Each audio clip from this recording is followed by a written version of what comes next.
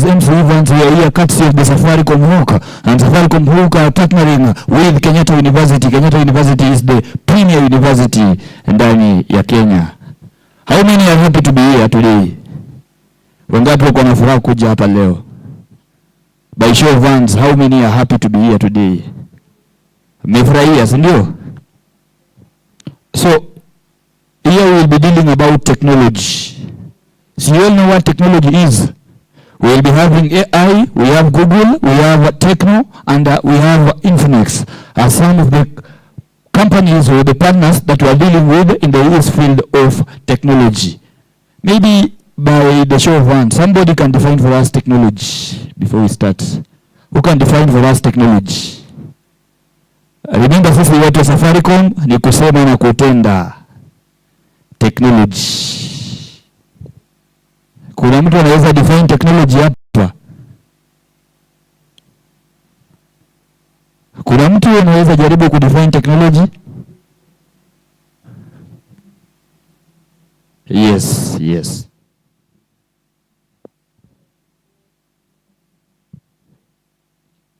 Technology is the art of practicing scientific knowledge into practical purpose.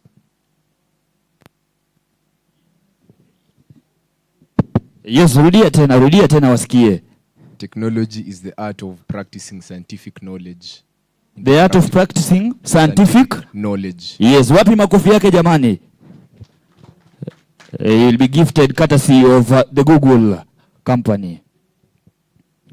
So, ladies and gentlemen, right about now, ready when the Google company is ready. How many have ever heard of Google products? Google products. Example of Google products. Yes.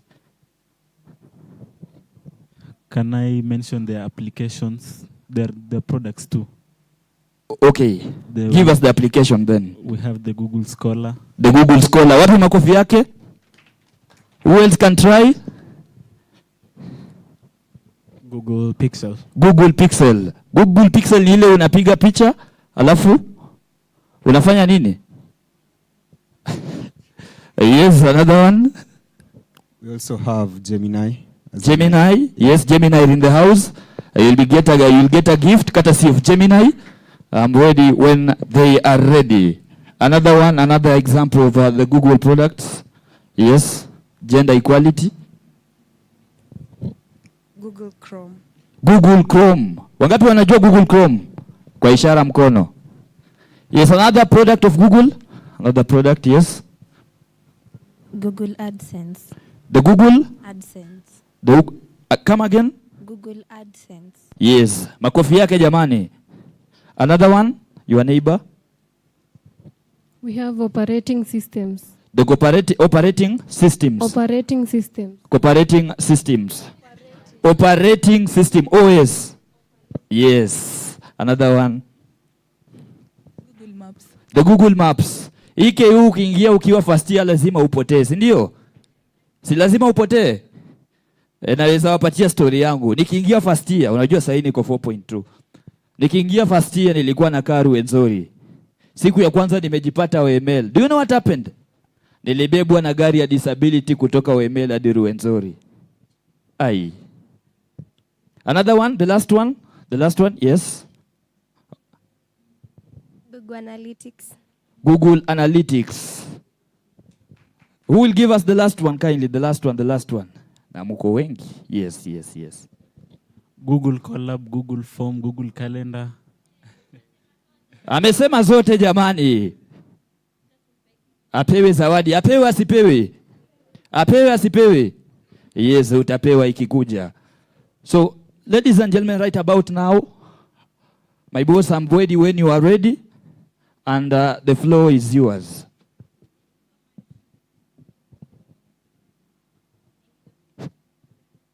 Good morning. How's everybody doing? Good morning. Tuko sawa? Are you excited about today? We need to learn a few things about the AI technology. Sindio? Great. A lot of prizes here for you guys. So make sure it's a very interactive session. Sawa? So before we start, my name is Fabian Francis Kitusi. All right? Who can tell me my name? Yes, lady?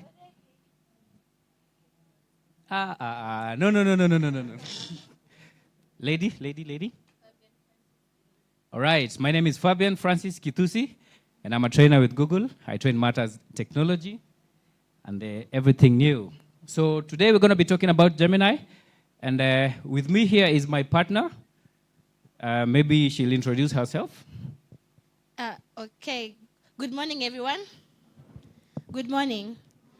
My name is Sharon Waruguru. I'm a Google East African trainer, and I'm so happy to be here with you today. And I'm so happy that you guys have turned out as well. You had answered some questions, right? Yeah, so that's for you. So every time I see young people come out, especially in this technology world, I feel so privileged because back in the day, this wasn't happening. So you guys know that. Si ni ukweli? So saa hii nikiona mkitokea hivi manze, nasikia tu fiti because I know we are in the tech generation and we are in the AI era. Si ni ukweli? So kama mtu hapandi hii basi ya AI, then hana bahati. True or false? Si ni ukweli? Nowadays everything is AI. Nowadays everything is technology. Even our shows and gukas, ushago saipe anataka simu iko na WhatsApp. Si ni ukweli? Yeah, so I'll be taking us through today something called Gemini. Not Gemini. Okay. Sam, unasikia? Not Gemini. It's Gemini. Sawa sawa? And we have our amazing team. They're going to stand up so that you see them. For any support during the session where you feel like you're not able to understand anything or you just feel like there's some clarity that you need, we have that's 1, 2, 3, 4, 5, and 6. So you guys are so much privileged to have all of us in here in the session, because we are going to do a lot of practical things using our phones. So I hope we have our phones today here. Tuko na simu zetu? Ziko na moto? Ziko na data? Kama una data na nimepatia best yako hapo credits. Kuna airtime? Kama umepewa airtime? Na pia kuna wifi ya free. Inaitwaje? Kuna wifi ya Kenyatta University. Check the walls over there. There is the passwords. Ingine ndio ile pale mbele next to you. Umesema ina go slow? Ama unasema it's slow? Aya, kama iko slow na best yako amepata internet anaweza hotspot. Msikwe wachoyo, right? Si ndio? Haya. Sinajua Safaricom bundles ili hata kama ile ya 1 hour ya 20 bob ya 1 GB sinio ni mingi sana. And I'll be done by the time the 1 hour is over, right?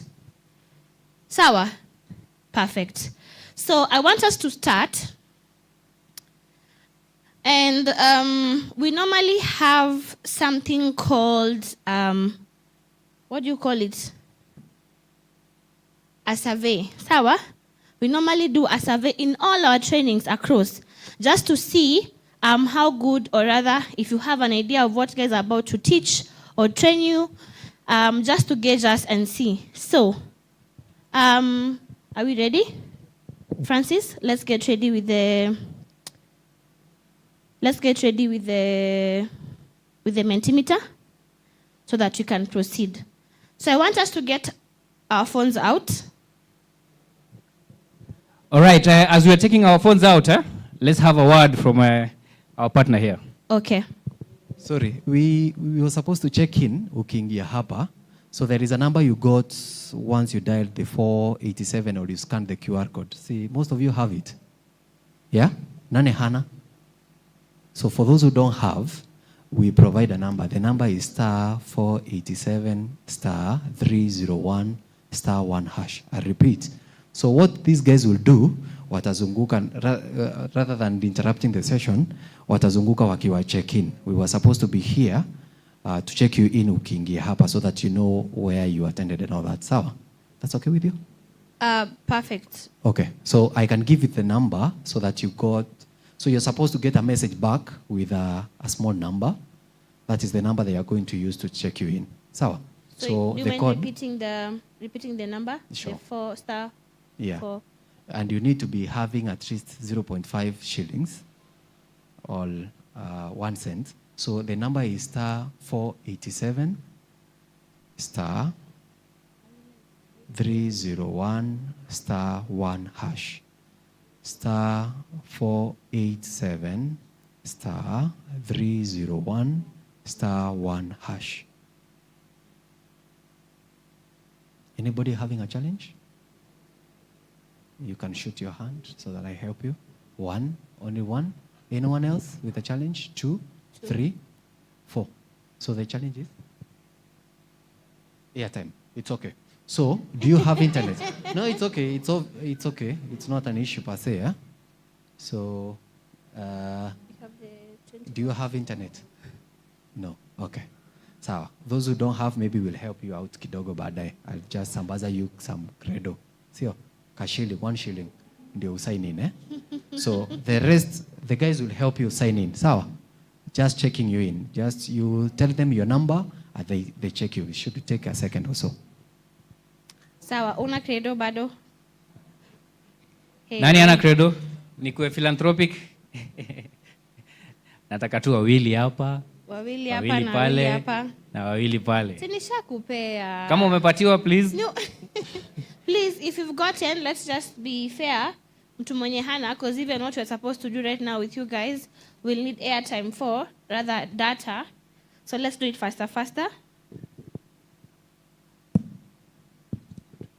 Yeah. Tuanze na huyu mwenye amesema very boldly. So I think this will help you. Wewe umemchekelea, leo ukimchekelea aki. So let me give a lady. Una bahati. Sawa, but usijali ni mob. Usijam. Let me go back here. Francis, you can go to the front. Okay. Front here, hapa mbele. Yeah. How many? I don't know. This one, give me this. Yeah. And have you given out this side? Yes. That one is a hotspot. So hapa mbele, let's have you. Let's have a lady. I've given out over there. Share. Hotspot her. Hotspot. Aya. Danny. Chap guys, be due to time, so we start, eh? Ata hotspot best yako. Umekaa kando yake na anakataa. Hapana. Also, tusaidiane bana. Sikuwa choyo. Ama unasema ati uko na mkopo ya 500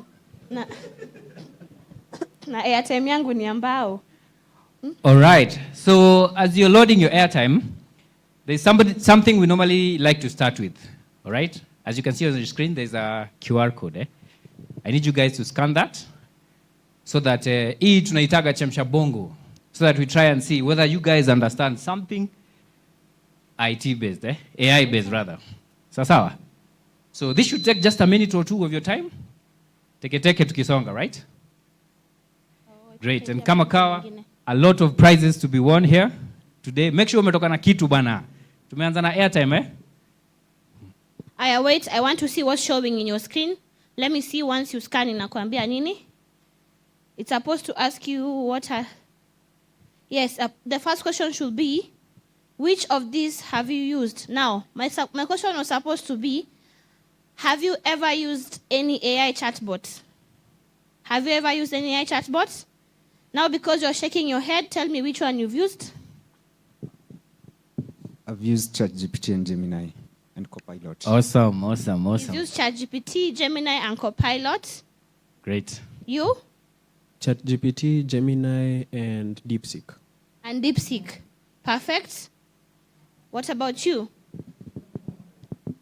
I have used Gemini, Gauth, ChatGPT. You guys are techie, hata sijui Gauth ni gani. Nyinyi mnaijua?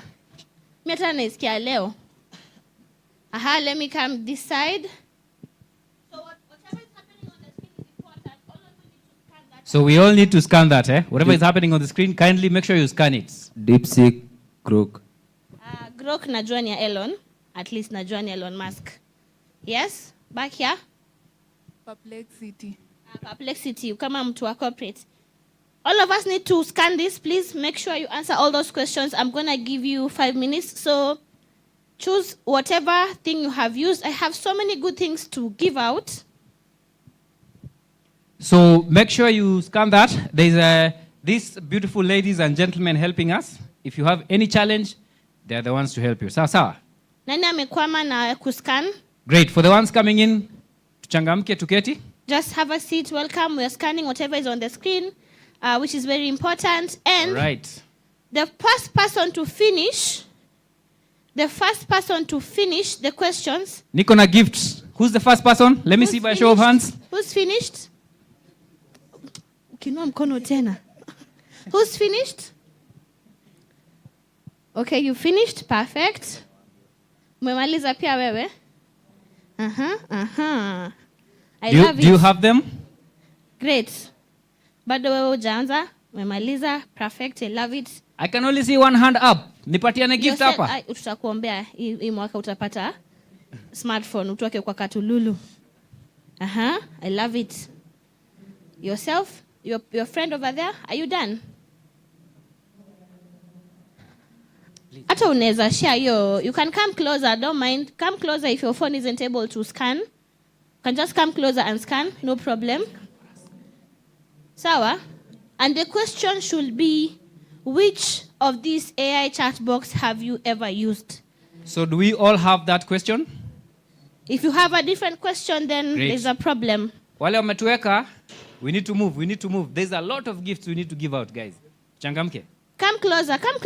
You can go closer to the screen. It's your day, guys. Usiogope kukaribia screen, uscan. So, for those who finished, as we wait for those who haven't finished, I want you to raise your hand and tell me, umescan your QR code na wapi, na app gani? Your hand was up fast. Umetumia nini kuscan? Google. Mtu anascanningi na Google kweli? Ai, acha tupatie huyu amejaribu. QR code scanner. Beautiful. Wapi makofi yake? Ai, hapana. Wapi makofi yake? Ai, hapana. QR code scanner? La. Google Lens. Huyo ndio amepata Google Lens, so you have this beautiful notebook for you. Makofi kwake bana. Amescan Google Lens. All right. I love it. Simu yako inakataa kuscan? TJ, we're having a problem.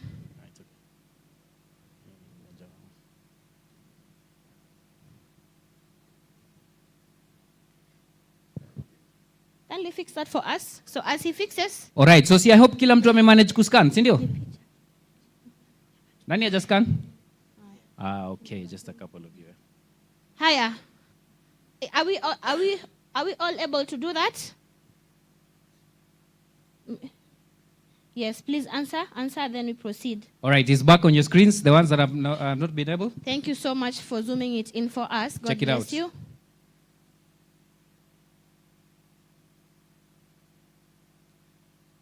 Tuko sawa? All right, changamkeni bwana. Zoom. Mko na simu kali. Simu Wewe ni mtu wa I can see tech. simu kali tu Najua hapa. kamera yako ati inaweza angalia dhambi zangu saa hii.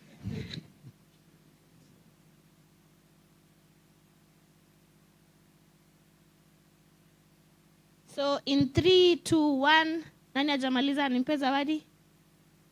Wewe. Tuko wengi na list yangu inaniambia tu 10 people. Guys, nani haja scan? Haya, just one. One left. 2 left. All right, 2. Perfect. Are you okay? Umescan? Umetoboa? Watu uko ChatGPT. Watu wanapenda ChatGPT eh? Tuko hapa Gemini leo, language ni moja. Sawa, I can see from my side, how many are we now?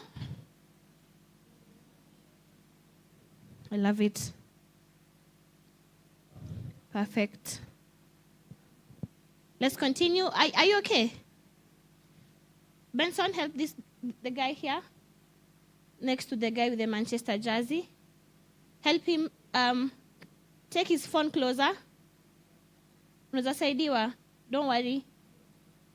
Mpe tu mwanadada yule simu akuja kuskania huku mbele. Awesome. Anyone else mwenye hana ajaweza?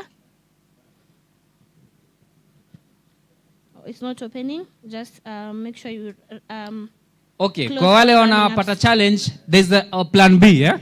Plan B ni ati go to mentee.com. If you go to mentee.com, you input that code, eh? Yeah. That's the plan B. For the ones that can't be able to scan. Just go to mentee.com and then put on the code 78736510. You'll have the same questions that us guys are having. Haya, nani ajaweza ku manage this high? Because I want us to move together. I don't want you to be left out. We're good. So for the ones that haven't managed, use the online option, eh? Code ndio hiyo kwa screen. It's okay. Uko sawa kabisa. If it tells you the presenter hasn't changed slides yet, you're okay. Uko sawa. Sawa, that means you're done. Anyone else? I don't want to leave anyone behind. We are here purposely because of you guys. Twende pamoja. Mtu abaki nyuma. Mko sawa hapa? Bado ina load. Uko na internet? Let me see. I close all running apps.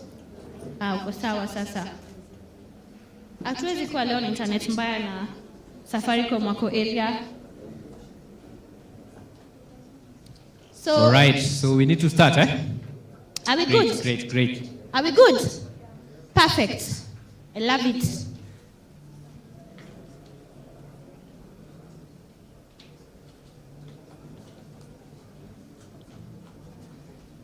Again, if you have any question kama hujaweza kuingia, hujamanage kuingia, our guys are standing over there and they are going to help you through it. Now, I am here purposely today to talk about AI, right? Sindio? Now, what is AI? AI is basically any form. Usimcheke. Let's support him. Don't laugh at him. Okay, it's just any method in which you can use technology to automate itself so that it does work without being supervised. Mnasikia vile amesema? Mnasikia vile amesema? Yaya amego deep, si ndio? Wewe unataka kuniambia yaya ni nini? Ngoja usikie. Artificial intelligence. Nilijua tu. That is what all of us wanted to say, right? And that is true, right? Also, his answer is true. You want to add on something? Okay. Human intelligence in machines. Human intelligence in machines. We agree. Mnakubaliana na yeye? Umekataa? Ama umekubali? Umekataa? Kuna different answer?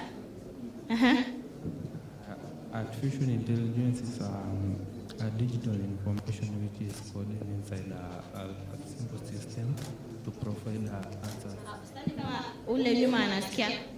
Artificial intelligence is an artificial intelligence which they use information which is from internet and not from people, but from internet, and they code it in a single system to use it to find information and provide answers and solutions. All right, mesikia hiyo? Mpe credit yake. Great. So everybody has a different description of what AI is, right? So, but what everybody knows is the fact that AI is artificial intelligence. Indio? Yes. That is what everybody knows, eh? Are we together, guys?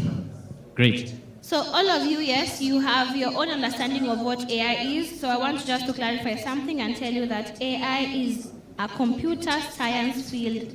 Tuko sawa hapo? That focuses on creating machines that can learn, reason, and act like humans. So this guy, when he said something about humans, he was correct. You, what you said was also right. So everyone has their own understanding, but at the end of the day, tunajua kwa mind yetu what is AI, sindio? Now, when you guys were asked in the questionnaire about a chatbot, I want to show you, rather tell you how a chatbot works. You see all those that you've answered, whether it's Gemini, ChatGPT, DeepSeek, Grok, all of them. I want to take you through how those AI chatbot works. So number one, how do generative AI chatbot work? Number one, starts with a prompt. The user inputs their question or statement. That's the first thing you do when you take your phone or your laptop and you want to ask any AI something. You input your prompt, what you want it to answer you.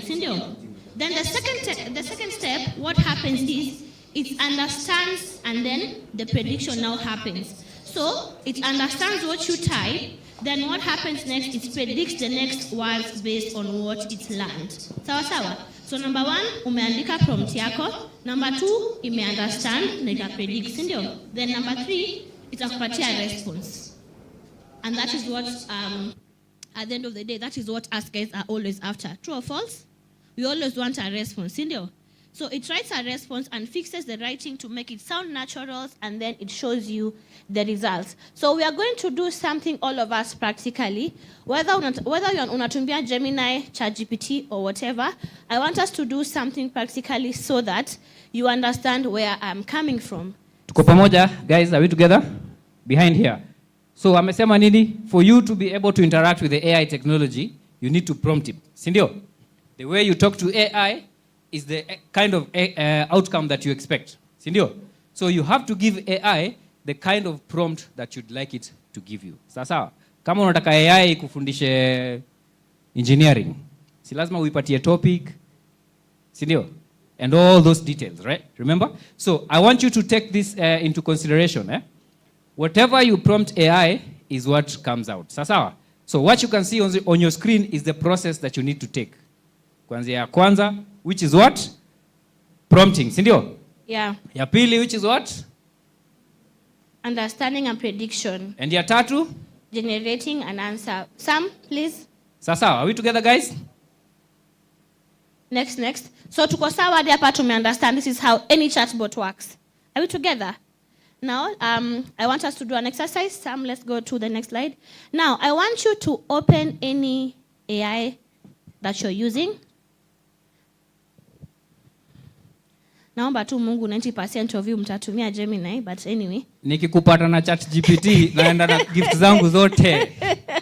Anyway, so I want gift you zangu zote.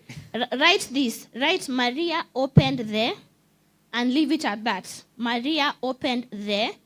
And then tell me the prompt that inakupatia hapo. Niambie inakuambia nini wewe? Inakumalizia na?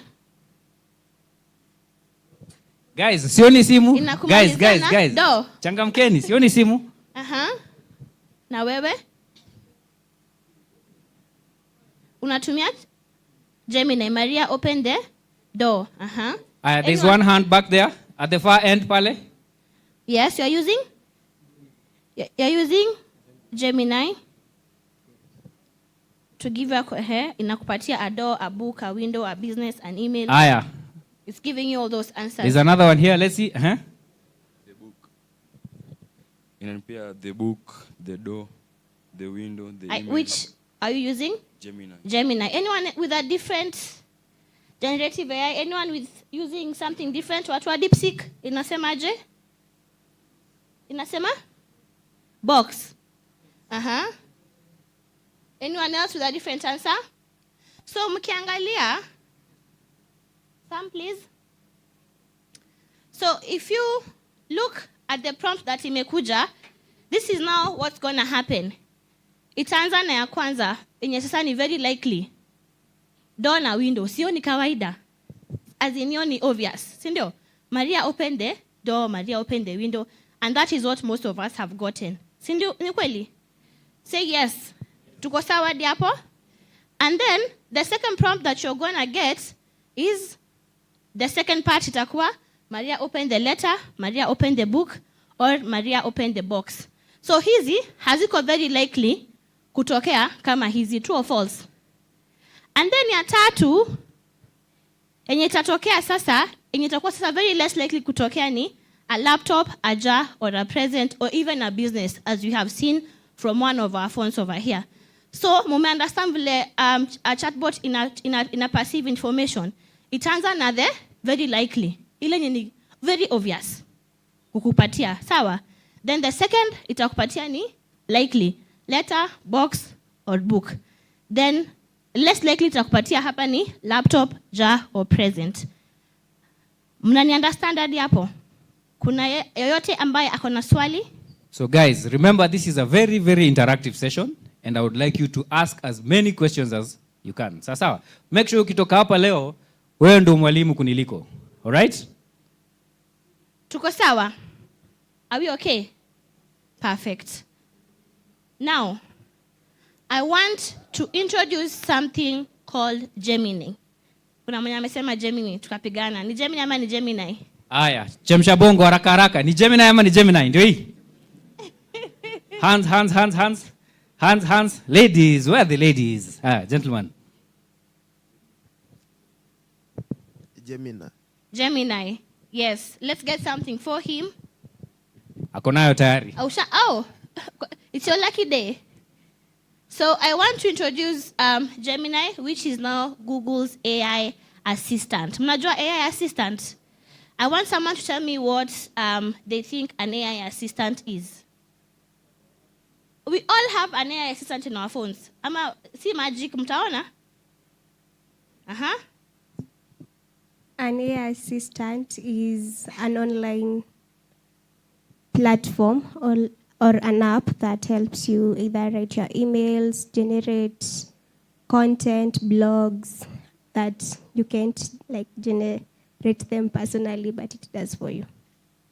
Okay, at least I got an idea. Sindio? Anyone else? The gems, msiniangushe bana. Yes. It's an AI that helps to load the human requests. It helps to load the human requests. Anasema it helps to load the human requests. Yes, sir. Francis over there is a... There's a hand this side. Yeah, his Yes. side bana. Msiniangushe. Yes, sir. It is a software program that helps in artificial intelligence that helps like humans to like answering questions and managing lists and all that stuff. All right, so you heard that? Umesikia hiyo? Anasema inasaidia humans kufanya nini? Aya, there's another one here. Yes, please. Okay, an AI assistant is like it's a form of AI that assists in translating language, generating information, summarizing, and also answering questions. I love the way you guys are smart. I love the way you guys that are not only shallow thinking. Sawa sawa. Anyone else to try? Are you giving them something? It's coming. It's Okay. coming. So this side manyamaza sana. Okay, an AI assistant is a program that runs on the phone, which mostly runs mostly automated, like it brings automated actions that the user normally or is likely to do on the phone. So it comes automatically without you having to do it. Okay, I love it. But is it only on phones only? No, even on laptops. Perfect. Yeah. So basically, an AI assistant is a software application that uses artificial intelligence to perform tasks for a user. Sawa sawa. They can be voice-based or task-based, or text-based. And all of you are right. I just love the way all of you are thinking. You guys are just not shallow thinkers. So I want us to take you through our Google's AI assistant, which is Gemini. So, by now, have you ever used Gemini? As you had answered earlier, Sindio, I want anyone to tell me how they've used Gemini, or what they used Gemini, or what were the circumstances, what were you looking for? Your hand was up. Oh, so I used Gemini in an exam room. Did you hear that? Are you together, guys? Did you hear that? Okay, let's give him time. Yeah, it was an exam room. The exam was not hard, but I wanted it to be easy. So I found Gemini. Yes, it came at handy. The task, the work, it helped me, yes. Thank you, Gemini. Ametushukuru mpaka. Thank you, Gemini. So for him, he used Gemini for his what? Exams. Na ikakuwa rahisi hata kuliko vile ilikuwa rahisi, si ndio? But Francis, I have a question. Yes, please. Is that not illegal? Now listen. It's not. You can explain. It's not illegal to do that in an exam room. So you guys go to exam rooms with phones? Chini ya maji? Ama nicheze chini? That's not cheating. Wazime kamera utuambie. Yes, all right.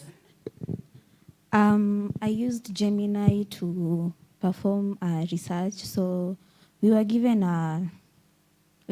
some work by the lake, and it required us to generate maps, but we were not told what to do. So I used Gemini to ask or to inquire on the steps to follow on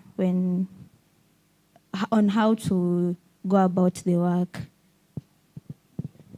Ningependa tumpigie makofi tafadhali. Makofi ya kilo. And then we'll have this very beautiful bottle for you.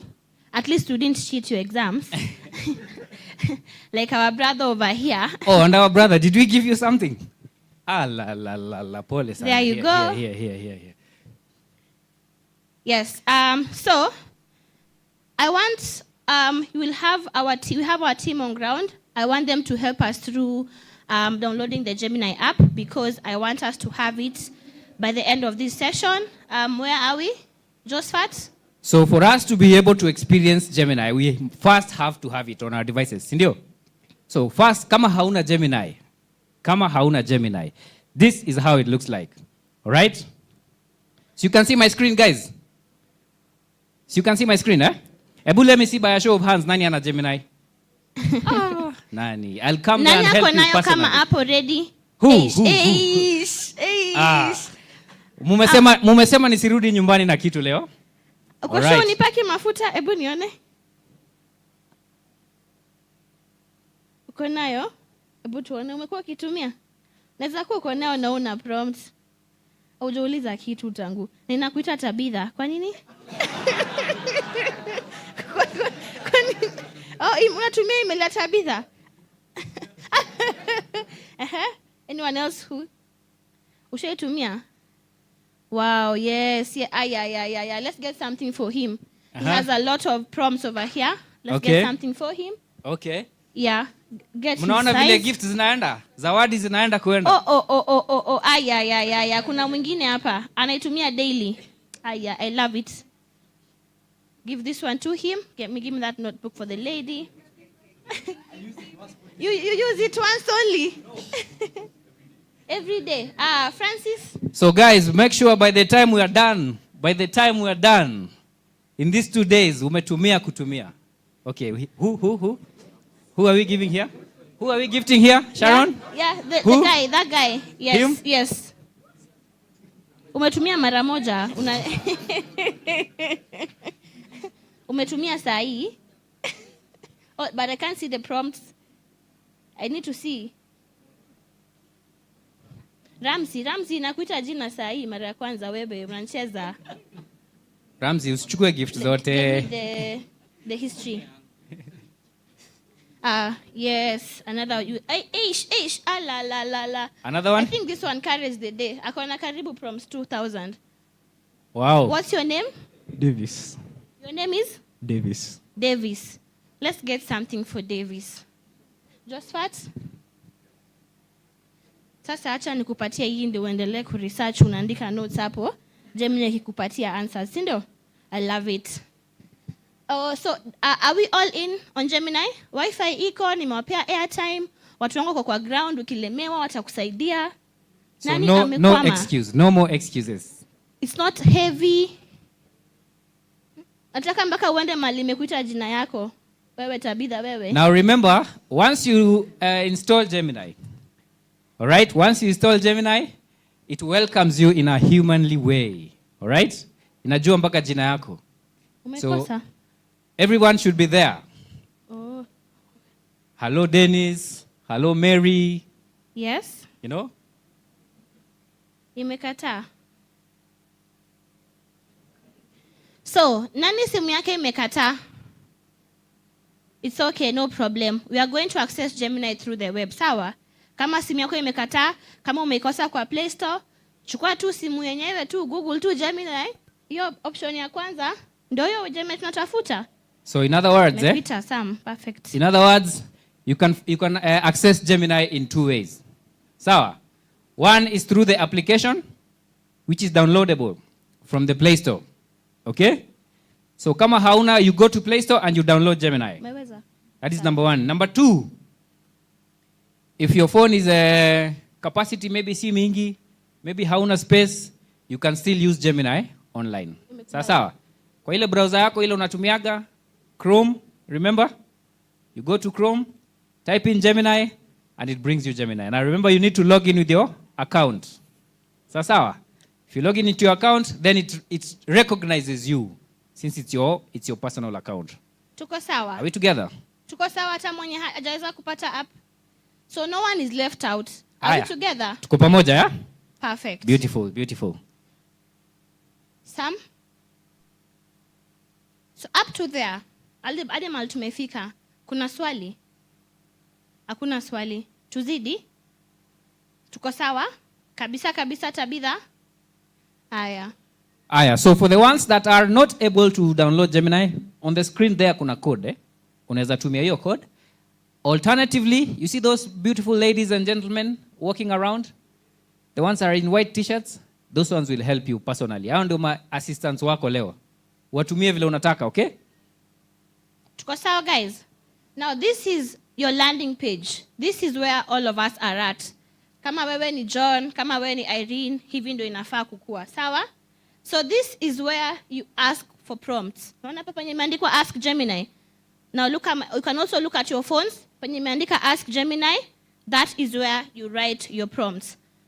Penye imekupatia plus, mali imeandika plus kama addition, mmekaona hapo mwisho. Simu yako ilizima? Oh, so utatumia hii, sawa? So I'll walk around and I'll be able to show you guys. Hi, Anna? Hi TJ, something's happened to my screen. Okay. So penye imekupatia plus, hebu click on it. Hapo penye imekupatia plus or add. Click on it. Inakwambia aje? Camera gallery.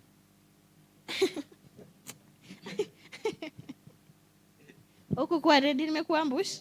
Enda to back. Skip. Enda to back.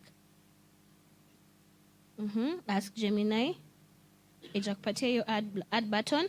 Add button inakwambia camera gallery files. Nani yako na challenge huko? Camera gallery. This side bana, msiniangushe. Files Sawa. drive. Are you experiencing the same? Perfect. Vitu zinakuja mingi. Tuko sawa hadi hapo? Now I want us to move. Nilikuwa tunataka kujua kama we're on the same page. So I want us to move, but up to there, then we have, on this other end, we have an amazing feature called Gemini Live. I'm going to take us through this one, and you guys are going to love it. Sawa sawa? Ama mnaijua? Already? Mnaijua? Nani anaijua? Inua tu mkono. No one knows about Gemini Live? Not to worry, we are here to sort that out. Sawa? Okay. Aya, so if we can do a summary pamoja, guys. Sawa. Si kila mtu akona landing page yake vile inakaa. From whatever is on the screen, si ndio? So what do you use the plus icon to do? Hiyo plus mtu anatumia kufanya nini? Kwa touch. Si ndio? Files, gallery, camera, so what is it drive. that you can attach on Gemini? Beautiful. So what do you do if you want to prompt? You type here. So you can attach a photo here and ask Gemini anything about the photo. Sawa? You can attach a drive here and come here and ask Gemini anything about it. So you can maybe take your 2 minutes, try attaching anything, then ask Gemini about it, and let me see what it tells you. Again, we still have a lot of goodies to give. Let me see if one of us is able to do that. Try attaching anything, then prompting Gemini on the same, whether it's a photo, it's a file, it's a drive. Let me see who's smart.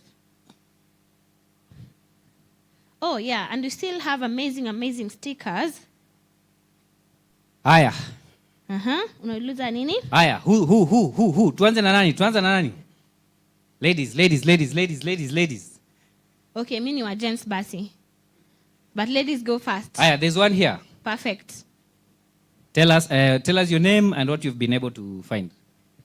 Okay, my name is Jane and I attached a photo of nails. A photo of?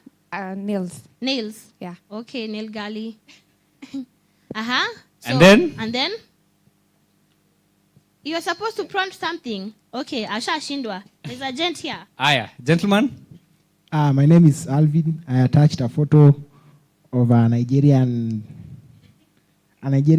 pastor, and it identified him as Joshua Selman.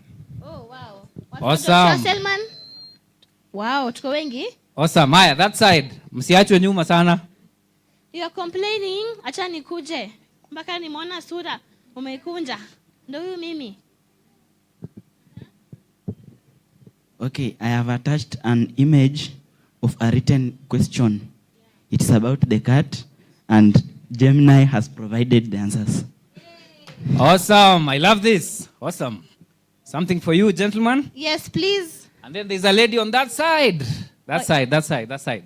Okay, you are very active. I'll get something for you. Allow me to skip you. All right, lady. Tell us your name. I'm Elizabeth Mkoya. Hi, Elizabeth.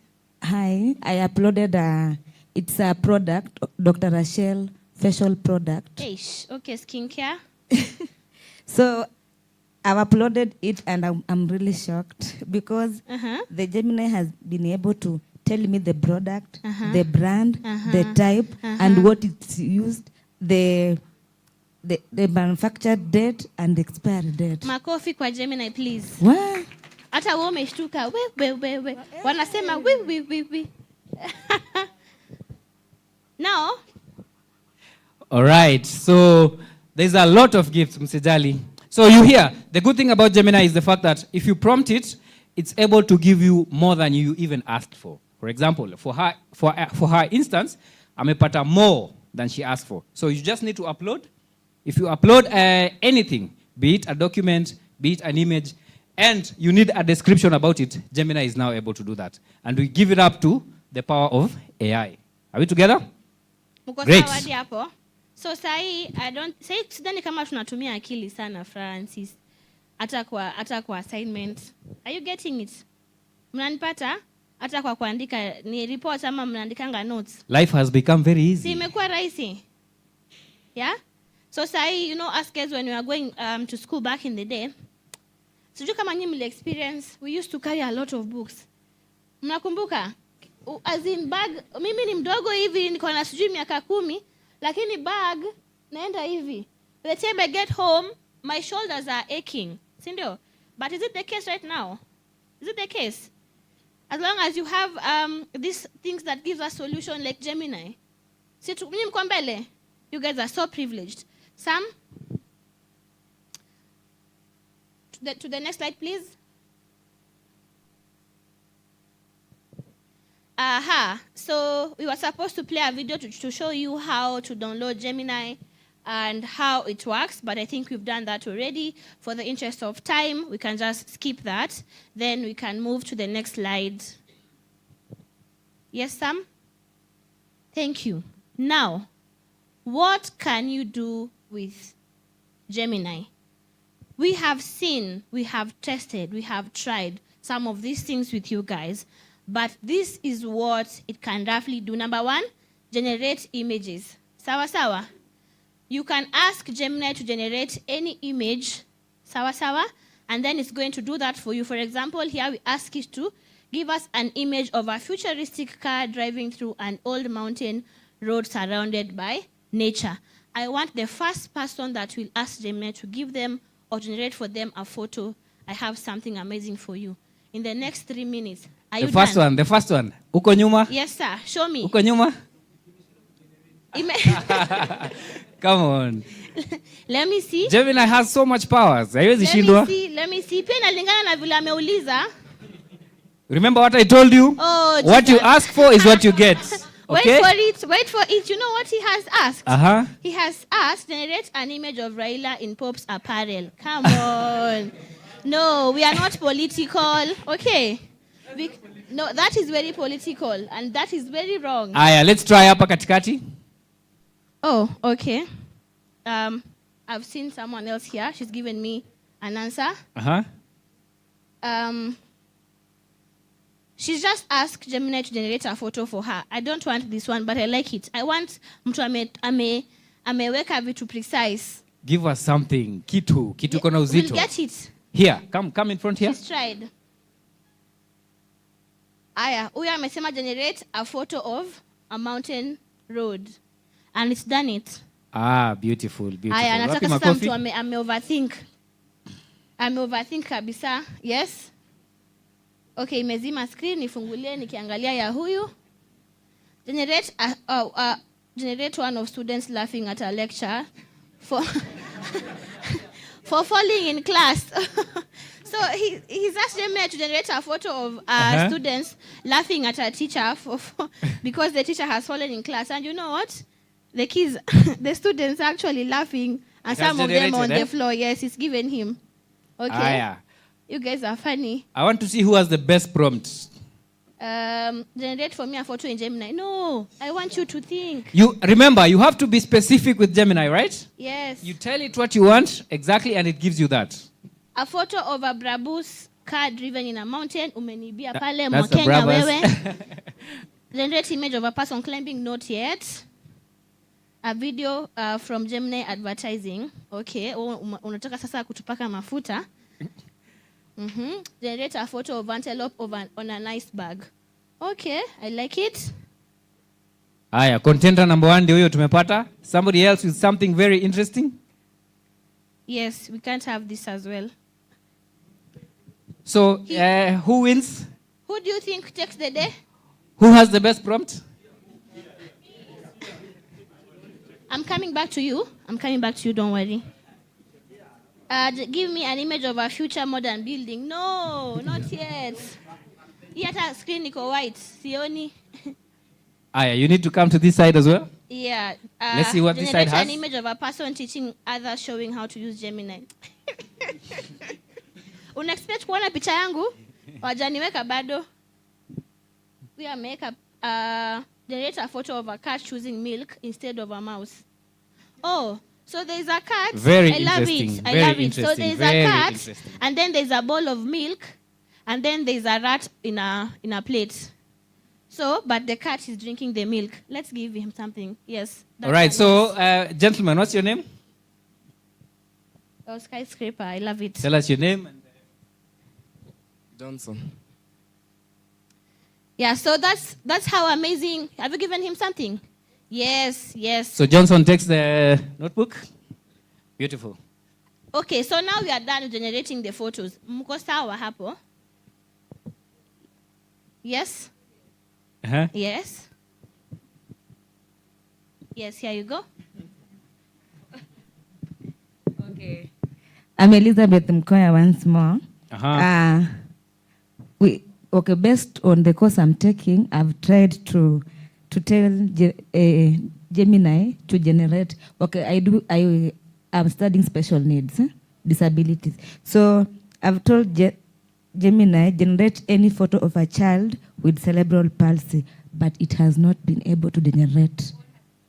It has told me I'm still learning how to generate a certain kind of images, so I may not be able to create exactly what we are looking for yet.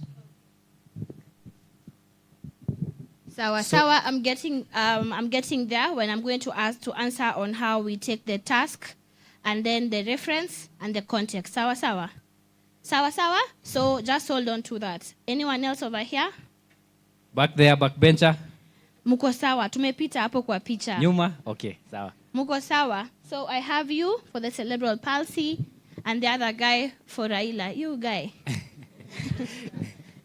So another thing that Gemini can help us do is it helps us with writing. Sawa.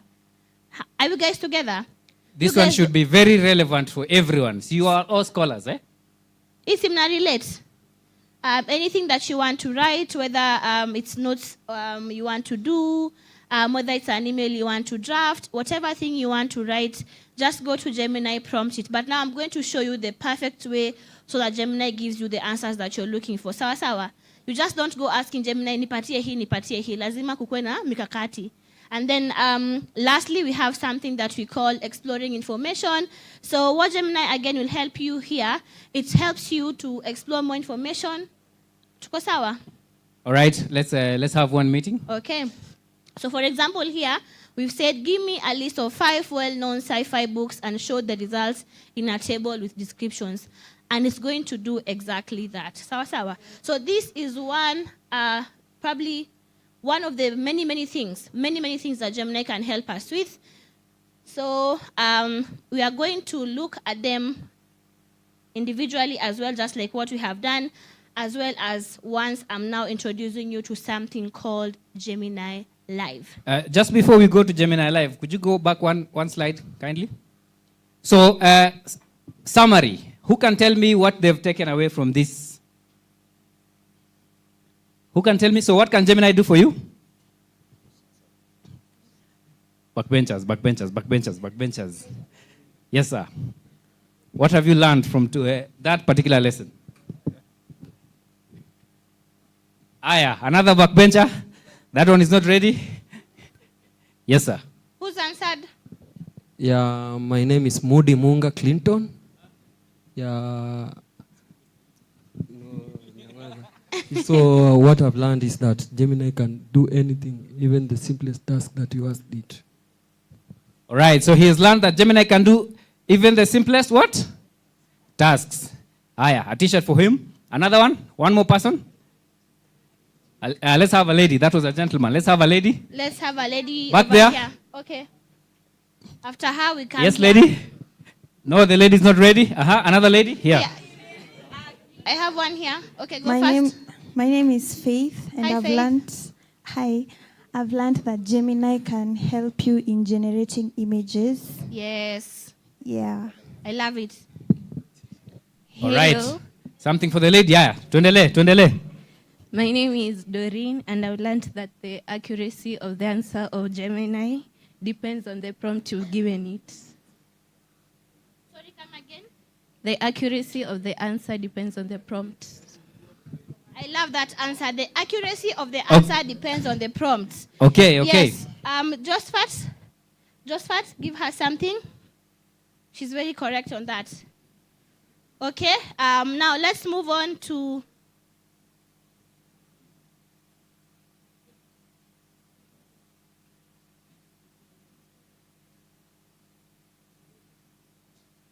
Okay. Are we all content up to that point? Inaingia vizuri. Even for the guys who are coming in. Don't worry, for the guys who've come in late, tutakuwa na tent pale kwa Techno na Infinix. You can always come in for any clarification. Sawa. Okay. So just to clarify one thing or two, there is a couple of things that Gemini cannot be able to do for you. And it's not because it cannot be able to do, but it's because you're right. Sawa. For example, it cannot generate an actual image of someone. Okay? Hiyo si mnaweza tumia kucheza nao vile mnataka.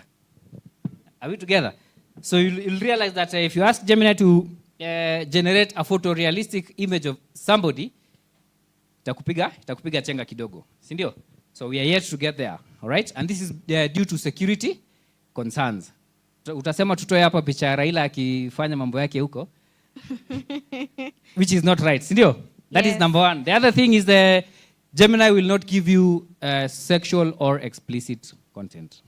Are we together? So usiende ufungue OnlyFans. In a Gemini. All right? Yeah. And then the last one, depictions of real people. Inaweza create fictional characters or imaginative scenarios. It's not designed to actually. So hey. Maji. So it's not designed to accurately depict real individuals. Vile tu amesema, hauwezi sema ati, even if right now you ask Gemini to generate a photo of me, it will not do that.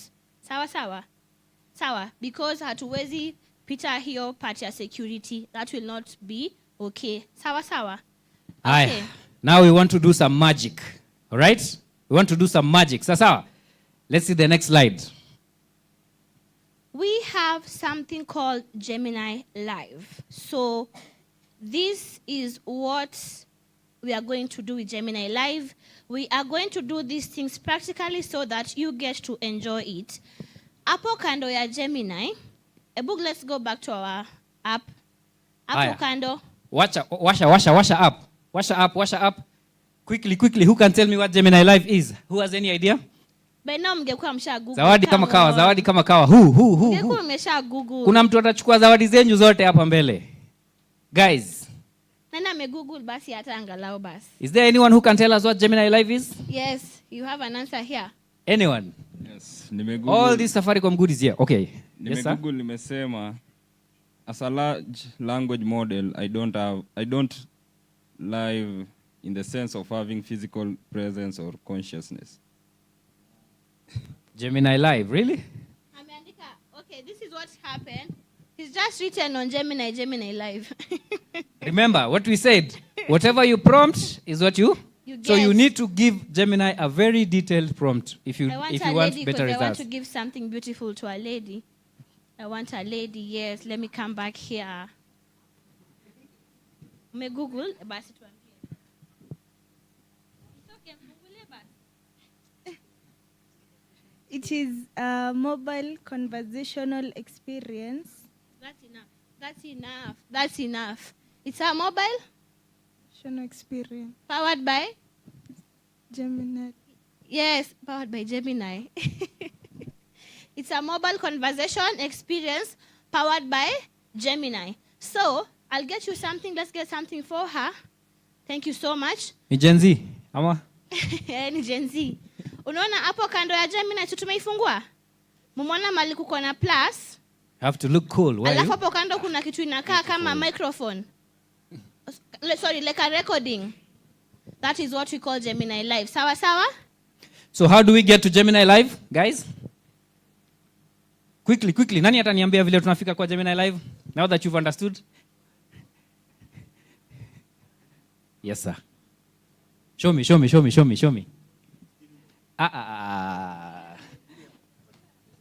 Gemini. Correct. Aya, can you tell everyone? Okay, so on the right, up on the bottom right, kuna hiyo place inakaa recording and then a star hapo hivyo juu. So Perfect. you just press it. Yes, that is what we are looking for. It looks like a recording. So I want us to take you through so that you see what Gemini Live can do. Number one, Gemini Live can act as your personalized coach. This is what I'm going to do. Aya, listen to me, sawa? Okay, let's listen, guys. Good afternoon, Gemini. Pay attention. Good afternoon. What can I do for you? I am preparing for a job interview. What are some of the common questions I could be asked, and how should I best answer them? Sure thing. Here's a breakdown of some common interview questions, along with tips on how to answer them. First, they'll likely ask you to tell them about yourself. This isn't a request to go into your whole life story. Instead, focus on your relevant skills and experiences. Think of it like a quick elevator pitch about why you're the perfect fit for the job. Next, they might ask about your strengths and weaknesses. For strengths, be specific about how they relate to the job. And for weaknesses, focus on something you're actively working on and proving shows you're self-aware and committed to growing. Finally, they'll probably ask why you want the job. Now's your chance to show you've done your research on the company. Talk about what excites you about them and how your skills will help them succeed. So, imagine I'm talking to someone, probably you're busy. Sawa, let's imagine you're in your hostel, in your very sweet bed sitter, nasikia huku mko na hadi 2 bedroom. Na unapanga nyumba ama unaosha, sawa? And you just want to talk to Gemini. Probably you have an interview coming up. You don't have to go and start typing. Sawa sawa. You can just come here and talk to it like mtu mwenye ako kando yako. Isn't that amazing? Isn't that amazing? Makofi kwa Gemini tafadhali. So remember I told you we need to do some magic, eh? Can you see some magic already? Now, I remember this is available on each and everyone's phone. Okay?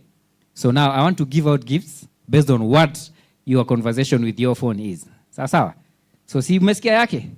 All right? Now I want one of you to try, and give us their own version. Sawa? Yes, very fast, very fast. 1, 2. Aya, take it. Where do we start? She's raised her hand over here. I prompt it. It's okay, it's live now. Yeah. That's this is the live button. Okay. This one here. Yeah. Bado ajui? Do we go to someone else? Aya, okay. Huh? Okay. Hi, Gemini. Can you, give me an update on how I can write an apology letter to my boyfriend because we messed up. I really need. Guys, I told you it's magic, remember? You can do anything with it. Aya, give her time for her prompt to work. Please give her time. Yes. Hello, Gemini. Please give me an update on how I can write an apology letter to my boyfriend. I messed up. Okay, writing an apology letter is a great way to try and make things right. First things first, you'll want to own up to what you did wrong. Be clear and specific about what you messed up on and why it was wrong. Next, it's time to show that you get how your actions hurt him. Think about how your mistake made him feel, and try to put yourself in his shoes for a minute. Finally. Amesaidiwa ama hajasaidiwa? Amesaidiwa. Hapo imekuwa kama Kofi Annan. Anyway, let's move on. Gemini hapo itaokoa ndo? Itaokoa ndoa. Haya. So another thing that you can use Gemini for, we can use it as a study buddy. Sawa sawa. If you look at the second part of my screen, this is what we are going to do with Gemini right now. I am going to use it as a study buddy and show you how to go about it. Gemini, explain general equilibrium theory in simple terms like I'm explaining it to a friend, and give me a real world example. Imagine the economy is like a giant puzzle with lots of pieces, and each piece affects the others. General equilibrium theory is like looking at the whole puzzle at once, instead of just one piece at a time. It tries to figure out how all the parts of the economy fit together and how they all affect each other. Here's a real-world example. Let's say the price of oil goes up. That makes gas more expensive, right? But it also affects lots of other things. Think about how it might change the cost of shipping stuff around the country, or the price of plane tickets. And if those things get more expensive, it could change what people buy and how much they spend on other stuff. General equilibrium theory helps us see that. Sorry. But anyway, you get the point, right? Now, let's see. All right, so who's ready to give us their own version? I want to see what course you do and how you can use it as a study buddy. Tell me what course you do. Architecture. Now you can ask it something around it. Okay, here you go. All right, let's listen, guys.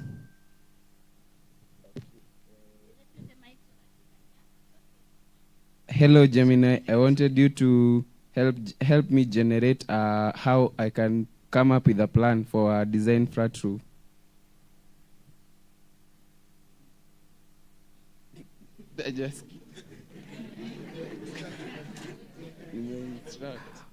Remember, guys, for you to prompt it, you need to talk to it, all right? So bring it closer to your mouth. Hello, Gemini. I wanted you to help me to design a flat roof. The process that I can use. Sure thing. Designing a flat roof involves a few key steps. First, you'll want to figure out the size and shape of the area you need to cover. Then you'll need to consider things like the climate where you are and how much weight the roof will need to hold. Do you have a specific area in mind that you'd like to put a flat roof on? Wait, guys. Already shampatia idea. So what's going to happen? They're going to keep on talking as he tells Gemini, probably the size, the area. Ume understand? Ume get? Perfect. Then number 3, what we are going to use Gemini Live for, we are going to use it as a content explorer. Tuko sawa? Are we together? So, hi Gemini, give me a timeline of key milestones in AI development, and then give me a list of the most influential researchers in the field. Okay, there are a lot of important moments in the history of AI, but here are some of the biggest milestones. In the 1940s and 50s, we got the very first ideas for neural networks, which are the basis for a lot of what we think of as AI today. Then in the 60s, we had programs that could solve problems with logic. And in the 70s, it was all about expert systems that could make decisions based on rules. The 80s saw some ups and downs for AI, but it was also when we got the first neural networks that could actually learn. And in the 90s, we had the start of machine learning as we know it. In the 2010s, it really took off with huge... So are you guys seeing something? Imetupeleka uko nyuma inatuleta hadi hapa karibu, si ndio? Now, can anyone use that in their field? Let's see who can. That guy raised his this hand side, the this first. side. Yeah, he did. He's here.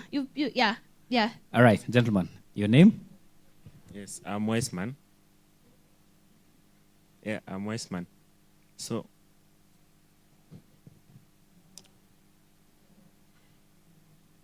hello, Gemini. Can you give me the... Oh, okay. Weissman doesn't know where Gemini Live is. Oh, no. Let's show him. All right, so who can show us where Gemini Live is? Josephat, show him where Gemini Live is, please. It's the other one, not this one. It's the other one. It's this one. So remember, it's not the one that shows the microphone, it's the other one, right? The one that looks like a recording. The one that is on the far end, eh? It looks like a recording. Simu yako kuna some stars. Mwisho kabisa, all right? You see so that that's star? where you go. Yeah, that's the AI Exactly. star. All right, so let's give him one more chance. Okay. So, hello, Gemini. Can you give me the history of Bitcoin and its benefit? Oh, no, to a Forex? It's decentralized, so no single entity controls it. That makes it more resistant to things like inflation or government interference. Also, transaction fees can be lower than traditional methods, especially for international transfers. And since it's all digital, you can send it anywhere in the world, 24/7. Wow. Wow. Uko sawa? So we've learned a thing about Bitcoin, sindio? Imekupatia tulikuwa unataka? Yes, I love it. Now, I need to tell you one more thing about Gemini Live. One of the greatest things is the fact that once you finish prompting it, once you finish having that conversation with it, you can still find that conversation on your Gemini, all right? This is for your own reference. Sawa? So after umemaliza kuongea nayo, inakupatia notes. Are we together? So all those guys that prompted, if you look at your Gemini right now, it should have everything that you've prompted it. Umeyopata, mumeget. Whatever you guys are talking about on Gemini Live, that conversation, when you go back to your Gemini history, utaipata hapo as it is. So utakuwa umelose. Just in case ulikuwa mnaongea na Gemini Live ukasahau kitu, then you go back to it, utapata. Tuko pamoja, guys? Then, lastly, my favorite is this trivia master. Gemini, let's play trivia. Let's talk about soccer. All right, sounds good. Let's do it. I'll start with an easy one to warm up. What's the most popular sport in the world? What's the most popular sport in the world? Football. That would be soccer or football. That's right. The penalty area in soccer is rectangular, and it's outlined in white. Here's your next question. How long is a regulation soccer game? Not including stoppage time. Nani? Who? How Who can tell us? How many minutes? There are 90. A regulation soccer game is 90 minutes. Yes. Correct. So we get him something as well. Yep. Let's go ahead, Gemini. So I'm a little confused about what you want to do. Can you please clarify so I can help you out? We understand. So I just told it about the trivia on soccer, but sijakuwa specific. So the next slide we are going to talk about is how we are going now to specify so that now Gemini gives you exactly what you're looking for. But now on the trivia, imagine umekaa tu mahali, you guys are just bored, it's an afternoon, it's very sunny, and you don't know what to do. You can play games with Gemini Live with your friends. Sawa? Ask it questions, give it a few minutes, mnapatiana chance ya kila mtu ajibu, just to make your lives fun. Sioni poa? Sioni poa? Yeah, that's the power of Gemini Live. So, all right. Any question up to that on Gemini Live? Any question? Maswali zikuje kukuja. Yes, sir. Back there.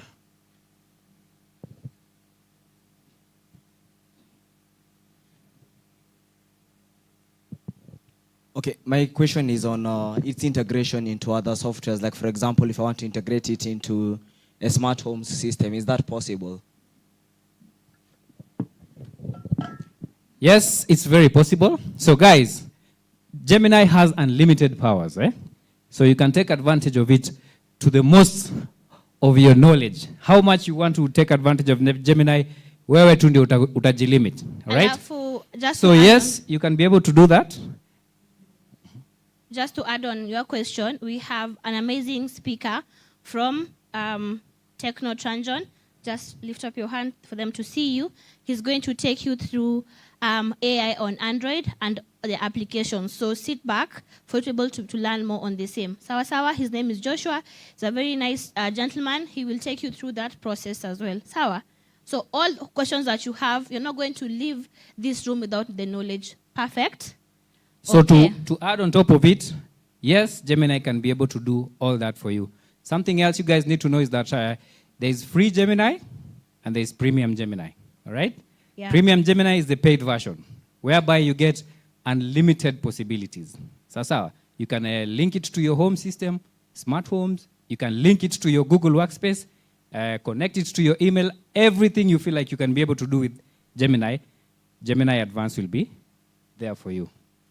Sawa Sawa, let's move on. Now, Sam, thank you. Remember when us guys talked about a personalized coach and we talked about the files and the drives? Sawa Sawa. So imagine this, you have, yes? Do we have a question back there? Oh, sorry. All right. Yes, Gemini can give you different languages. Okay, because of the interest of time, naanza kufungiwa macho. Let me just take you through this. Now, when we talked about attaching of files, this is how you can use Gemini for you as a student. Sawa Sawa? You have notes, okay? Probably, let's see. Let me ask this person. What course do you do? BCom. BCom. Give me a topic on BCom. Accounting. Accounting. Give me a subtopic on accounting. Balance sheets. What? Charting balance sheets. Charting balance sheets. Ndio. Haya, so imagine you have notes on charting balance sheets, okay?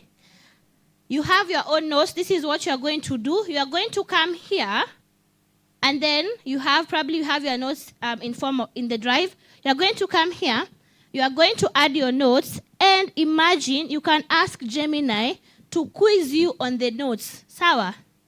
Ikuambie kama uko sawa ama kama hauko sawa. For example, Gemini, quiz me on the attached report to test my knowledge. So we are just going to attach whatever course, whatever notes you have on whatever course you're doing, and then you can ask Gemini to quiz you.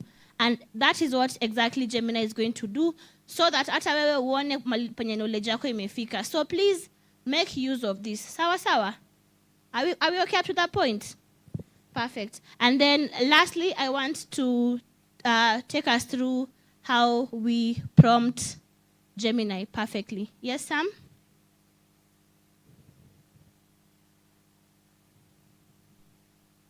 So, look here. We have something called TCR. That is task, context, and reference, okay? When we asked this question on equilibrium earlier, you heard how Gemini gave us the answer. So, for example, Gemini explained general equilibrium theory in simple terms. So whatever you're seeing in blue is the task. Tuko sawa diapo? Whatever you're seeing in blue is the task. That is what you want Gemini to do, sindio? So then, like I'm explaining it to a friend. That is the context, okay? And give me a real word example. This is also a task that you want Gemini to do. And then real word example is a reference. For example, kama ungeuliza tu Gemini, explain general equilibrium theory, and ungeuliza as versus ukiuliza hii swali yote, you'll get two different answers. True or false? I don't know if you guys are understanding. Guys, are we together? You need to write down the task, the context, and the reference. Lazima uiambie unataka ifanye aje, kama nini nikupatie aje. Otherwise, if you just leave it hanging, you are not going to get the best results. And that is where most of us go wrong with AI. You remember when I told you guys, whatever you prompt is what you get? So you remember? Now, what you can see on your screen is how you're supposed to prompt. First, you have a task, all right? What's the task on your mind? Ni nini unataka kuuliza Gemini? Second, can you give it a context? All right? Can you give it a context? Unaweza explain here, ama unaweza direct towards the kind of answer that you require. And then lastly, can you give it a reference? Sawa. So if you plan or if you design your prompts like that, you are sure to get the exact answer based on how you prompted. Sawa. So how you prompt matters a lot. You always remember that, okay?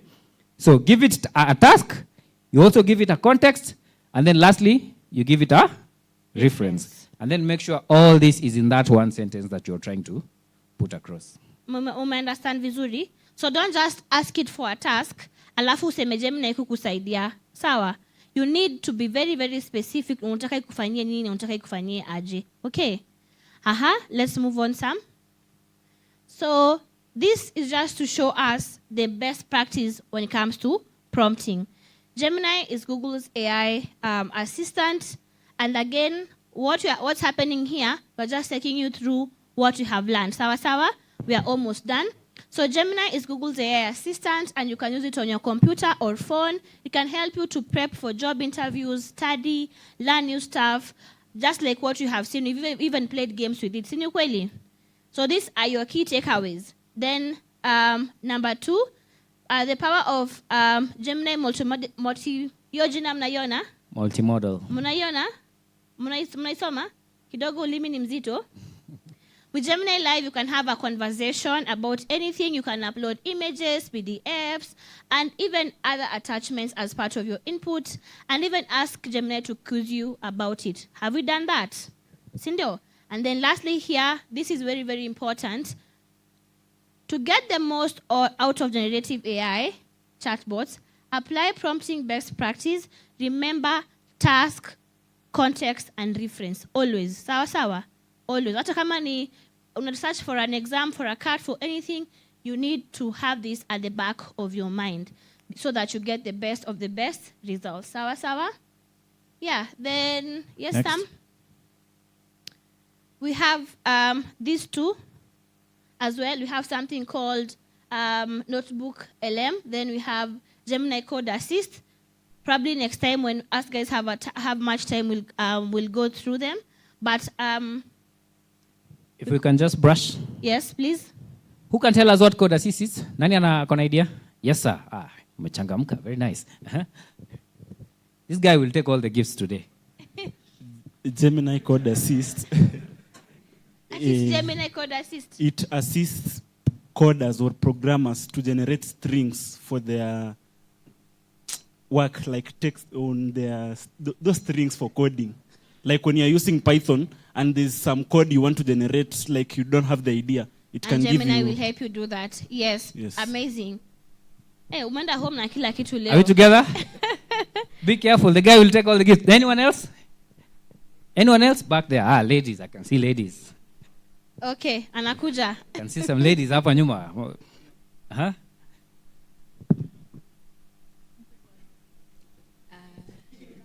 My name is Cynthia, and Notebook LM is about like you have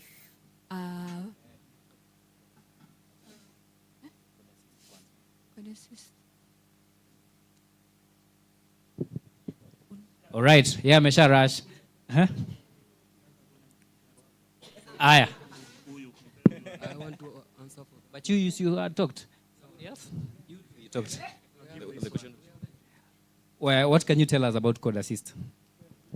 Okay, Code Assist is just, it helps the coders to generate the strings for the programs.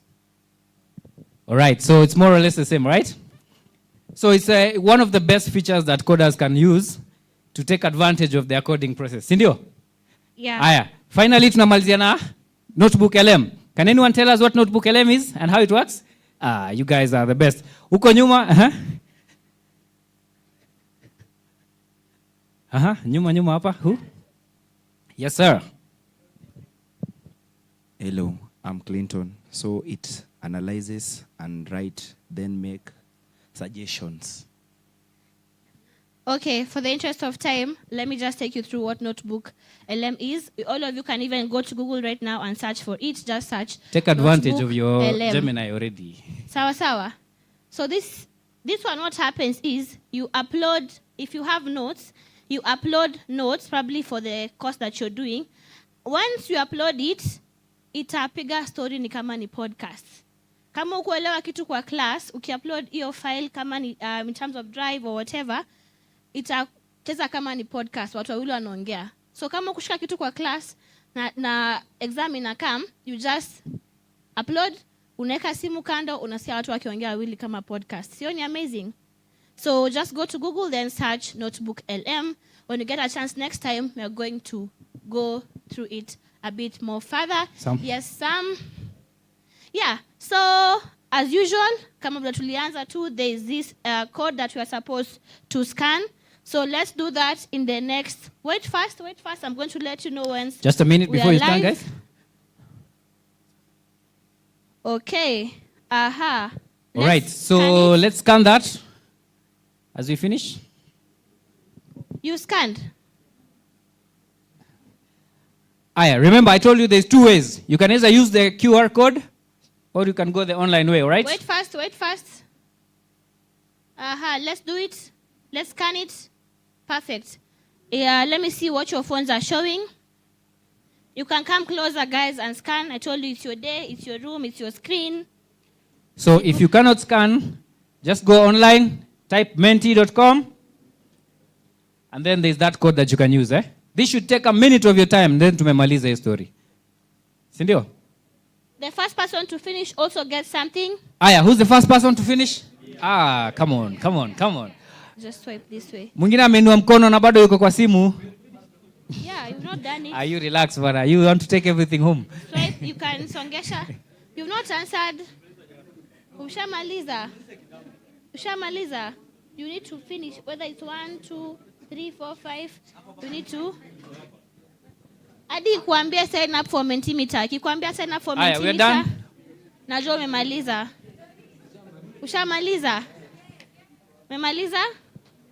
Yeah. We have a lot of stickers to give. Yeah. Everyone is going to get something. Kuna mwenye memaliza hapa wa kwanza akanionyesha. So make sure you get something. So these are laptop stickers, okay? Yeah, make sure your laptops shine.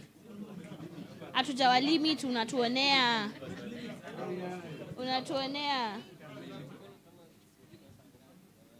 Shika. Angalia, he's going to give you. Saitu, achani latest stickers.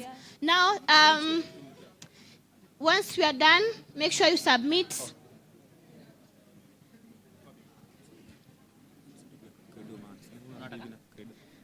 And I am going to take this opportunity to tell you thank you guys. Thank you for showing up. Now, I believe you have some knowledge on Gemini, right? Are you going to use Gemini? So, si tumeiva Gemini sisi wote? We now understand, sindio? Good. Where's the photographer? Ametoka? Okay, sawa. So, are we going to use Gemini, all of us? Now, to our best ability, to the best of our ability? Do we know how to prompt? Sawa. Again, we will be at the Techno and Infinix tent, just in case you need any clarity. My name is Sharon Waruguru. God bless you, and God bless your school too. Asante. So make sure you visit our tent, all right? Feel free.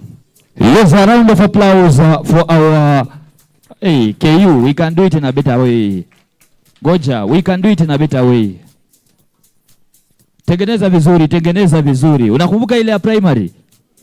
Si mmejifunza kufanya take away cut? Yeah? Si umejifunza kuandika romantic message na Gemini? Si umejifunza? Yes, we can do it in a better way. 1. Nikisema 1, una clap hivi. Sawa? We want to give 3 good ones. Are you ready? 1. Na energy. 1, 2, 3. Yes. Now allow me to reward the best wale wenye walikuwa those who are very very active in the class. However, they never managed to get a gift. I will reward 3. I will reward 3. I will reward 3. I will reward 3. I will reward 3. I will reward 3. I will reward 3. I will reward 3. Ngoja kwanza, ngoja. Kila mtu atapata, ni mingi. Kila mtu anapata. Wapi, wapi? Wapi? Ngoja kwanza, wapi? By Super Boss, ningependa reward the best lady. Okay, here's the deal. Yes, she participated. And then I will reward the best male. The best male, of course. You are very active. Yes, yes. Yes, yes. Who else? Who else? Who else? Who else? Yes, yes, you. Bado ziko, bado ziko, bado ziko.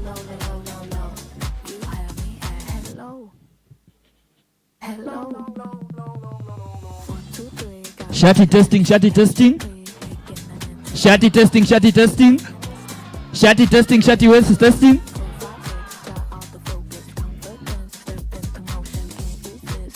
Yes, I will only reward 2. A lady and a gentleman. The best one. A lady and a gentleman.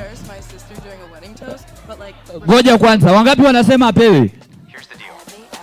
Wangapi wanasema apewe? Apewe? Apewe? Apewe? Then I want a lady. I want a lady. Wangapi wanasema apewe pale? Wangapi wanasema apewe? Wangapi wanasema apewe? Yes, we have so many giveaways, guys. We have so many giveaways. We have so many giveaways. Nani hajapata credit? Yes, tuko hapa hadi saa 10. Ni mingi kweli kweli. Nani hajapata? Ni mingi kweli kweli. I'm the MC of the day. Sawa.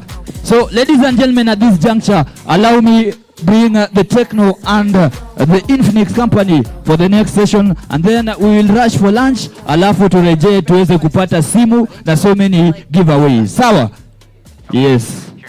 I'm ready when they are ready.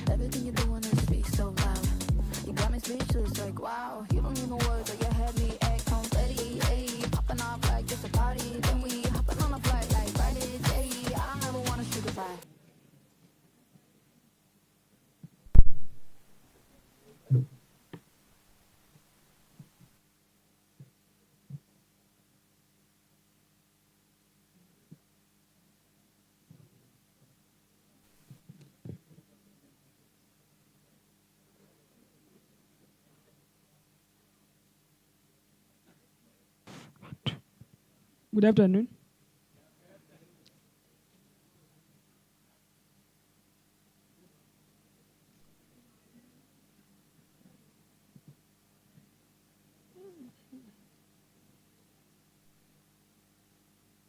Yeah, my name is Joshua from Transion, Techno Kenya. Yeah, I'll be taking you through. Yeah, my topic already has been introduced.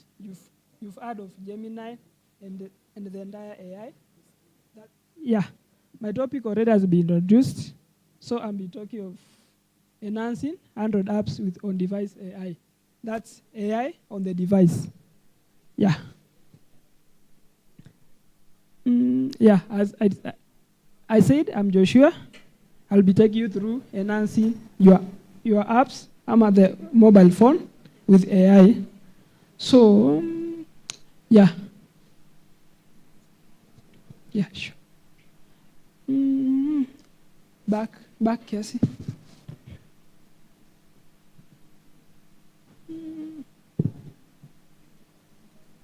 Yeah, enhancing Android apps with AI, and we are at the edge of AI, and we can't do away with AI. So, at this era, we are now trying to build on the AI that has been built now to enhance our mobile phones and even our homes. And by that's why we are now tackling on Android apps with AI. Yeah, and I'll take you through how now the question that someone had asked on how to you now use the Gemini or the AI model to your maybe to your home or to your maybe your mobile phone, whichever the case. Yeah. Next slide. Yeah, now we go to the introduction of AI. AI in simple terms means artificial intelligence. Yeah, and then artificial intelligence will enable your app or your mobile phone to see, to hear, to understand, and to predict user behavior in such a way that, let's assume maybe you as a mobile phone, unatumia apps, you have your gaming apps, you have your WhatsApp, your social media, and maybe you spend more on the mobile phone. It can learn your behavior such that when maybe you play the game, it now freezes maybe when you play the game, it freezes the social media apps to increase your battery usage. To limit your battery usage and make your phone suit you better. Yeah, then on device AI, which is the AI, the artificial intelligence on the device, will allow you, offers a low latency, privacy, and offline capability, unlike the cloud-based AI. This means the AI on the phone is not hosted on the cloud. Whatever you do with the AI remains on the phone. Yeah, and it's offline, works offline. Most of it works offline. Yeah. Then next is back. It's now how to implement that AI on that mobile phone.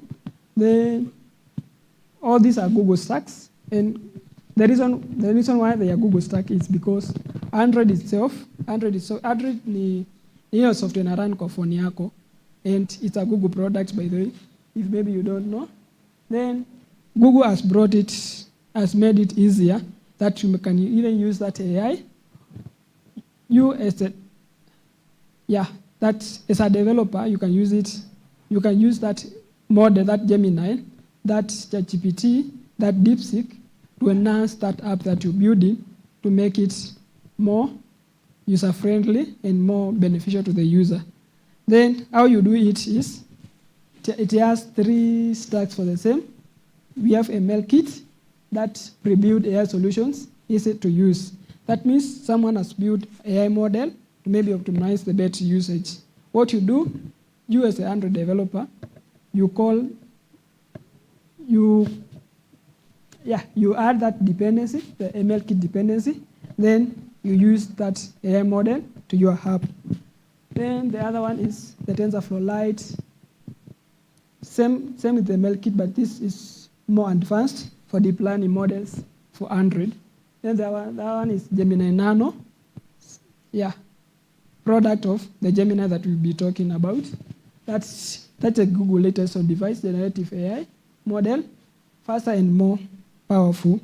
Next, the other one is now we introduce you to a use case, a very amazing use case. That's Techno AI called Ella, and with Techno AI, it has quite some good use cases. That includes AI camera features. Yeah, AI camera features, which is scene detection, such a way that maybe if you capture this photo, in a categorize that feature as maybe a classroom or maybe a conference hall. Yeah, based on how the photo looks like. Then the other one is the beauty mode. That's such that when maybe capture a photo, it cleanses your photo at least in a decent one. That's a feature in camera. I think majority may interact now. Then the other one is HDR, AI HDR, and BOK. AI HDR is high dynamic range, and BOK is that AI feature that blurs the background, blur the background, then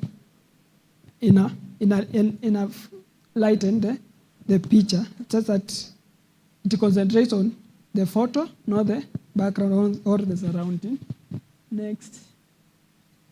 And the other one is on Techno AI is the home device, the AI ecosystem around the Techno AI. Then that's smart home device integration, similar to the question that had been asked. Smart home device integration cuts across the smartwatches. Yeah, the smartwatches and even those switches and those switches at your home place. Yeah, those electronic devices, such that they are programmed to work efficiently for you using AI. Next, yeah, we now introduce more on the ML kit. As I said, it's a collection of pre-trained model, ML model. ML is machine learning. It's part of AI. The next section will explain more on that. Then it's a collection of pre-trained model, optimized for mobile, no need for deep learning expertise, just add the dependency and use it. Then key features of that is text generation, OCR, face detection, object detection and tracking, then smart reply translation, barcode scanning. Yeah, next.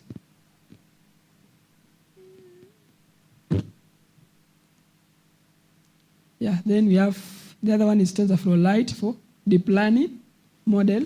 Yeah, for using with TensorFlow Lite, let's assume maybe you have your custom AI model that maybe you train it to program your switch at home. Now what with TensorFlow Lite, it helps you to optimize that model and then use it in your Android app. Maybe you've trained that model. Now you want it like the model itself is not that touchable.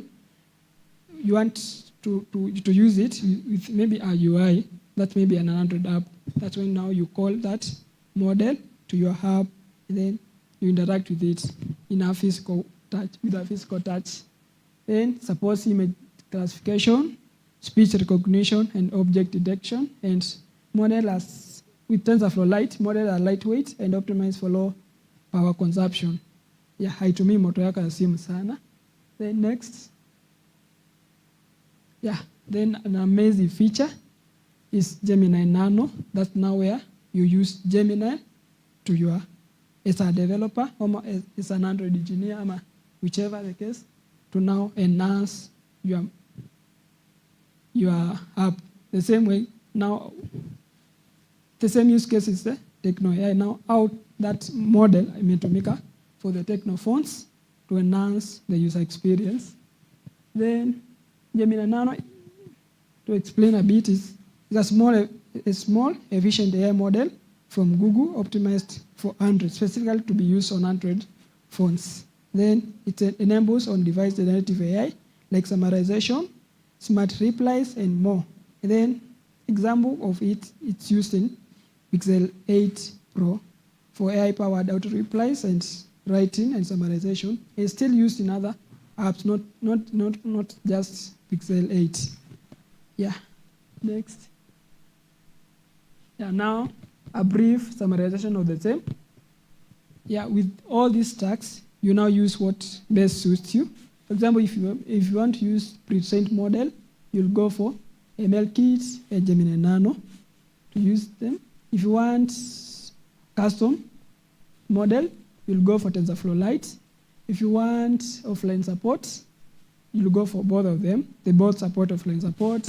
Then for the use cases of the same, ML Kit is face detection. Face detection ni kama that ile face unlock your phone. The one that maybe you record your face, then time una face that phone, and unlock your phone. That's a use case of the same. And then OCR, that's object classification. And then TensorFlow Lite is object detection and classification. And then Gemini Nano for text generation and summarization. Next. Yeah, then the real world use cases for this is we have smart camera apps. For if maybe you want to use smart camera apps, you'll go for ML Kit object detection and TensorFlow Lite for real-time recognition. At that point, it's when maybe you've captured a photo and then you want it to explain to you. Example, ni kama in Gemini in the Gemini LLM, the one mlikuwa mna experience, there was that point of using your camera to capture a photo, then tell Gemini to explain to you about that photo. Yeah, that's the smart camera apps. Then we have AI chatbots. AI chatbot ni kama the Gemini. The Gemini, but now it's a lightweight kind of a chat. Sasa unaweza venye unataka, then inakujibu. Then the other one is voice assistant. Maybe you talk to the app through your voice, then it responds back via voice. Then the other one is translation apps. And that's, for voice assistant, you do TensorFlow Lite, speech to text for offline voice commands. Then AI chatbot, best done by Gemini Nano and on-device NLP. NLP is Natural Language Processing. It processes natural language. For example, maybe sees your movement and maybe analyzes it. Like it's just natural language. Then the other one is real-time code translations. Yeah. Next. Real-time, to touch on real-time code translation. Ni kama, for example, maybe you are calling your phone. Example, let me demonstrate something.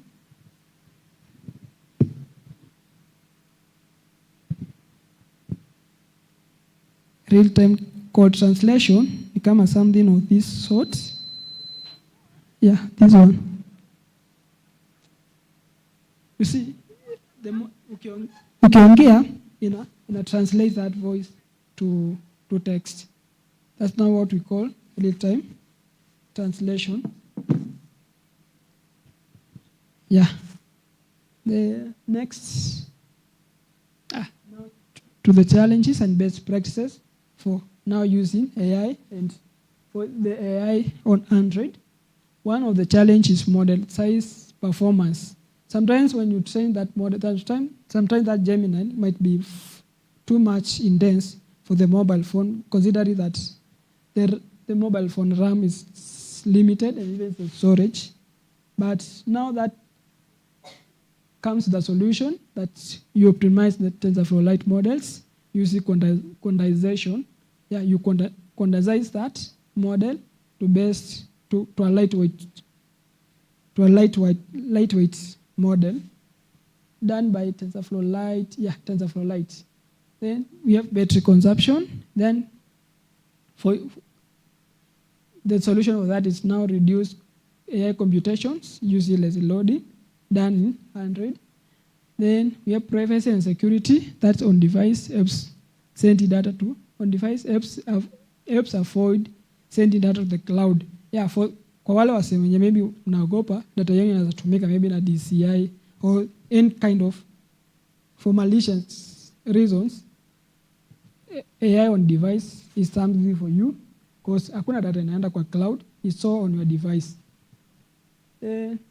Best practices, use ML Kit for quick AI integrations, then use TensorFlow Lite for custom models with performance optimization, then use Gemini Nano for generative AI without cloud dependency. Next.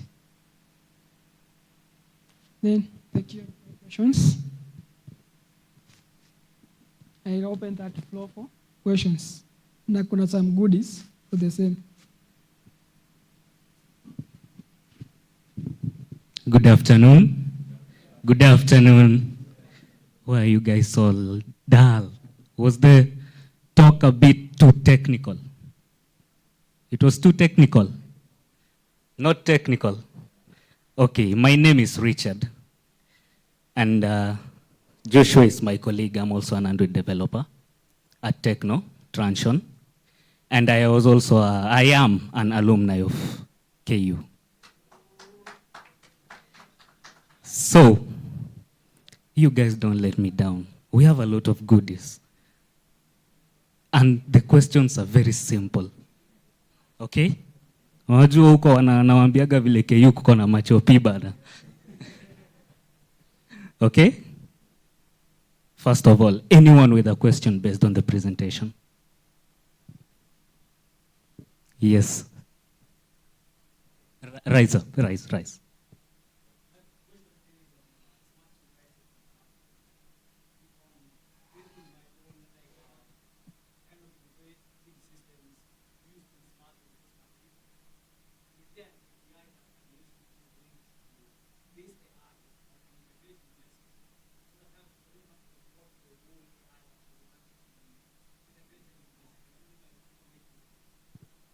maybe to interpret your question, asking if you can customize the already existing AI to your use case.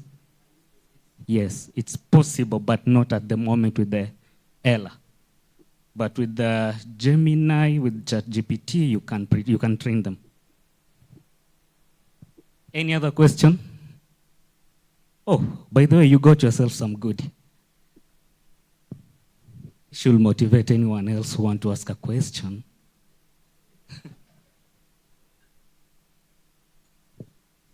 Yes, you're here, you can use the microphone.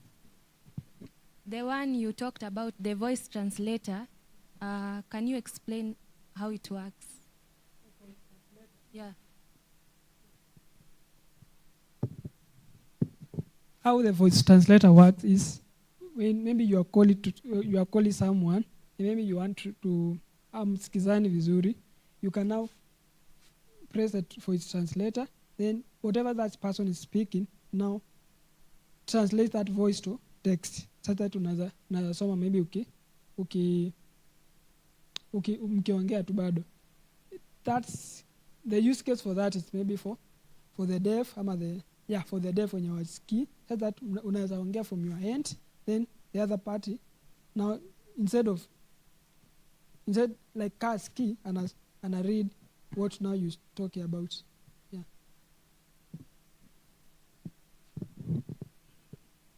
Are you satisfied with the answer? Nice, nice. Anyone in the house using a Techno smartphone? Anyone? Ooh, that's good. That's good. No, keep your hands up. Keep your hands up. Keep your hands up.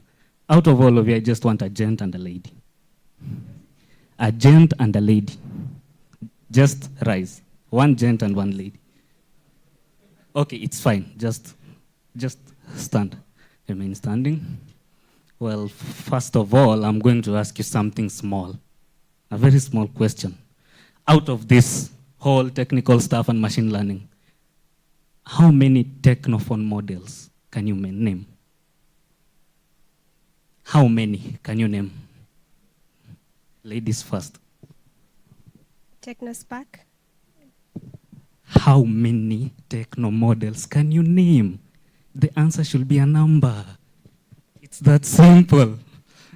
But for trying, you can give her something, okay?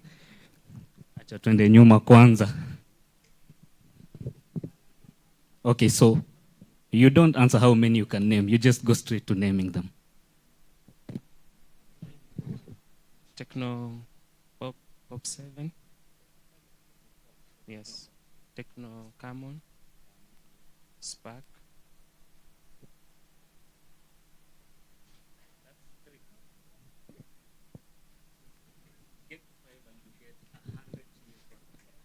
Techno Phantom. And Pofani. Pofa. Yeah. Clap for the guy, clap for the guy, clap for the guy. Now, another very simple question. Actually, hata kama hautumii technophone, but you are part of the talk, you can easily, no, remain standing, your question is coming.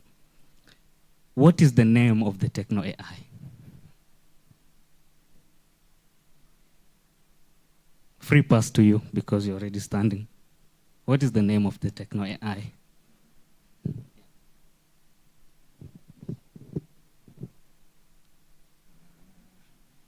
Presentation kidogo. Ella. Ella, that's correct.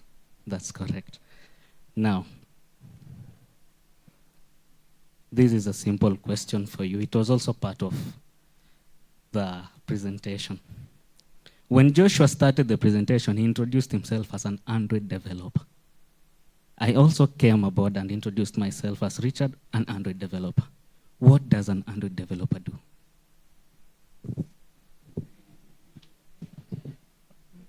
Okay, for me, an Android developer maybe develop systems for the phone. For example, Techno, it has different features from other phones. So maybe an Android developer assists in modifying the systems? Maybe. He can get something, Alex. Give him something. So basically, to shed some light on what an Android developer does, we all use smartphones, right? Be it Android, some other guys use iOS, the iPhones. Those are operating systems. Now, you have to have the software that runs on those operating systems. Software simply means application. WhatsApp is an application. The Gemini itself is an application. Several other applications. Instagram, your calculator app. What an Android developer does is he or she develops the Android apps, engineers the apps, writes them in code using the tools and ships the app. Wewe unaenda Play Store, una-download the app. Okay? So part of the career fair and all this that's happening here, if you have any questions regarding that specific career path, you can meet us at the Techno booth. Okay? A round of applause, please, for Joshua. Thank you so much.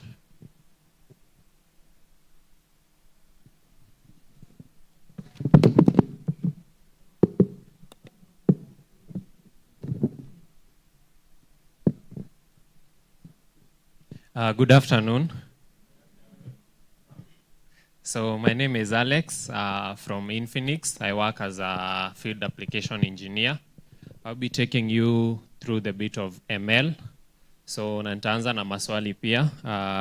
You can introduce yourself as we start. Hi. My name is Maramir from Infinix. I'm an image evaluation and debugging engineer. Sawa. So we are going to the first question. Nani anatumia Infinix hapa? Mokayo, unaweza nisaidia kupatia watu ya time. 2 gents and 2 ladies. Mtu anaonyesha Infinix yenye ako nayo. Infinix gani? Note 10. Mokaya, kuna Note 10 hapa? Nataka nini, amepea gents huko, so napea ladies hii side. Mokaya, kuna one of the lady here.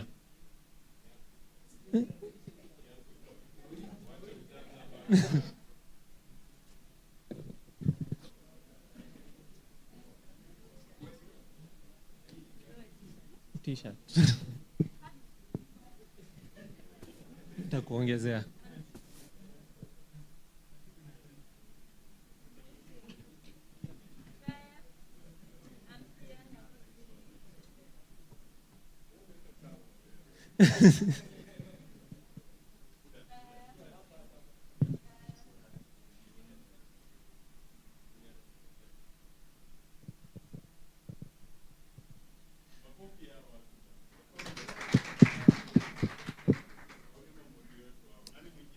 Mokau bakisha kuna the next question.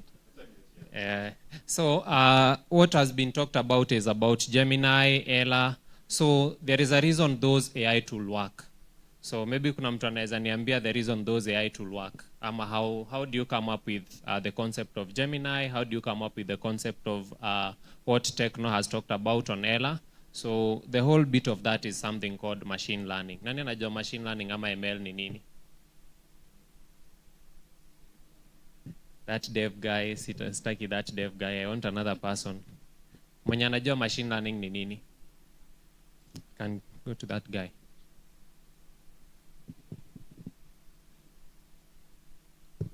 Na msisome kwa screen. Something different. Sisomi kwa screen. Okay. You're literally No. screen. I have not even seen. Even I didn't know iko hapo. So, nilikuwa kwa class ya coding kitambo, and what I know about machine learning. Okay. Machine learning. Okay. I'm saying ile nye najua. So this is where knowledge from experts is fed into a system to allow it automate like tasks. Yeah, that's what I know about machine learning. 95 correct.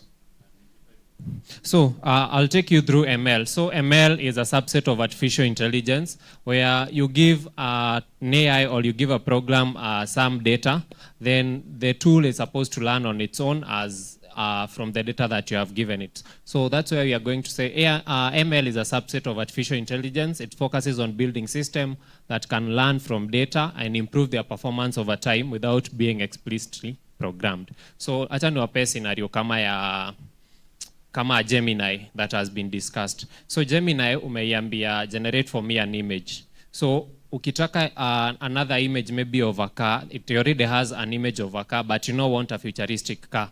So it's able to go back to what it was trained on what is a car, then try to debunk on what you have told it to do without like now writing a code to generate a futuristic car. See, up to there tunaelewana? Are we together? Nani ataniambia futuristic car ni nini? Futuristic car. Okay.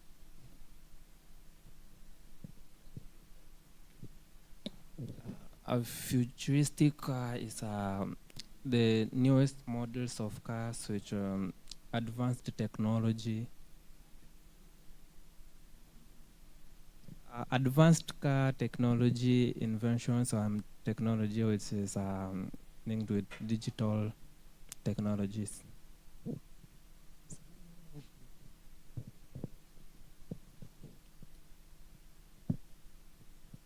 So that's the whole concept of ML. Si kila msi anajua coding. Nani wanafanya computer science hapa? Mtu wa computer science, IT, coding. Si unaweza elezea coding ni nini? Just a hint of coding ni nini? Coding is like writing code, lines of codes to develop something like a system. Yeah. So everything on ML, you have to write a code for what you wanted to do. She is right. Hakuna mtu mwingine anafanya computer science? Computer science guys, IT.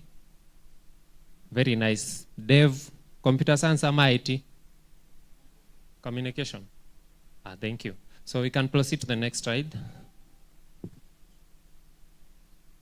Next.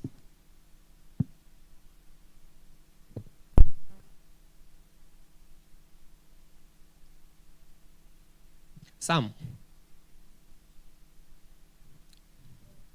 So the key concept when it comes to machine learning, kitu ya kwanza inakuanga ni data. Hii ndio data yenye una feed hiyo ML yako, unaiambia niko na data maybe ya magari ama niko na data ya maybe course ya IT, niko na picha fulani. So you have the data. Hiyo data unaipass through to something called an algorithm. Algorithm ni kitu yenye na like it's the brain behind what you want to achieve. Kama unataka a chat assistant, you create an algorithm that will respond to what the user anataka. Na ulikuwa na ile case yenye wase wa Gemini wakielezea, they were taking a task, a context, and I think the last part ilikuwa ni there was a task, reference, and a context. So in that case, the algorithm works with those three things. Then you train the model, then the model inakupatia the output. So Maramir, can you assist me on the next bit? The next slide. So there are several kinds of machine learning. So kuna machine learning zenye ni unsupervised. So with unsupervised unaipatia tu a big data alafu inafanya visualization. Unaweza ipatia maybe a structure. Yes. We said we have computer science students here. Which year? Second. Jasoma machine learning. Okay. Kuna mtu anaweza guess explanation ya hizi? 5 seconds. 5. Not you. 5, 4, 3. The one next to the guru. Yeah, you. Explain the three of them. Unsupervised, supervised, and reinforcement learning. Yeah, in layman terms, I can say that for unsupervised, you just give it some data, and then it visualize it. For reinforcement learning, for that I think you must, the programmer should be there to analyze it, every details, and then come up with something like graphs, such things like that. And for supervised learning, I think there should be like a senior programmer there. Yeah. Actually, that's correct. I would say supervised learning kind of has the simplest explanation, such that supervised learning is like training a child on their growth and that. Unsupervised, you mentioned using data, but now the difference is for supervised learning, you give the algorithm the system labeled data to train on. But for unsupervised learning, it majorly learns on its own. And then for reinforcement learning, it's more of a trial and error, where it works with rewards and penalties. You mentioned something to do with what did you say? The system itself using the phone data to generate reports and stuff. Now that is where reinforcement learning comes in. Given that we are trying to learn about machine learning in mobile technology, who can mention the applications of this that are not on this board? Anauliza, kama wewe uko na simu, ama which application do you feel kwa simu yako inatumia machine learning na maybe haijatajwa hapa? Ni gani yenye unaona maybe kwa simu yako ukitumia inatumianga machine learning? Haya basi simguess kutoka kwa board. 2 seconds. Automatic brightness. Dimming and brightening of the falls under which one?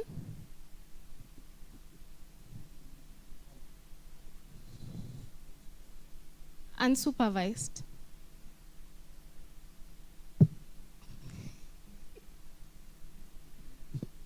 So, nimeelewa. Auto brightness, it's under supervised learning, under classification, na ni kitu kama diagnostic. So, ukiwa na simu yako kuna ile auto brightness. So, there is a model yenye inajua maybe ukiwa na simu iko na, ama ukiwa kwa jua na the brightness is around this level, it's supposed to increase the brightness. Kama uko kwa giza na there is some giza, ina notice the light level is a bit low, so ina increase the screen brightness. So that works under supervised learning, classification, story na diagnostic. Si tumeelewana? Amgesema hata face unlock jamani. Face unlock pia iko.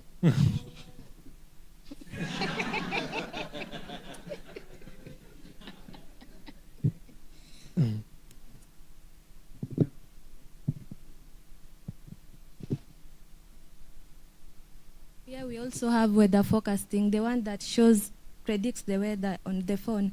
That one, forecasting. Thank you. So that's also a correct answer. See, at least now mnaelewa hiyo concept ya ML vile inatumika. So we can proceed. So, kuna zile programming languages zenye ziutumika for machine learning. Si mnazijua, si mtu akiona hizi, si mtu anafanya coding, si anaweza jua hizi ni languages gani?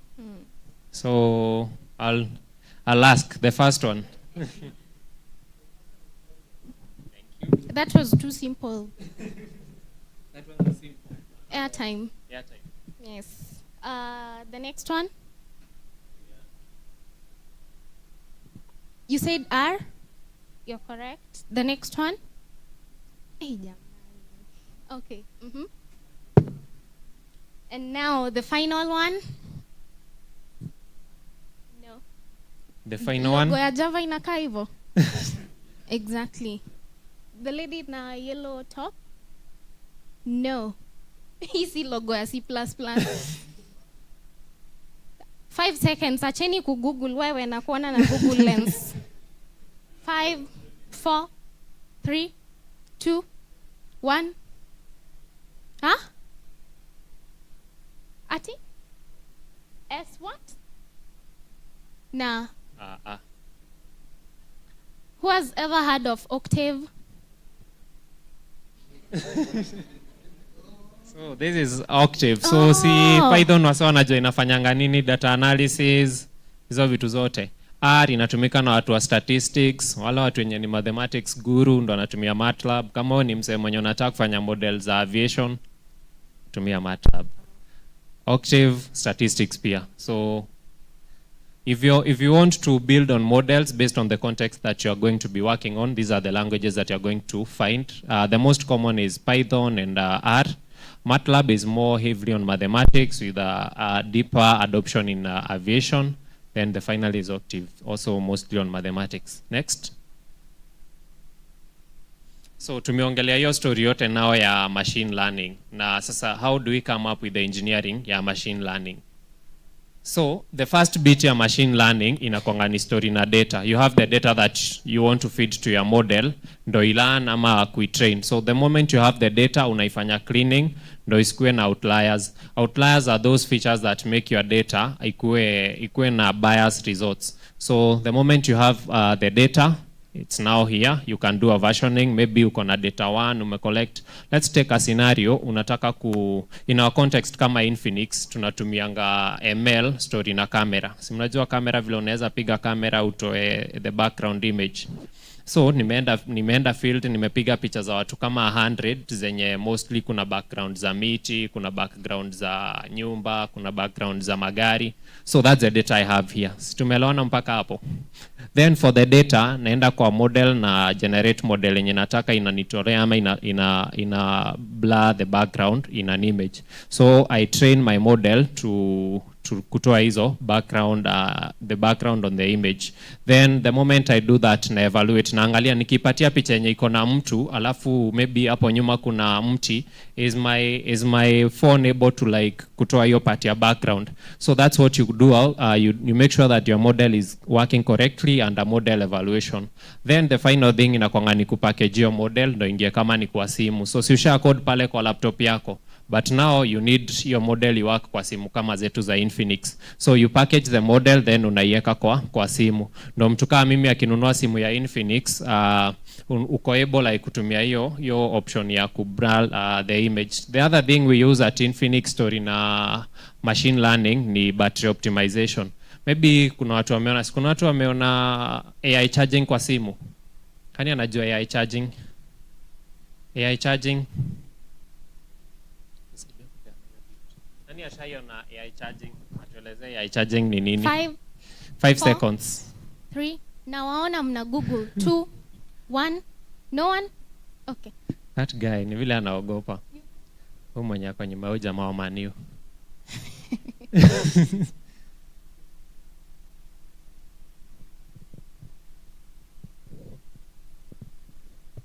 According to my opinion, I would say AI charging is the charging that operates like when the mobile phone is away from the charger, it just charges systematically itself without.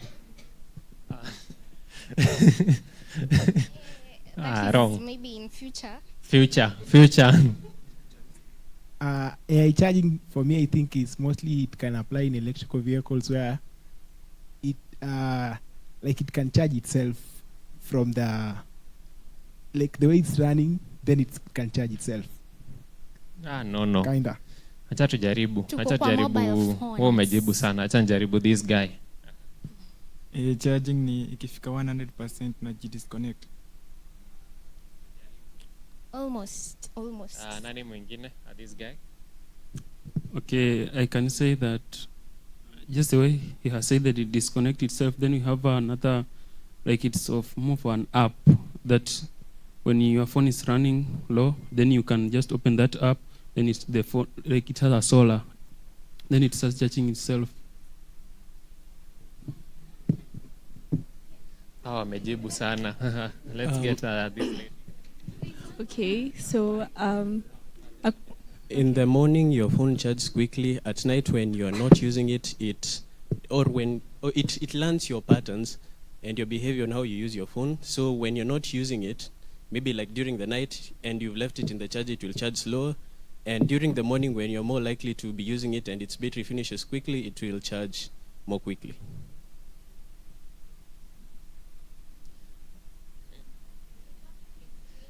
He has actually explained the correct thing. So story na ya charging ni tuseme kama saa hizi wewe umeamka 6, unataka kuingia class ya 7. Ukiweka simu yako to charge, it charge faster. The other way it works ni unaweza pata maybe kuna wale watu weka simu yao kwa charge usiku. So sometimes you find the AI is able to like tell your waking patterns. Maybe you set alarm ya 6. So when you are leaving your phone to charge overnight, it notices that this guy ameweka simu i-charge saa 4 ya usiku. By morning it's supposed to be full. But niki-charge the whole night, it will be, inaweza fanya battery degrade. So what do we do? With AI charging, you're able to suppress the current that's going to the phone, so in a slow down ile charging. So ukiamka asubuhi, the phone will be at 100, but haitajaa ati saa 5 ya usiku, then at the other part the battery is getting electricity, which is not doing anything. So that's how AI works. It's able to like notice your patterns. Kama umecharge at least in the morning, haita suppress your current yenye inaingia kwa simu. So that's how the AI bit of charging works. So it's able to notice your pattern, then give you a charging that's convenient based on the current usage. So next. So these are some of the basics applications IML. Maybe Mara, you can request them to at least name a few zenye mtu anaweza recognize. Mshapewa visualizations there. So at least you can guess from the icons. First application. What can you see? Sasa juu tumefunzwa kutumia Gemini, you just want to answer everything with Google Lens, jamani. It's a car. How is ML implemented in car technology? Yes? Yeah, you, mwenye unaangalia nyuma. This one? No, the one in a gray shirt. Oh. ML in car technology, like we find it in a solution where you can use your car, like use your phone when you're driving. Like you can access the phone from the screen inside the car without touching your phone. Okay.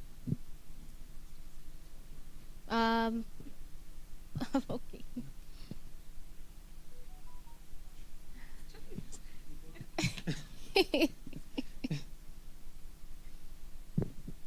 Okay, another use is in like the implementation in Tesla, where they're trying to come up with self-driving vehicles. That is in Tesla and also the Xiaomi products for their vehicles.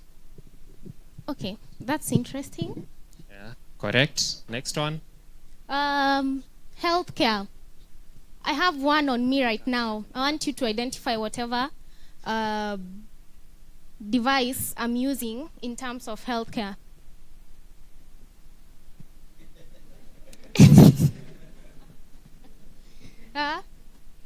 ML plus healthcare. It's on me right now. There's one who hasn't, the one in a black cap.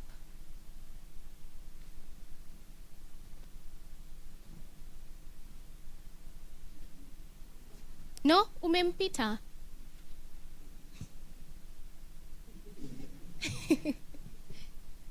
Alex, on your right, that one, yeah. Okay, the second application I can say. On me. I'm very specific. ML plus healthcare. I have it on me right now. Smartwatch. Good. How? Maybe to measure heartbeat rate, blood pressure. Yes. Okay, now you can add on whatever you wanted to say.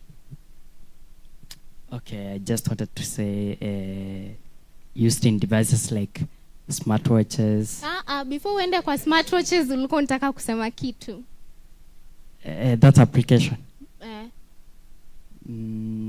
Okay, used in medical. Yes. Okay. Fair trial. Okay. It's used in life supporting machines to check for the patient's heartbeat and if they are doing well, their diagnosis. In life supporting machines. Life support machines? Yeah. In ICUs.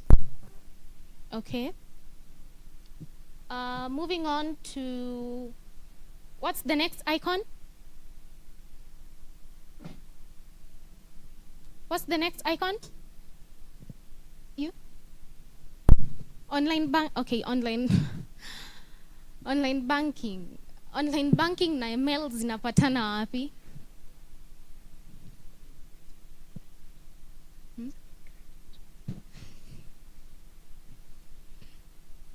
Okay, I will online banking na email zinapatana mahali. You just have to be creative. Zinapatana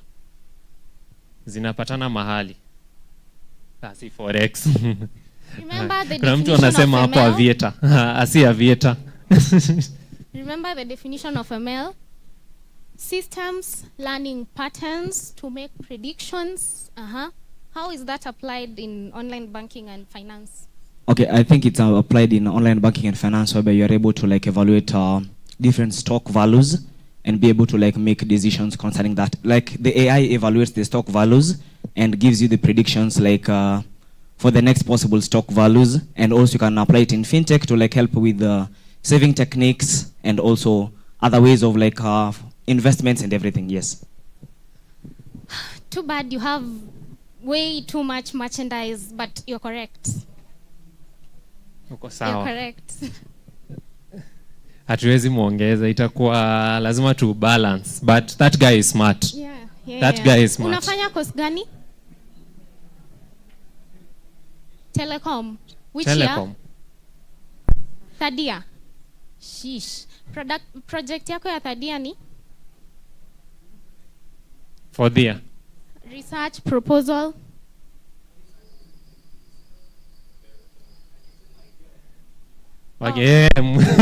Sorry. So on the interest of time, naangalia naona tuko na around 8 minutes. So I'm going to take you through how we use now machine learning at Infinix. The next slide. So at Infinix we use machine learning to at least simu zenye tunawaletea zikuwe much better, zikuwe na user experience fiti, ukitumia hiyo simu inakupea performance yenye iko sawa, na pia tukuwe na innovative solutions. So next slide. So once tumeona story ya AI charging. So hiyo ni feature moja yenye simu za Infinix tumeweka machine learning, tunawapatia model yenye iko better, at least it's able to save you time when you are charging. Next slide, Sam. So we have seen also there is something about camera enhancements. Ukicheki ukitoka na simu yako ya Infinix upige picha, it's able to give you a good autofocus, pia story na image stabilization. So those are some of the things za ML. Pia kuna zile stories za portrait mode, hiyo bokeh effect, it uses ML. There is something else, wala wase upiga picha kwa klabu, ama wala watu wako fresh as night. So for that we use low light photography. So we are able to enhance the image and the subject detail. At least ile picha yenye unapata inakuwa iko sawa. The next slide. So the other thing tumeona ni story na battery optimization. So there is AI based power management. Hii ni ile like kama wewe ni mse wa TikTok, ukiscroll through TikTok inakupea a good power consumption. Hautaki simu yenye una scroll TikTok kama unaingia live before useme tap tap guys simu imeisha moto. Pia hataki simu yenye maybe uko na online class before uingie 1 hour ishamaliza moto. So we use that for AI, an AI based power management. At least ina optimize ama ina analyze behavior yako, then ina give you a good battery performance. The next bit is adaptive charging. Hiyo si at least tumeelezea na umeelewa hiyo story ya kucharge based on time umeweka simu and the user behavior. Kama unaamka asubuhi, pia usiweke simu unaamka saa 8 ya usiku, ukiweka charge upate iko 0. So it's also something about the adaptive charging. The other one is performance optimization. Hii inafanya simu yako inakuwa a bit fast. So kama uko unacheza PUBG, kuna watu cheza hapa ma gaming, ma COD. Kama unacheza gaming, it's able to give you the best CPU allocation na pia story na RAM. Upata kasi simu yako iko na 8 GB RAM, it's able to use that 7 GB RAM maybe as a dedicated resource kwa hiyo game unacheza. The other thing is about thermal management. Hii kwanza kuna time li to roast. So about thermal management, so currently vile hiyo backlash ilikuwa, we went back, created a device, temperature monitoring. So we are able to like adjust the temperature of the phone based on vile unatumia simu. So tuseme umecheza game, simu imeanza ku overheat. So there is a way you can reduce the CPU temperature through a trained model on ML. So at least ukicheza na simu hautaki bana simu overheat sana to higher extent yenye maybe simu ita crash ama utapata those inconvenience when you are gaming ama when you are using the phone. So those are the things that we have done with ML in Infinix. The next bit. So hiyo story ingine ni story na face unlock. Hautaki vile ukilock simu, msee mwingine pia anaweza unlock simu yako. So we have used ML to make sure that there are those distinguishable feature zenye mimi niko nazo, maybe mimi niko na ndevu ama there is a way my face identity is to which is different to another person. So I use that to create a good security a security system for face unlock. Pia kuna story na behavioral biometrics, inajua vile una unlocking simu. The other one tushaona ni in the way vile Techno amesema stories zao za Ella. On our end we have Folax, which is now a voice assistant. Hiyo naitumianga voice commands, inakugeneratea kitu unataka, unaweza tumia for language translation na pia vitu za NLP. Maybe unataka ikufanyia particular thing on the phone kama story ya kushut down, kuclear cache. So it does that. Next. So the last bit of our presentation itakuwa ni story na what is the future of ML ikifika ni sisi kama Infinix. So the future of ML for us mostly tunataka kuangalia a next gen AI camera. This is a camera that unaweza toa picha. Maybe unataka a particular picture yenye ukipiga you can do something else with it. Maybe you want to have a white background when you're checking the camera. So those are the things that you are checking. Maybe is it a way that you can take a picture and say I want to take this picture but have a white background. So you do that while taking the picture. So those are the concept of next gen AI. The next bit is AI in device longevity. So here, staki mtu mwenye ananunua simu ya Infinix haimserve. So we want ukibuy simu ya Infinix inakuserve kama 2 to 3 ama tuseme a duration of 5 years. So that's what you are saying. Staki ukibuy simu ya Infinix inakuja ina battery, maybe battery yake inakuwa poor in 1 year. So with that we want to do a predictive maintenance. Ama zile ukikuwa na simu yako maybe iko na issue ina hang, the system is able to like check why your phone is hanging, then maybe kama ni CPU iko na shida ina increase. Then the last bit is inajitroubleshoot yenyewe and solves the issue. So that's a recap of what as Infinix we are doing in terms of ML. I think it's also an eye opening for you, especially when you're coming to the tech side. Kama kuna mtu ako na swali, in the interest of time aulize tujibu haraka haraka tukisonga. Swali. Mtu ako na swali? Any question about the presentation, about Infinix, any issue about Infinix? Anything? Okay, so personally, I have a question about Infinix. When you're using the phone and the phone is like, let's say 14% and you want to put it on battery saving mode, I can only the only thing I can use is ultra power saving mode, and if I wanted to use the phone I'll have to stop using it because it's on ultra power. So you say I can't use the phone if it's on ultra power even if I wanted to. So how do I go about it? Under ultra power saving mode, there are those applications zenye unaweza access in hivyo.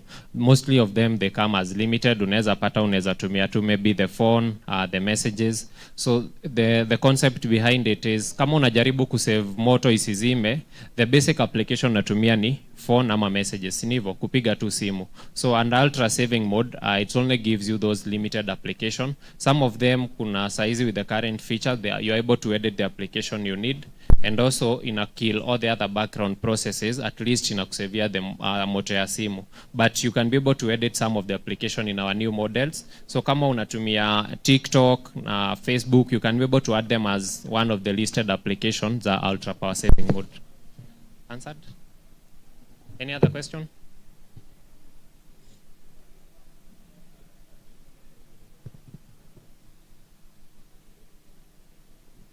Okay, I have a question. It's based on your services. Okay, I'm using Infinix and I've been using it for the past 4 years. Now, for example, it stops working because maybe nimeitumia for a long time. so inafika mahali imechoka.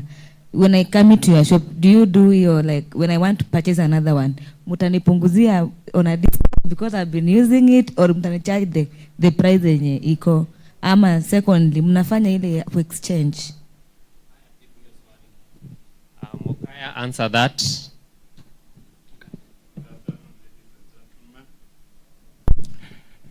That's a question we actually get so many times. Na nitaijibu pamoja na ingine yenye inakuanga pia regular ya trade-ins. Sawa sawa? So,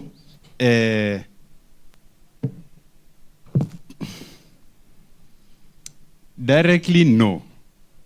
Directly. But you get, cause unaona, if that's also because we don't offer trade-ins. Una get, because that's more or less on the trade-in scale. Yeah? So that together na trade-ins, we don't offer that as of yet. It is rolling in. Hopefully, my bosses are watching this. Where is that camera? Hopefully, it's coming, yeah? But not as of yet. So as at now, ukileta simu, utanunua tu ingine, ka hiyo ndio brand unataka kuproceed nayo. So as of yet, that's the policy. Trade-ins and that, bado. Lakini the good side of it ni kuna zile ma-pre-order, especially when you're launching a new model.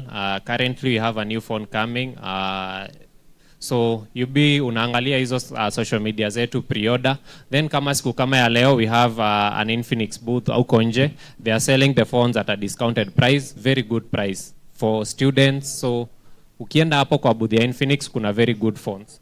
The last bit, Sam, you can go to the next slide.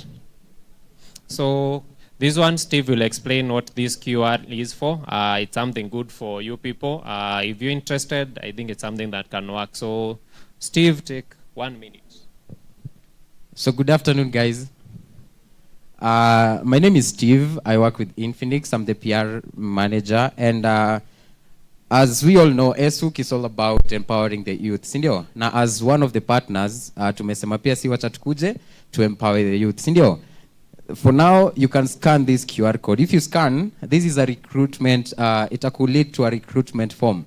So what you're supposed to do, you key in your details. So basically, we are recruiting. So are you talented enough? Are you good at content creation? Are you good at what you do? Do you believe in yourself? Do you have a social media presence? We are giving you a chance. Sindio? So we are recruiting, and if you qualify, you'll be able to work with Infinix. And also, we have another program called the GT program. Now, for this specific program, you have to be 25 years and below. It's like an internship kind of stuff. You get? So you come to our company, we train you on doing some things like on ground. If it's sales and stuff, we train you, and if you're good enough, you get employed. So you have to be 25 years and below. If you're a third year, you still qualify, and if you also are a fourth year or a recent graduate, you also qualify. Sindio? So you can take this picture, don't scan, you can even take a picture. If you know a friend, please share the picture with him or her, register as the KOC, and then you get yourself an opportunity to work with Infinix Mobile Kenya. Thank you very much. Thank you for your time. That has been me. I'm Steve, the PR manager. Thank you. So thank you, Steve. So mine is just to wind up. We really appreciate your time listening to us. We really appreciate also you making your time here. I think you have also learned some bit of the tech side of Infinix. Na pia sisi tulikuwa campus kumoja, so it's through these meetups that you're able to know what the market needs. And I wish you all the best in your career journey, in your tech field. So thank you everyone, shukran sana. And just something to mention to Sisahau, because there's Wi-Fi here, guys, please make time to follow Infinix Mobile Kenya across all social media handles. That's Infinix Mobile _KE, Infinix Mobile, kila mahali, hapo hivyo IG, TikTok. We produce really good content. For people who follow us, they know tunafanyanga kazi ingine safi sana, ma treasure hunt. And all updates with regards to Infinix Mobile Kenya, hapo tu ndo utazipata. Also, we love engaging with you guys. So engage with us on the comment section, yeah? Thanks. Yes, a round of applause for our super bosses from Infinix company. We can do it better, guys. Kama kawa kama dawa lazima tupatiane merchandise. Merchandise testing, merchandise testing. Merchandise testing, merchandise testing. Hey, siski. Merchandise testing, merchandise testing. Bas. If you think you are the most active student, raise up your hand. Raise your hand. Aye, raise your hand. Raise your hand. The most active. The most active. I need 2 ladies and 1 gentleman. 2 ladies and 1 gentleman. And then from here, guys, tunaenda lunch, free lunch hapo, provided you have the tag, and then you come back, merchandise ni mingi, credit ni mingi. Sawa? Sawa? In the next 30 minutes, kindly let's come back. Sawa? Yes. He was the most active. Wapi makofi yake? Then I need 2 ladies, 2 ladies, 2 ladies, 2 ladies. Yes. Ni mingi sana jamani. Tukirudi after lunch, kindly come along with a friend, nitawapatia free merchandise. Alafu kabla hujaenda, unaweza ingia pale TikTok, follow Safaricom hook, ingia Twitter, ingia Facebook, ingia Instagram. Ukifollow tu hivi, ukikuja ukirudi unionyeshe free airtime. Sawa?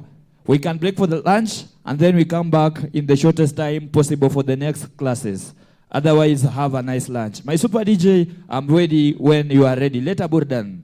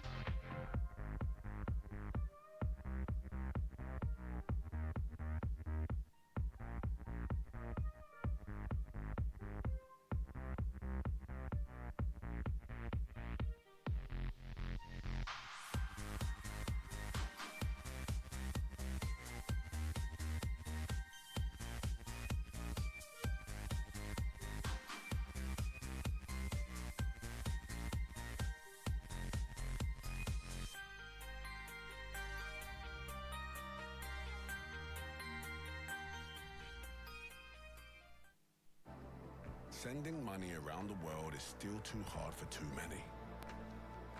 But if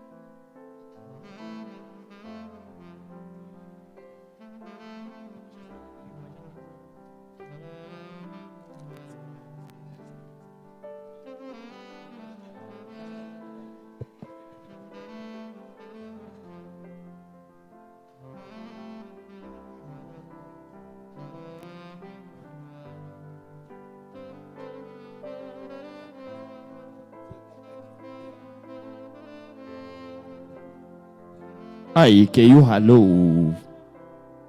Hello. Hello. Are you ready for merchandise? Are you ready for airtime? Hey, are you ready for furthermore? Nani ameingia Safaricom huku sahi? Star 555 hash. Ukiingia sahi unionyeshe basi. Nakupea merchandise, free merchandise. Star 55 hash. Star airtime iko. Ukiingia unionyeshe nakupea sahi na kuzawidi. Vile vile ukiingia Twitter ufollow Safaricom hook. Yes, I will also reward you. Nani ameingia sahi TikTok akafuata Safaricom hook? Nani amejoin sahi? Ukinionyesha message na kuzawidi sahi. Yes. Imeleta? Yes, wanasema Gen Z, you are happy to be here. Ai. Nani mwingine?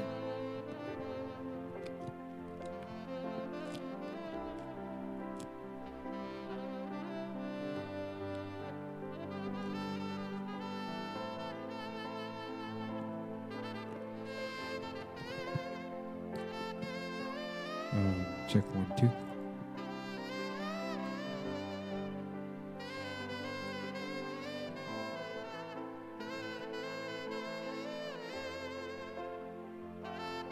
Nani mwingine? Naona mko wengi. Nani mwingine? Yes, sasa wewe moja, huyu moja, alafu huyo moja. Yes, tukiendelea namna hiyo. Tuko sawa? Yes, tuko sawa. Wangapi wameingia Twitter sahi? Wangapi wameingia Instagram? Yes, ukiingia Instagram follow Safaricom hook. Tuko ndani ya Kenyatta University. Hapo kesho furthermore tips G. Mambo inakuwa vula hii.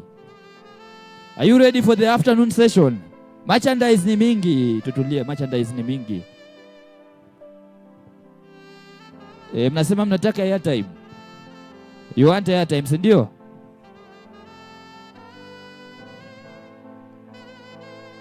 Nani ameingia na hajapata airtime? Nani amefollow na hajapata airtime? I need the first five.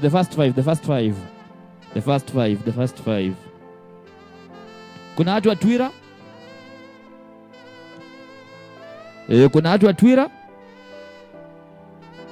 I need only the first 5. Tukiendelea hivyo, the first 5. Na mko wengi. Which side? Niende huku ama huko? Niende huku ama huko? Wangapi wanasema huku? Ai. Aya, nataka 3 huku, 2 huku, si ndio? Katikati tumepeana sahihi. Si ni hivyo? Hivi huku nataka wewe nilikupatia merchandise jamani. Unakataa. Unarudia, unataka retake.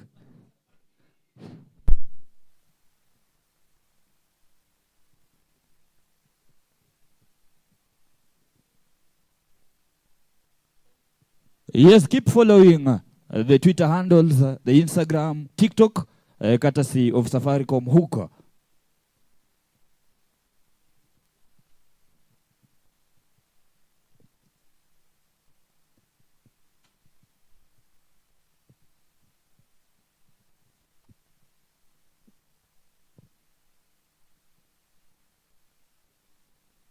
Hey, ni mingi.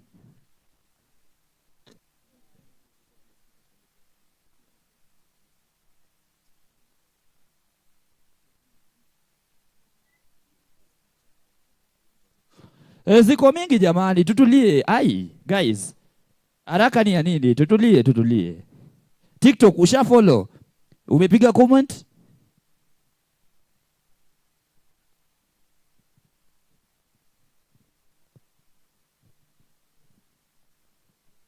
I need a man.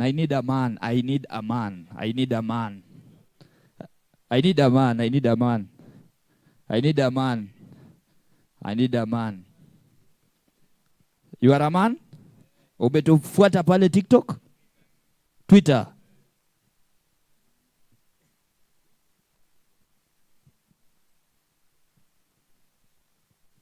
Juu pia amefuata TikTok, si niwapatie tu wote? Siwapewe? Wote wanapewa credit ya 50 each, courtesy of Safaricom hook. Nani mwingine amefollow? Nani mwingine amefollow? Yes, remember to follow Twitter handles, Instagram handles na TikTok handles. Hey guys, mtamaliza kweli? Hai. Mtamaliza kweli? Sasa hao wenye wamefollow tunashukuru. Now we are going a step further. Post something about the circle today, either on X. On X it can be a text. Ndio your experience at KU, then hashtag Safaricom Hook Circle. On Instagram, post maybe a photo you took kuingia ama a photo you've taken in the class. Hashtag Safaricom Hook Circle. Kati wengine kama lazima post. Yes, lazima nione post. Na vile vile ukiambia beshte yako akuje saa hii na kupatia 100. Yaani akuje unionyeshe na kupatia 100 pia inampatia ngapi?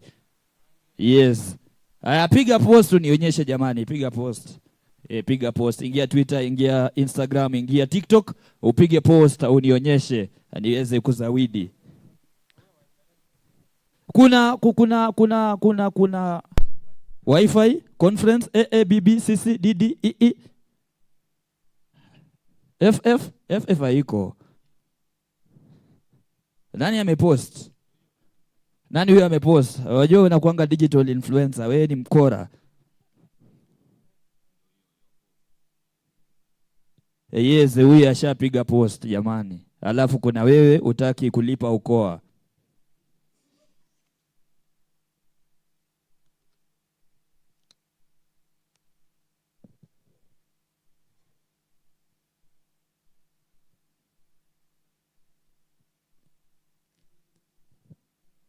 Yes, wapi mwingine? Wapi mwingine? I need a lady. I need a lady. I need a lady.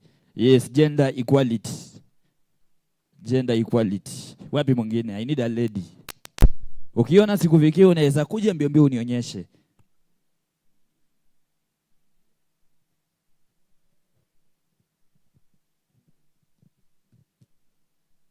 Yes, another one.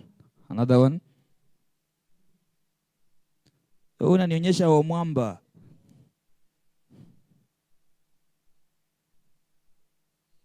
Yes, ukimaliza tu nishtue. Zipo.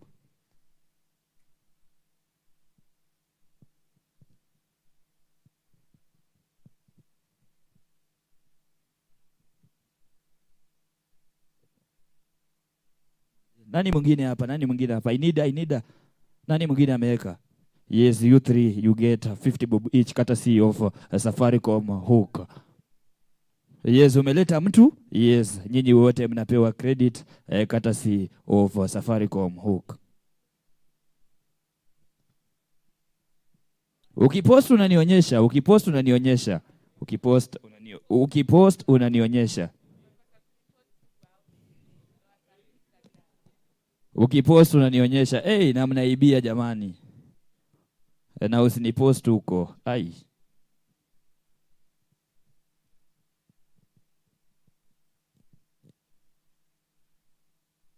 I need the last three. The last three.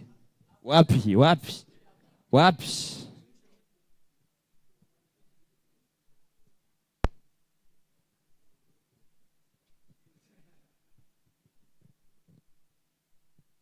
Yes, the last two. I need two ladies. Aye, thank you for coming. Thank you for coming. Courtesy of Safaricom Hook. Unapata 50 bob credit. Unalipa uko. Wapi makofi yake jamani? Yes, clap for her. Usisikie wivu. Nani yako hapa genuinely najapata jamani? Nani yako hapa genuinely najapata? Unajua ukirudia unahitaji unataka utafuta retake. Nani I have not given you. Bado mingi my guys, bado mingi. Now this is what we are doing, eh? This is what we are doing. Unaona hiyo unataka kupost. Eka status useme BSSC room 14 is a place to be. The first 10 views 50 each. WhatsApp. Wale wenye wako na status viewers wengi. I need the 5. I need 5. I need 5. 5. I need 5. I need 5. Yes. The first 5. Each Safaricom 50 shillings each. I need 5. Hawajafika 10. Sai just now. I need just now. Just now. Just now. Just now. Just now. Hey, mnaibia. Just now. Yes, yes. Bado hawajaview. I said the first 10 views. Si nimesema hivyo? Yes, the first 10 views. The first 10 views. Just now.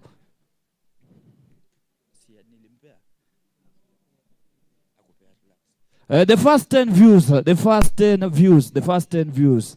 The first 10 views.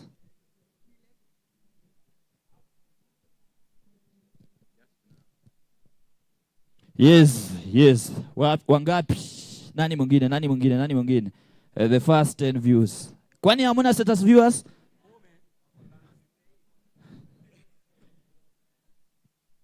Yes, 9 views just now. Apewe asipewe?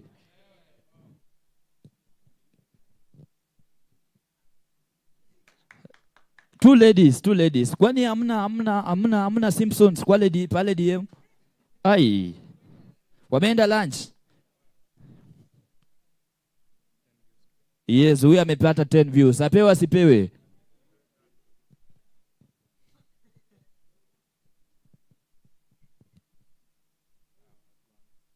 Yes. Nani mwingine? I need the last two. The last two. 2 views. Wakifika 10 nishtue. Yes. Wakifika 10 unanishtua. Yes. Wakifika 10 unanishtua. Nani mwingine hajapewa? Nani hajapewa? Genuinely, nani hajapata? Genuinely, *55 hash. Ukijoin na kupea pia. Nani amejoin? Ulijoin asubuhi? Usilie ndugu. Apewe asipewe? Apewe asipewe? Kata si of Safaricom hook, unalipa okoa.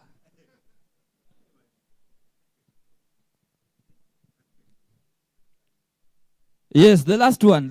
I need a lady. Gender equality. Nani amefikisha 10 views na ni msichana? Nani amefikisha 10 views? Hey, we are na 50 views just now. Wapi makofi yake jamani? 50 views just now. Apewe asipewe? Ama huyu ni class rep? Apewe asipewe? Yes, remember this, the courtesy of the Safaricom Hook Circle, and they are partnering with Techno, Infinix, Boomplay, and so many companies. Bado mnataka airtime? Yeah? Okay. The last five now, genuinely. The last 5. Nani anaweza tukumbusha kitu ambaye amesoma in the first 2 classes? Yes, the first class was about Gemini, and the other class was about Techno and Infinix. How do you pronounce Gemini? Yes, the first question. How do you pronounce Gemini? Yes. It's Gemini.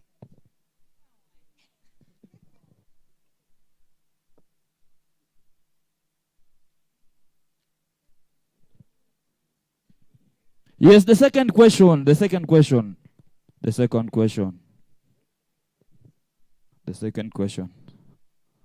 What was the name?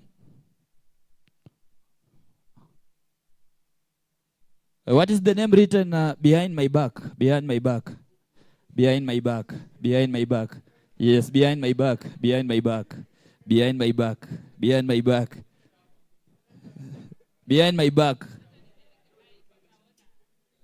back. Yes. Unaona ule mtu wa mwisho ule? Yes, the last one. Ule. Yes, the last one pale.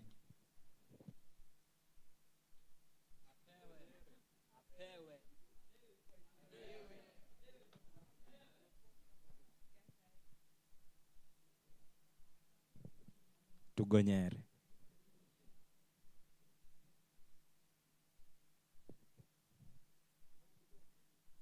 Yes, amepata, si ndio? Yes, another question. We are here courtesy of Safaricom Hook. So we say hashtag Safaricom hooked, si ndio?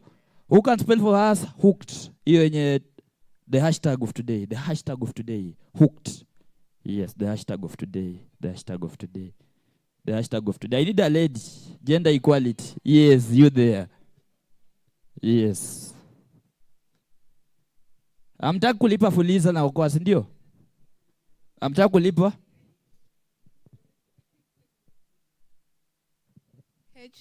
HOOKED. HOOKED. Nani anapingana? HOOKD. Si amerudia the same thing. HOOKD. HOOKED.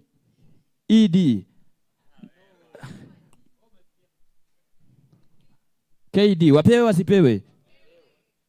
Kuna jamaa anasema napea wasichana sana. Apewe pia ama asipewe? Wacha apewe, kata CEO of Safaricom. Yes.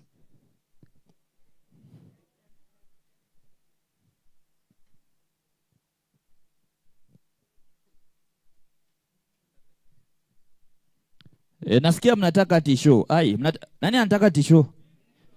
Na anataka kofia? Nani yako Twitter sahi? What's trending pale Twitter? Trending Twitter. Hook tuko namba? Yes. I have a lady pale nyuma jamani. Yes, tell us. Yes, tell us.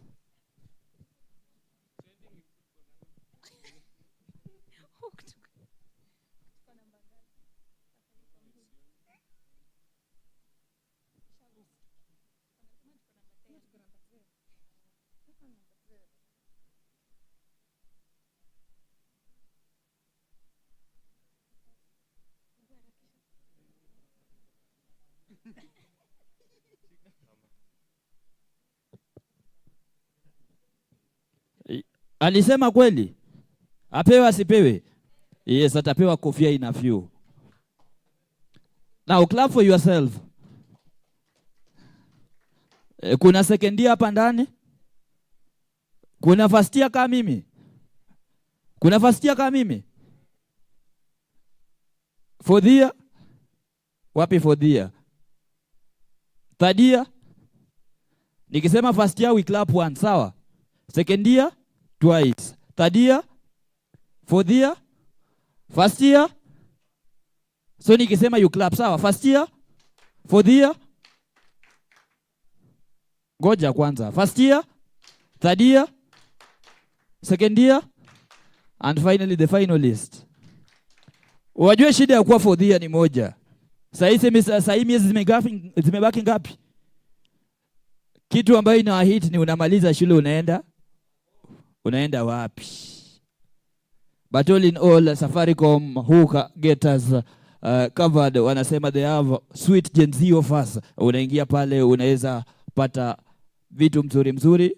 Remember we are Gen Zs and we like browsing, we like the internet so much. So ladies and gentlemen, at this juncture, allow me to introduce to you the Power Tech as the next teachers of the third class. A round of applause as we welcome the Power Tech.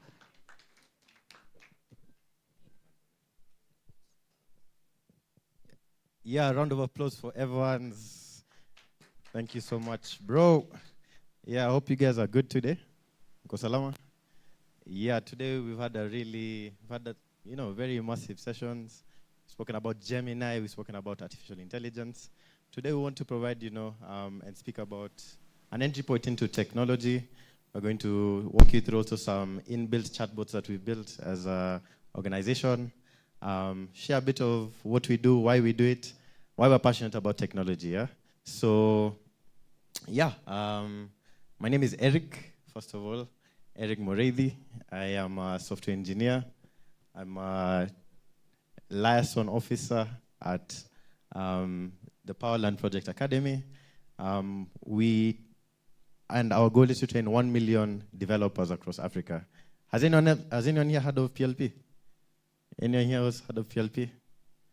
Anyone here who has? Abu, let's see you by a show of hands. Come on, I might have something for you guys. What cohort? Tell us which cohort you're in.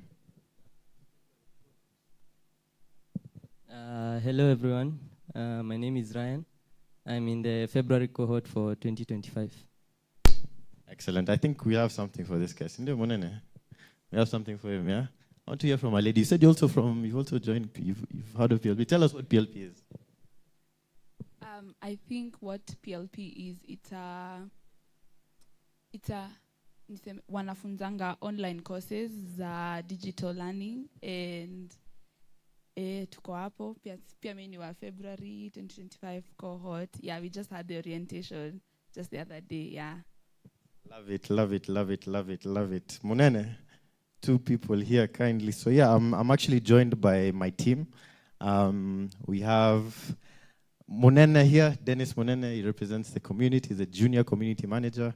We also have some of our Pan-African developers, Evans Mutuku, and then we also have our social media manager here in Japheth Achimba. I don't know if Japheth is here. I can't see him. Is Japheth here? Can't see him yet. But yeah, I just want to give them an opportunity to introduce themselves. And yeah, then we'll do some small icebreakers and then get into the presentation. Yeah. So yeah, without further ado, let me welcome none other than Munene. Munene, Bana Shati Bana Kuja introduce. Yeah. Hope, yes, so go ahead. Hello everyone. Let me see your wave kama unanisikia. Right, so I go by the name Monene. At Powerland Project, my work is to put together the community and ensure people in the Powerland Project community are having a lot of fun while they continue upskilling and getting better in tech. So primarily what we do after the 16 weeks program, I know Eric will be taking you through what they do within the 16 weeks. Now you join the community, and that is where now you find me, and we give you support through so many pillars that we have around the community. For it's let me call it a lifetime kind of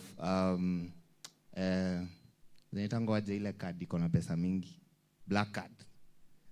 It's like a community black card. So if you join the program, you become part of our alumni network. The support is all the way till Timbuktu, right? So very, very amazed and excited to be here with you. This is our second time. We have had a coffee and codes in one of the buildings at the gate. I don't know how many were able to join us. Chandaria, we have something for you. Guys, I have a lot of giveaways. Be as interactive as possible. Who was there? Coffee and codes, our first at KU? All right. You're sure? Sure.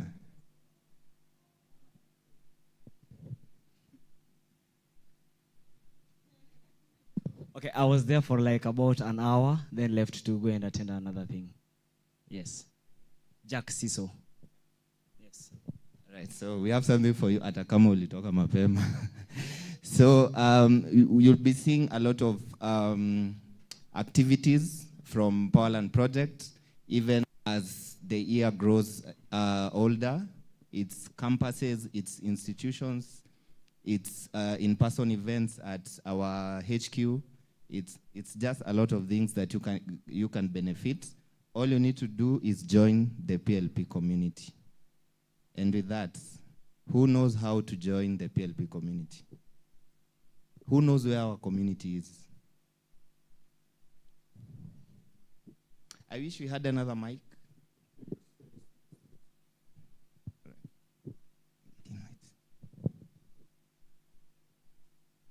Where is the PLP community? The PLP community is in Telegram. Is on Telegram. Which other platform? Thanks so much. You didn't tell us your name, please? I'm Nessie. Nessie? Yeah. Pleasure, Nessie. Nessie got it right. Our primary platform is the Telegram community chat. Yes, maybe the gentleman in pink. The PLP community is in Discord. Perfect. So for two of them, I think 100 bob each airtime, and also a T-shirt. So within the session, we'll be doing a lot of giveaways. Invite your friends. We'll be doing something around who has invited someone to the community today. Who has joined? You have not joined. Go to our website, powerlearnproject.org. Within as we go through the class, make sure you join. Show me, and I have something for you. So without learn ya kusoma. powerlearnprojectafrica.org. powerlearnprojectafrica.org. When you get there, click community, fill in your details, join through the link that will pop up. It's one for Discord, one for Telegram. So, and I think I'll give out a few more T-shirts. So please join and share to at least one person, right? So I want to pass it back to Eric. Be as interactive as possible, and we are going to have a lot of fun. Thank you. Excellent. Yeah, makofi kwa Munene bana. Asante sana. Amepeana mashati, amepeana credit. I think he has way more. We have another representative from the organization. I'd like to introduce him real quick. His name is Evans Mutuku. Called himself the JavaScript daddy. I don't know who gave him that name. Evans. Nani alikupa hiyo jina? But yeah, I'd like to introduce him real quick. Karibu sana. Yeah, just say hello. And then, yeah, we'll continue with the next phase of our program. Yeah, go ahead. Okay. Hi, guys. My name is Evans Mutuku, and I have so many titles. And I do too many jobs at the same place. So I'm a Python instructor at PLP. I train Python at PLP. I also train web development. Most of my students we have interacted, they call me JavaScript daddy because that's my primary language. And currently, I'm also at PLP. I'm also the data analyst at PLP. So today, along the way, we are going to see some of the projects that we can work in creating chatbots and also to venture into data analysis. So back to you, Eric. Thank you so much, Evans. Makofi kwa Evans, bana. Makofi kwa Evans. So yeah, as we start, I want us to, loosen up a little bit, yeah? I feel like, in tech sometimes, yeah, we do a lot of, people say we do hard things, yeah? But I want us to get to know each other. I think you've gotten to know us a little bit, but I want to get to know you guys a little bit. So I want us to play one game, yeah? I want us to do 2 truths and a lie, okay? So how do you play it, yeah? You're going to stand up, and I'll ask volunteers. You're going to stand up. You're going to tell us 3 facts about yourselves. 2 of them have to be true. 1 of them has to be a lie, okay? And the people and everyone else over, or the guys who are actually like in this hall will be the judge. If they get it right, you failed basically. If they get it wrong, you've won. You get me? So can we have a volunteer? Anyone that would like to start for us? Yeah, let's go over there. Monene, I hope you have stuff ready. Hi, everyone. Yes, my name is Romano Gel. Yeah, so 2 truths about me and a lie. Yes, I'm a student in Kenyatta University. True or false? Then, all right. Secondly, today I have attended Safaricom Hook. True or false? And then the last one, I am 1.9 meters tall.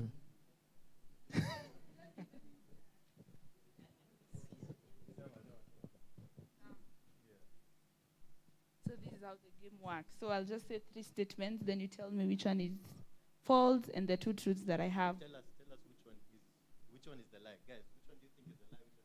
Ndio ya height 1.9 meters. Okay. 2 truths, 1 lie. Thanks for trying. Just before you start, let me just appreciate this guy. Thanks. Okay.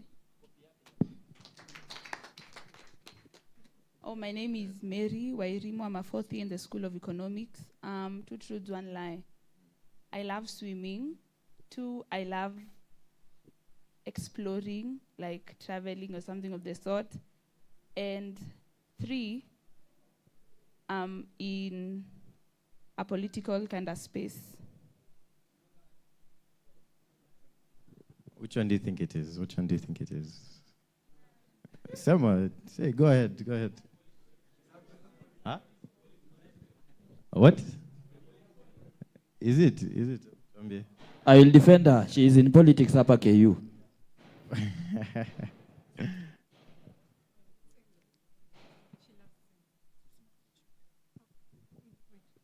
Yeah, go ahead. Just tell us which one you think is the lie.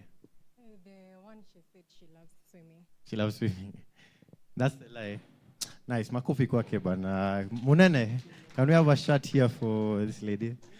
So yeah, let it go around. Any other volunteers? Just before we get into the presentation, I think you can pick someone from the back over there. I think the lady in the hat, yeah. That one. Yes. Hi guys. Hello. So two truths and 1 lie. Ya kwanza, I'm a 3rd year. Ya pili, I dance. Ya tatu, I'm 18 years. Inaka rahisi bana. That one is too easy bana. Mnaonaje jamaa? Which one is the lie there? 18 years. She's not a 3rd year. This one is saying she's not a 3rd year. The answer is here. Tell us. She's not a 3rd year. You're 18. What? Okay.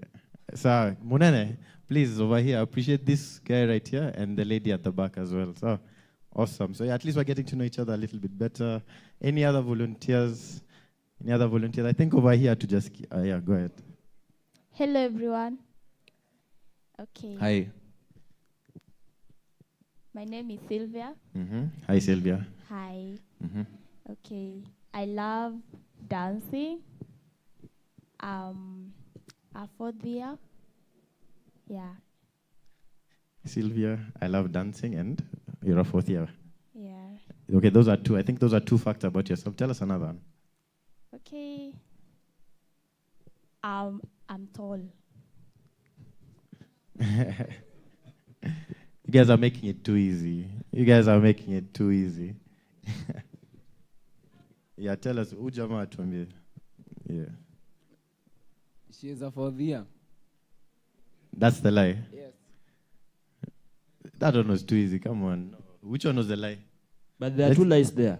I think there are 2 lies. Is her name even Sylvia? Is Sylvia even really your name? Yeah. Which one is the lie for her? Tallness. Tall? Simama. Si mrefu. Urefu ni Which one is the lie? Guys, which one do you think is a lie? Let me not say.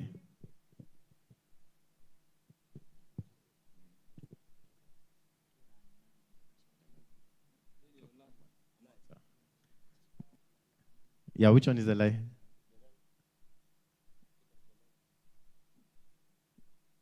She's not a 4th year.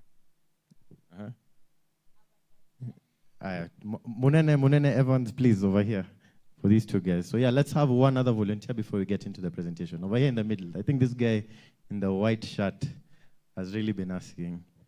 Yeah, that one. Yeah, please stand, introduce yourself, tell us 2 truths about yourself and a lie. Okay, my name is Stephen Ocheng.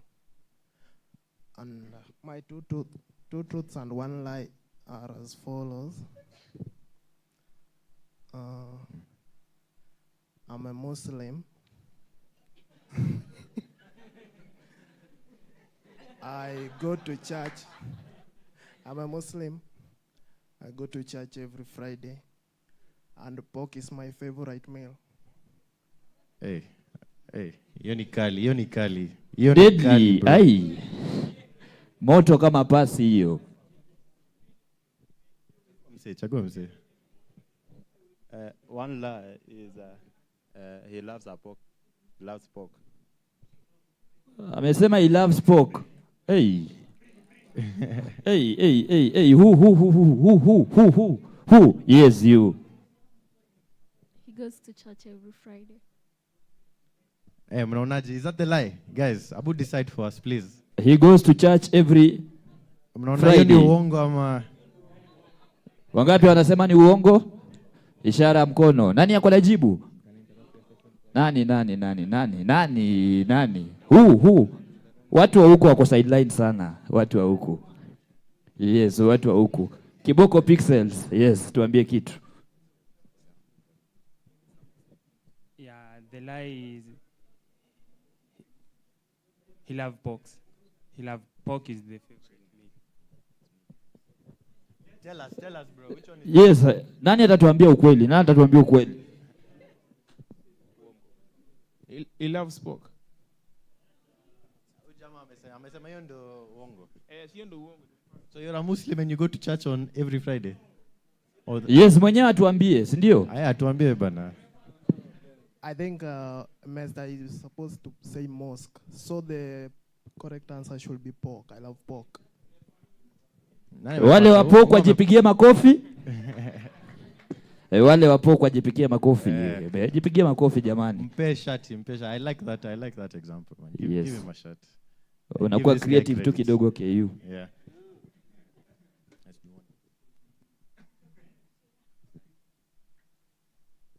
Brother, just 1 second, just one announcement before we continue. Yeah, so I'm seeing people doing the wrong thing on joining community.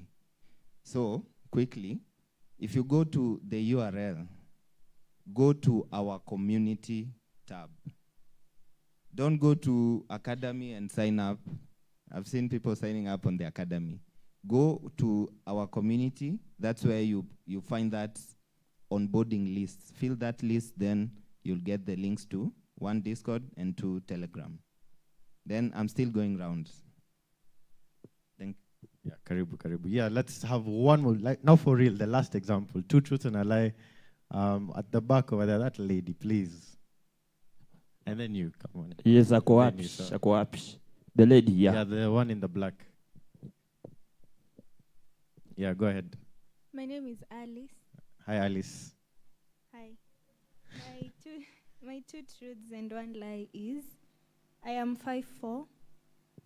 My favorite color is yellow. And I am a student in the School of Education. What do you think, bro? What do you think is a lie? Slolana. School of Education. That's the lie. Unamjua wewe ni kama unamjua bana. Amesema ni uongo, si ndio?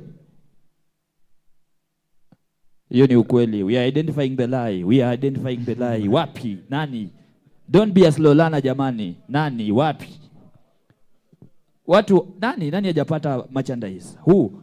I want us to be fair. Yes, you. My favorite color is yellow.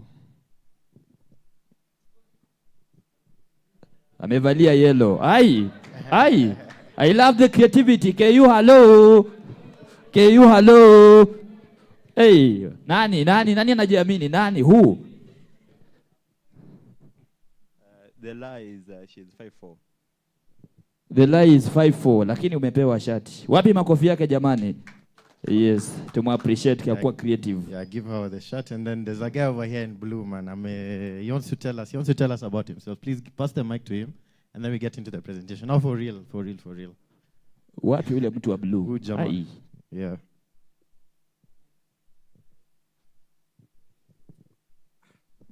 Hi guys. Hello. I'm Tom Brian. I'm a 4th year student. Yes. I'm doing law. I'm from Uganda. Mnaonaje? Mnaonaje bana? A fourth year from Uganda, Tom Bryan. And hi guys. Hey. Umesikia kweli? Hi guys, I'm Tom Bryan, a fourth year student taking law and from Uganda. Hey. Nani? Who? In the specs. Yes, you. The lie anasema ni fourth year, ati yuko fourth year. That's true. Sululu? Who else? Check it. Over here in the... Yes. The lie is he's not taking law. Karibu, I was even bringing for you the shirt, man. That's true. Anasema that's true, he's a lawyer. It's now obvious. It's obvious then, yeah. It's obvious, guys. Too easy. Nani apewe jamani? Nani apewe? Nani amejoin sahi Power Tech? Nani amejoin sahi Power Tech? Yes. Tuone nani amejoin sahi Power Tech. Nani? I need a man. I need a lady. Nani? Who? Yes, thank you so much. Excellent. Yeah, I think now we can get into our presentation. And yeah, let me give this guy a shot, man. Why not? There are more shots, guys. More. Karibu sana, bro. So yeah, I think we can start. So yeah, Eric is my name. I represent an organization called PLP. We are a ed tech company. We train people in AI for software engineers, web development, application development, startup building for developers, which is really coming up. And, just general computer literacy, yeah? We're in our third year of operations. We've trained over 40,000 people across the continent. We want to do 1 million. And yeah, I think you guys are in the right place, you're in the right space. I think we can go on to the next slide. So yeah, welcome to Technology, Careers and Pathways. Eric is my name once again, the dates. We want to go over 3 things today. So we'll review the career opportunities in tech, we'll explore pathways to enter the field, and then we'll discuss the importance of tech in today's world, yeah? So, yeah, and I believe we're all familiar with this. Tech is really disrupting, every single industry that we find ourselves in. It's disrupted, telecommunications, it's disrupted how we send and transfer money, it's disrupted how we entertain ourselves, it's disrupted even transport, and we believe that in empowering people in technology, and we see it as an enabler of business. And I say this because, and this is usually sort of like a misconception that people have, that, and as developers we think that we think product first and then business solution later, but really it's the other way around. And I think that's the greatest advantage in really applying ourselves and in really locking in and joining this buzz at this time. I think we're really at the right time. I feel like doing tech right now, it's like investing in Bitcoin 10 years ago. I feel like it's going to disrupt every single field, and we really need to prepare ourselves for this, yeah? So yeah, tech as an enabler of business. Obviously, as a country, we're churning out over 1 million graduates every year. There are really not enough jobs, yeah? So how can we prepare for, the changes that are coming? How can we upskill ourselves such that we're not, just left in a limbo, yeah? Just go back to the last slide, yeah, so the previous one. So yeah, health is disrupting healthcare, it's disrupting education, it's disrupting finance, and really all it is that it's enhancing our efficiency and our effectiveness, yeah? I usually say, I don't think our children will go to school, the way that we, went to school. I feel like this is one area that really is going to change over the next 10, 15 years. E-learning is coming up. I feel like with the shifts that are coming in the world, we really need to keep our skills as sharp as possible. So, and this is even things that, employers are looking at, They're looking at people who, you know, come with, you know, different skill sets. People who are skilled technically, people who are skilled non-technically. I feel like portfolio careers is really coming up. So being able to, you know, do, I don't say many things, but being able to be versatile. And I think this is one of the core things that we train. This is one of the our core focuses at PLP.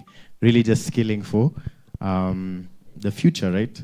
So yeah, another field with which, you know, technology is really coming to disrupt is healthcare. You know, telemedicine is coming up, electronic health records as well. You know, you go to maybe Aga Khan and you find that you have no health records there. Maybe you go to Bagadi, again, maybe you get a flu or whatever you're ailing with. You go there and you have to, you know, start out afresh. Maybe you have to get, you know, new medical records. But, you know, with technology, we can have, you know, centralized places where, you know, all this information is found, right? Finance, of course. I think the reason M-Pesa is what it is today is just how, you know, convenient it is to send and transfer money, you know.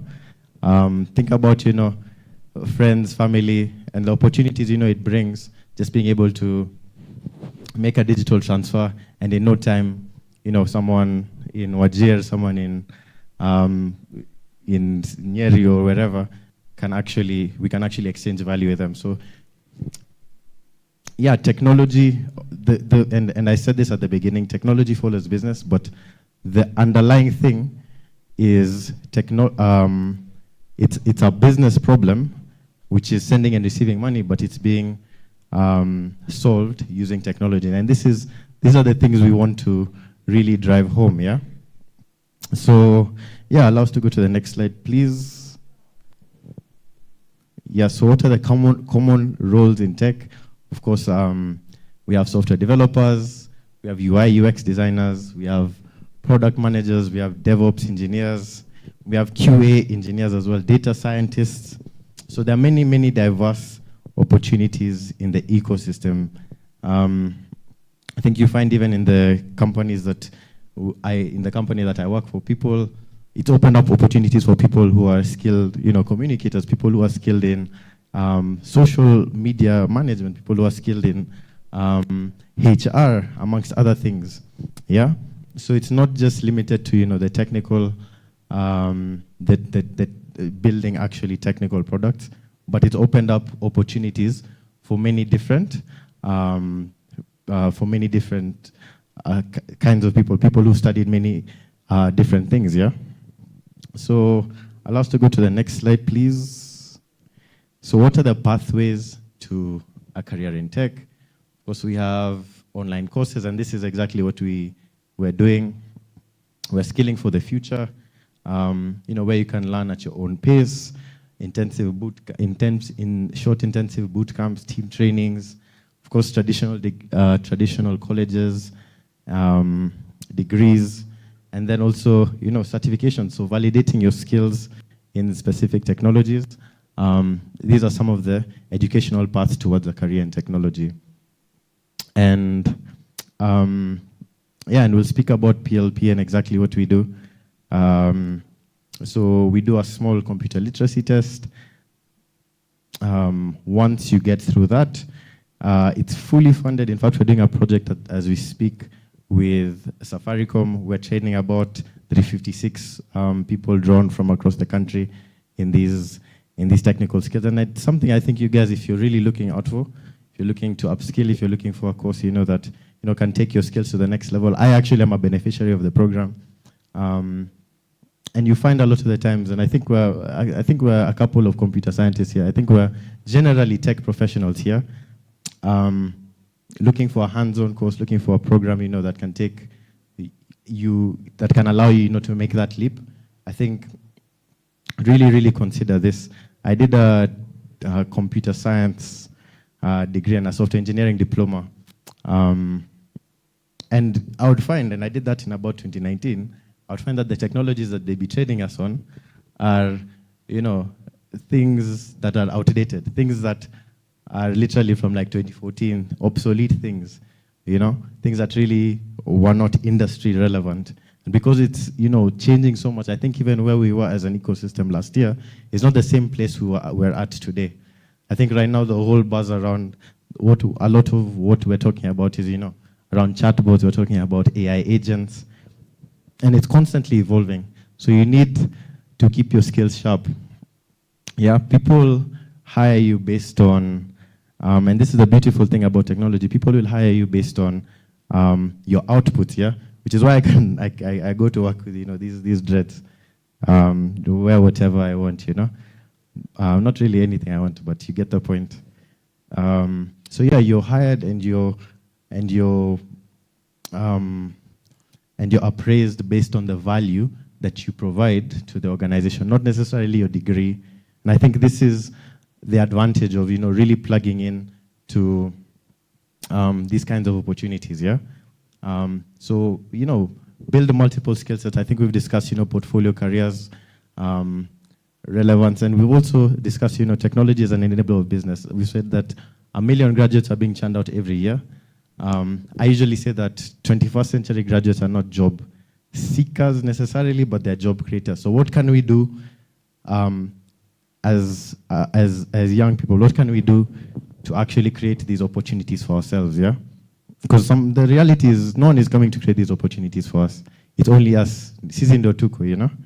So how can we leverage the resources that are available to make that leap, right?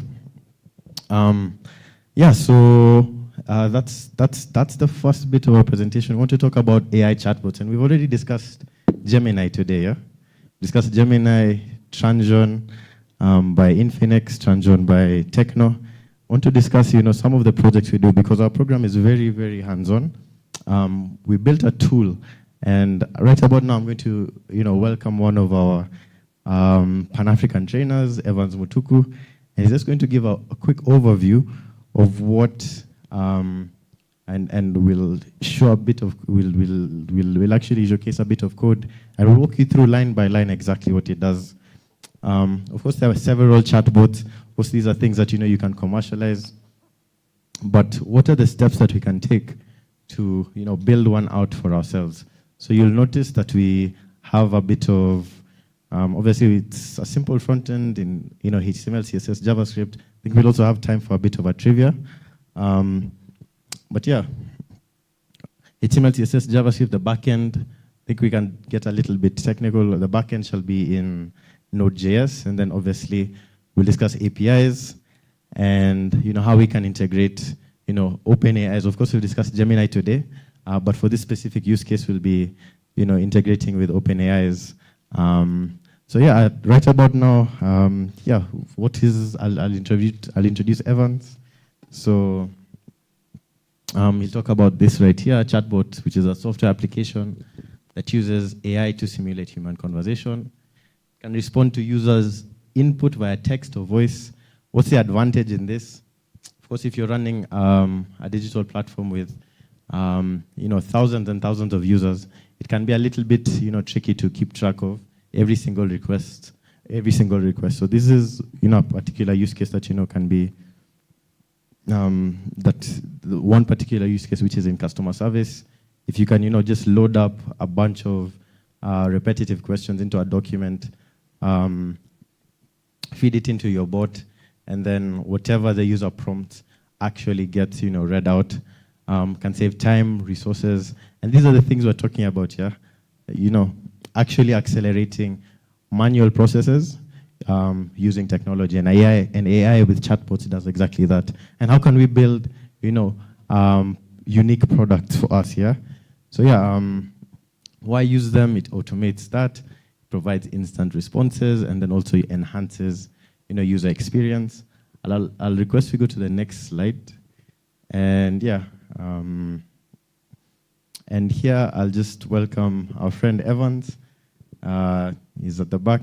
Karibu sana, my friend. Just talk about OpenAI as a cloud-based artificial intelligence API, which allows developers to, you know, integrate powerful AI models like ChatGPT, for text generation and DALI for image generation into the application. So yeah, karibu sana Evans.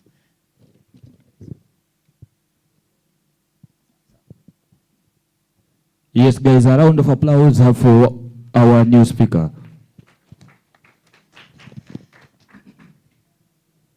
Okay, hello. So I just want us to discuss and try to figure out what will be happening in the code that we are going to share. But of course, before we figure out what the code is trying to do, we can try to understand some of the things over here. So I know the previous session we had Gemini, and this time we have OpenAI. And in our case today, we are going to use the OpenAI API key so that we can create a chatbot with that OpenAI key. So why are we using the OpenAI key? We are using the OpenAI key so that, for example, you are creating an application. Let's say, for example, PLP. We are creating an application, our LMS. Then at some point, we want learners to ask a certain question. Then they get automatic response still inside the LMS. So we can do this. We can integrate a small chatbot that will use OpenAI API key.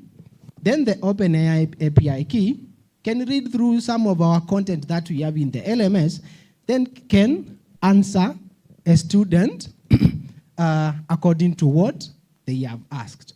So as you can see, as just I've explained, we can use the OpenAI key in multiple ways. For example, over here, what is OpenAI? OpenAI is the company that is creating ChatGPT and other platforms that we basically use. So in OpenAI, we can use OpenAI to do text generation. Of course, we generate text with ChatGPT. We can use OpenAI API key and other API keys to generate images. Like, for example, we can use the Copilot, not only OpenAI, but the Copilot to use to generate images. And also we can generate from speech to text with this kind of AI tools. We can also use embedding and search, in which I'm going to explain some of my projects that I've done that are helping me in my daily tasks to do embedding and search. So how does it work?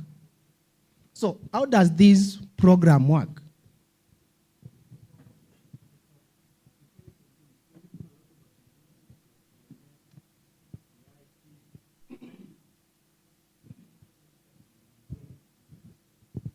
Okay, let me explain what API key is.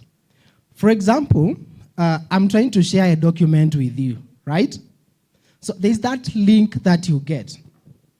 So once you click that link, you get all the resources from where? From that link. So you get the documents inside that link, you get everything. Maybe, for example, I share a document link, and that link, once you open that link, you'll see videos inside that document, text, you can see images, you can see any kind of content. So that's an example of API key. So in that API key is what we mean by here. So this API key is generated from the backend side of an application. The backend side is, for example, the database. Now, let me use another example. I'm trying to send messages to people. For example, WhatsApp. I just type whatever I'm seeing on the keyboard or on my screen, then that message is sent to somewhere. But that message is being stored somewhere. So it's being stored at the backend. So the database and other logic like servers and the rest. So once we store that data in our backend, then we expect to get it back. So the moment we are getting it back, we are getting it back with an API key. So that's basically what an API key. It gives us now the access to the resources that we have stored. Now, when we use the API key, basically it's an application programming interface.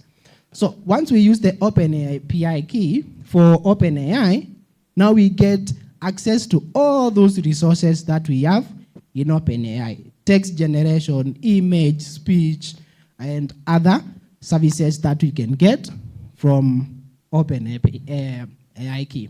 Now, how does all that thing work? For example, in our example, that is the OpenAI. So for OpenAI, once I just use that link, that we are going to show an example of that link. Now, once I use that example of that particular link, now it will go to OpenAI servers and the rest. Then it will try to use some of OpenAI resources and just fetch some of the OpenAI resources like text, speech, and everything. Now it will bring back to me.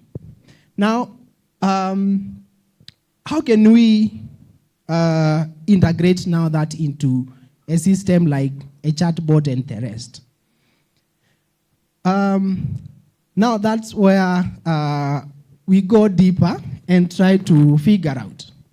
Yes, we have the OpenAI API key, but we have only one problem. We can't integrate with our existing system. So what the Open API key does here in the system that we are going to show you is it's going to read through the content that we have in our system, maybe in our website.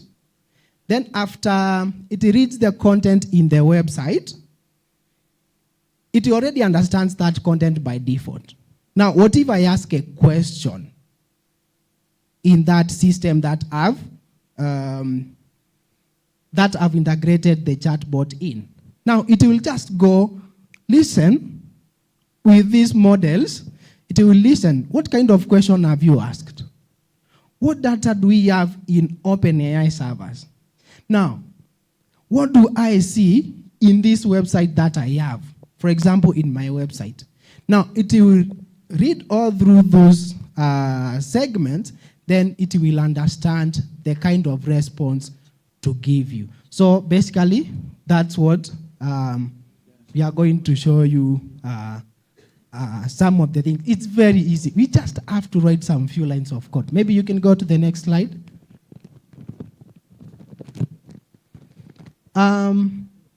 Here, we are going to integrate with only 3 technologies: HTML, CSS, and JavaScript.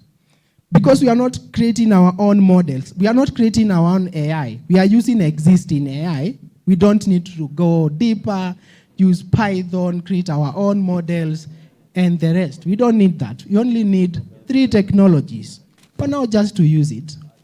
So we are going to use JavaScript, HTML, and CSS. Of course, Node.js is a JavaScript kind of language for those who... How many people know Node.js or have ever written single lines of Node.js? Any single. I'm not asking questions there. Thank you. So, how many people have ever written some few lines of JavaScript? HTML?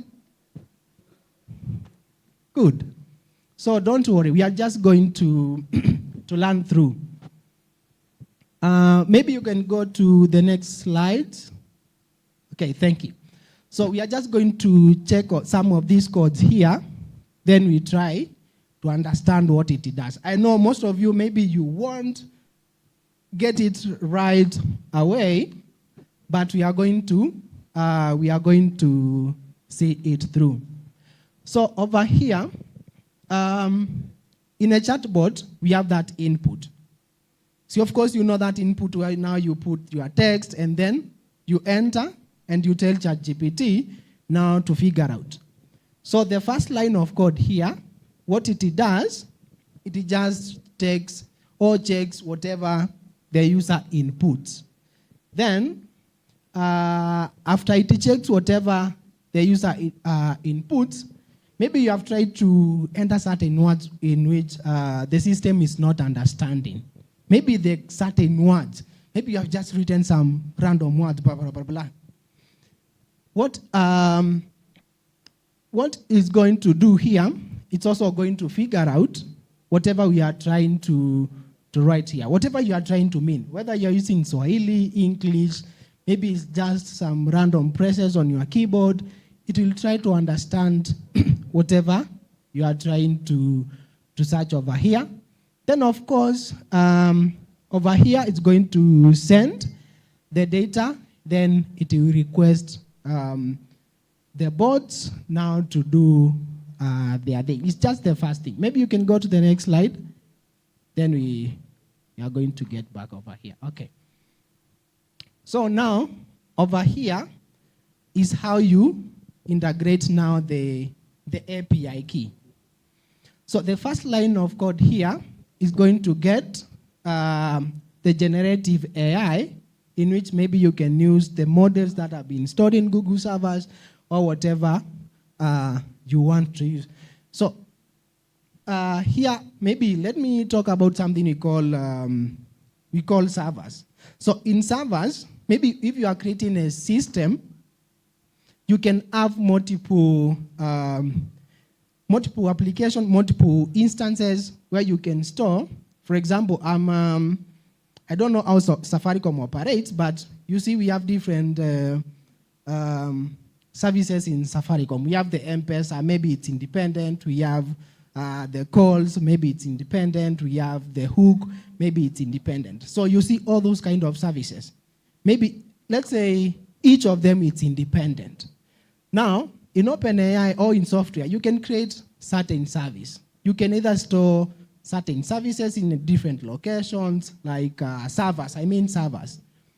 So now there you can decide the model that you want to use. When it comes to AI, now you can decide the model and the version. So the first line of code is going to get the model and the service in which we are going to use. Then the second line of code is going to access the API key. Now, after you access the API key,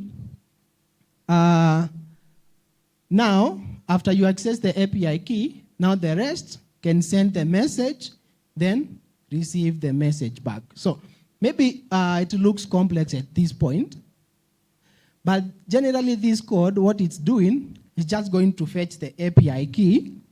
After fetching the API key, it's going to listen to whatever I've tried to ask, then send the message back to the server, then return back the response. But in case we have any error, like, for example, when you are using ChatGPT, you get the network problems, maybe server is not responding. Now, you return the error message. Maybe you can go to the next slide. Now, basically this one, everything here is just basically mostly everything combined now here. Now, all this is the backend logic. Now that goes to fetch the data and maybe try to understand the kind of question that I've asked, then return that content back to the client. And back to the client is back to whatever we see. The client is us, whoever see everything. The text that you see, you are the client. In programming, we talk about clients and servers. The client is me, the person who I'm seeing. The server is the logic behind everything that we can't basically see. Maybe you can go to the next slide. Okay, before we talk about this real-world application, maybe I can give you different scenarios in which you can use AI to build your things.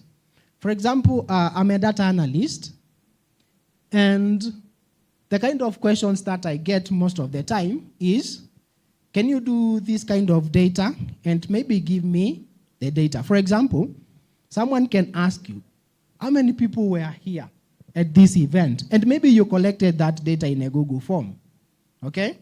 You collect that data. Tomorrow, other group comes. Okay? You store that data in a Google form. Remember, all these people who are asking you the data, they are using your email. Now, what if we integrate AI or machine learning into that, or we run some few scripts into that email, such that, for example, Eric requests me to share, of course, you'll be using English, to share a data of people who attended the Safaricom hook circle today, specific date today. And I have that data in my backend. Okay? And imagine that I'm not physically available to provide this data and send that data back. What if I create scripts in which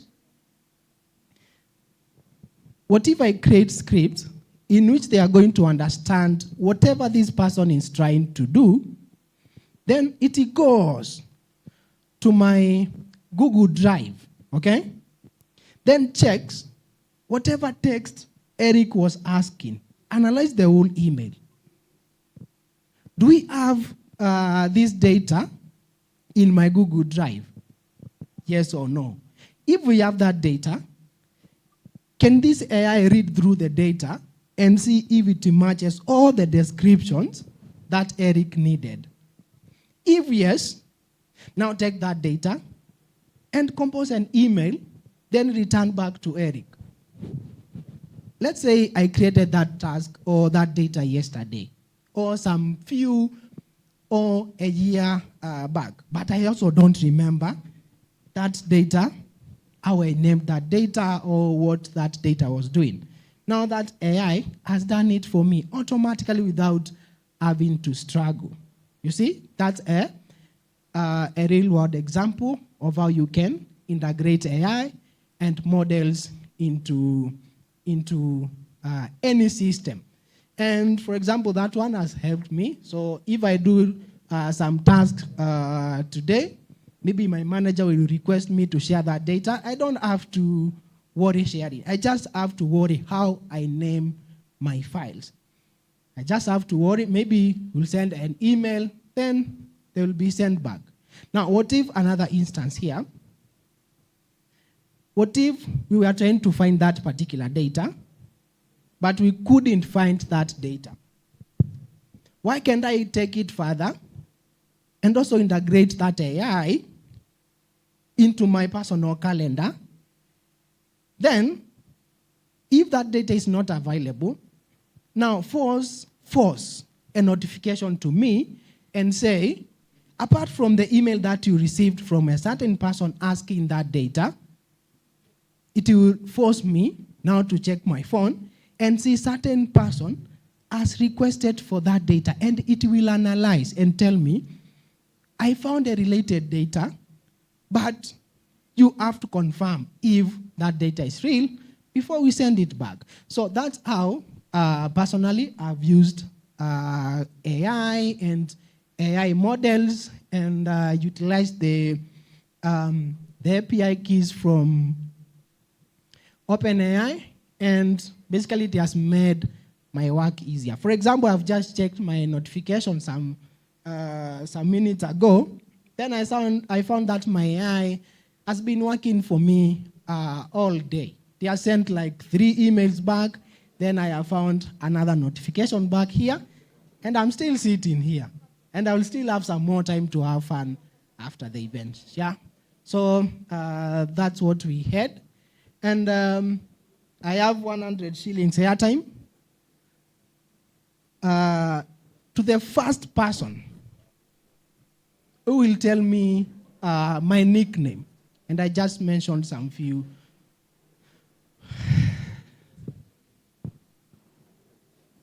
Of course, it can't be a man.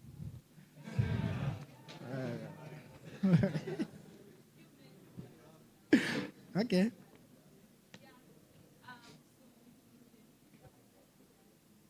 Yeah. So, okay, she got it right. So, have your hair time. And back to you, Eric. Makofi kwa Evans Mutuku. Yeah, better round of applause. Come on, man. Come on. Thank you very much. So yeah, those are some of the projects. Those are some of the real world applications of AI. He said he's been chilling here, doing a whole speech. His AI is working for him tirelessly. It's working overtime. This is the core focus area for us, as an organization. Building tools that are really practical. So yeah, right about now, I want to show you another project that people can actually apply themselves and do within the software development scholarship. It is sometimes last year around the area where I used to live, it always used to flood. Once it rains like this, floods, guaranteed. So like, what if we could build a tool leveraging Python that actually is able to predict when we are expecting heavy rainfall. If I'm into agriculture, it can better help me manage what I'd be expecting from my harvest and where exactly I should put my input. So yeah, I'll just request the team at the back. This is a project that we've built internally, and a project that you will learners who are going through the program will actually do. So yeah, feel free to press play. During our software development journey, we're going to dive into the exciting world of flood prediction using Python.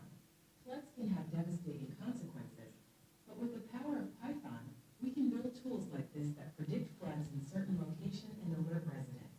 In this video, we are looking at some flooding areas in India and United Kingdom. One can search a certain location and get flood prediction and deep analytics on the amount of floods and weather pattern of that location. By predicting where and when they might occur, we can warn residents and emergency services in advance.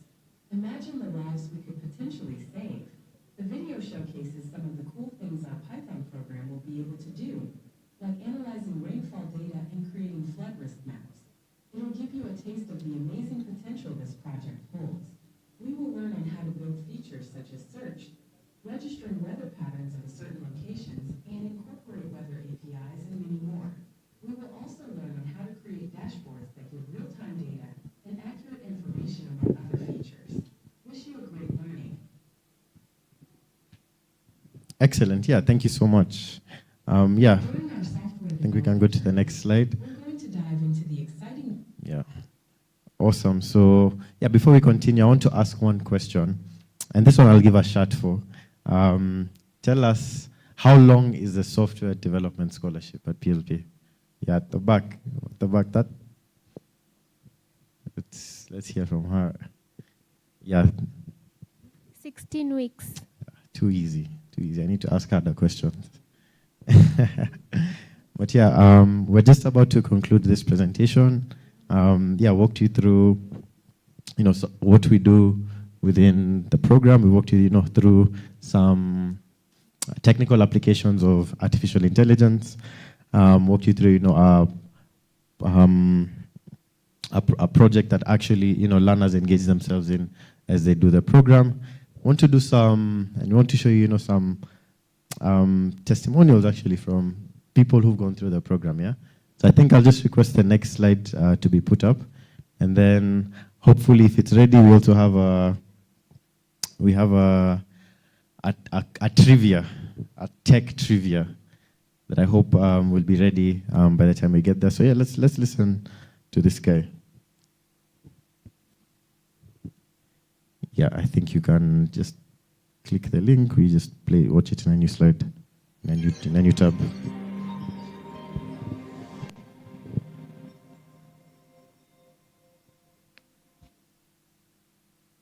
My name is Mika Patel. Yeah, I was part of the first cohort, the pioneer cohort for PL. Actually, I was in school, the Technical University of Kenya. And there are posters that were circulating around about power and project, and they were coming to school. I think it was midweek somewhere.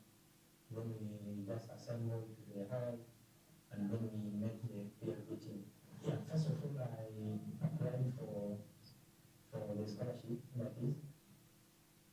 Immediately the presentation was over at school.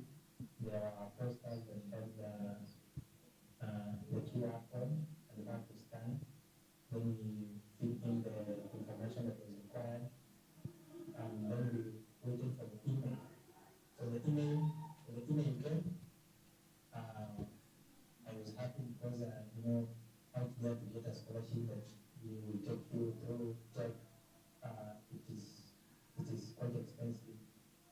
PLP was an opportunity to take, and because I was taking also a course related to IT, so I saw it right that I could join Parliament project. The first thing is what I did was to create a timetable which would assist me to go through the program. So it was self-paced, and I remember at that time we were doing IBA in school, and so I tried as much because in school we are doing IBA, there is no much time for learning. You know, we only spend some few hours in school, then the rest of the time we are out. So I saw that this would be the time that I can go through the Parliament project program. And also the support from the instructors, the teachers were so welcoming, and they were free to ask any question. And the skills I enjoyed most were about database management, because I remember the program was so engaging, and we were doing almost daily. And there are questions we were doing, started from getting the models, then coming to getting the database, and also doing the queries. So right now I can say I can do database management very well. I wanted to become a mobile developer, and I didn't have the resources of the people who would guide me to becoming a mobile developer. So join our project was about mobile development, and this language they teach, which is Dart and Flutter. So of course I wanted to do mobile development, but I was doing in React Native, but it was not so much engaging compared to Dart and Flutter. So that one, now I'm proceeding with the skill, and I'm still doing the applications using Dart and Flutter. So that is the achievement that I actually got, because I couldn't find anything to go to tell me that Flutter or Dart is doing this and this. So Parliament project actually took me to get past that step. Parliament project is the best platform for anyone who is willing or wishing to join the tech industry, because the program is free, self-paced, and teachers are there, instructors are there. Yeah, they give you instructions where you are stuck, you can ask questions. So anyone who wishes to join the tech industry, the Parliament project is there. Excellent, excellent. So yeah, live testimonials, mambo ni vulai. We have another gentleman here that I would like to introduce you to. His name is Japheth Achimba, one of one, legend. And yeah, basically he went through the program, and he's actually here. I think I'll just ask him just to wave his hand. Japheth, if you're around, I'd just like you to wave your hand. That's Japheth right there. This is him and his co-founder. He obviously went through the program at one point and applied for a grant from Mozilla Foundation. I think they're innovating in the fintech space, and they're able to win, I think this is what, is it 6 million shillings? And this is, the power of really technology. Like, you have an idea, if you can articulate it, if you can build an MVP, this is something, that, actually people can consume, and customers can actually, pay for, right? And yeah, seen some online testimonials. Japheth is right here. I think maybe if you want to, get to know him a little bit better, he's at the back.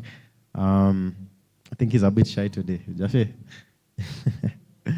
But yeah, some testimonials from the program. And you, I think you should be next. You who's going through the program, this should be you next time, yeah? So yeah, at this point, I think I'll invite Mr. Munene. He wants to, just to walk you through the program, walk you through some of the tech projects that we'll do. He'll walk you through community, some of the initiatives, speak about how, we're keen on, connecting people to junior development opportunities, as well as accelerator programs. And then we'll do a trivia, and then we wrap up, yeah? So, yeah, let's welcome Munene.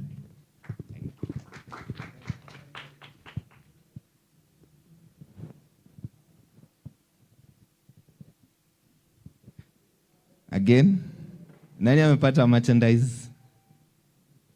Ai, kwa nini nimepea nani? Okay, so I go by the name Monene, Mr. Monene. For those who know me from Powerland Projects. Do we have the slides? Right. So mine will be very, very short. I know that was a lot of information. And this is one of the reasons we have the PLP community. That isikuwe ati wetu ulikuja unasomanga tu kusoma. Like you have some fun aspects and, you know, something to like loosen you up a bit away from the many, many things that software development does to your brain, right? So at PLP community, our 3 key pillars are: 1, your personal growth. So once you join the PLP community, you find that the programs there are focused on making sure you as a community member is able to have a growth trajectory going upwards, right? And this is where we have things like, on Mondays, we share opportunities for jobs, for internships and all that. On Fridays, we make sure you have networking events shared to you through our platforms. And we encourage you to utilize all of these initiatives that we have. Those are just 2, by the way. We have a lot. I just don't want to take time. And I also want you guys to join the community so that you see for yourselves, right?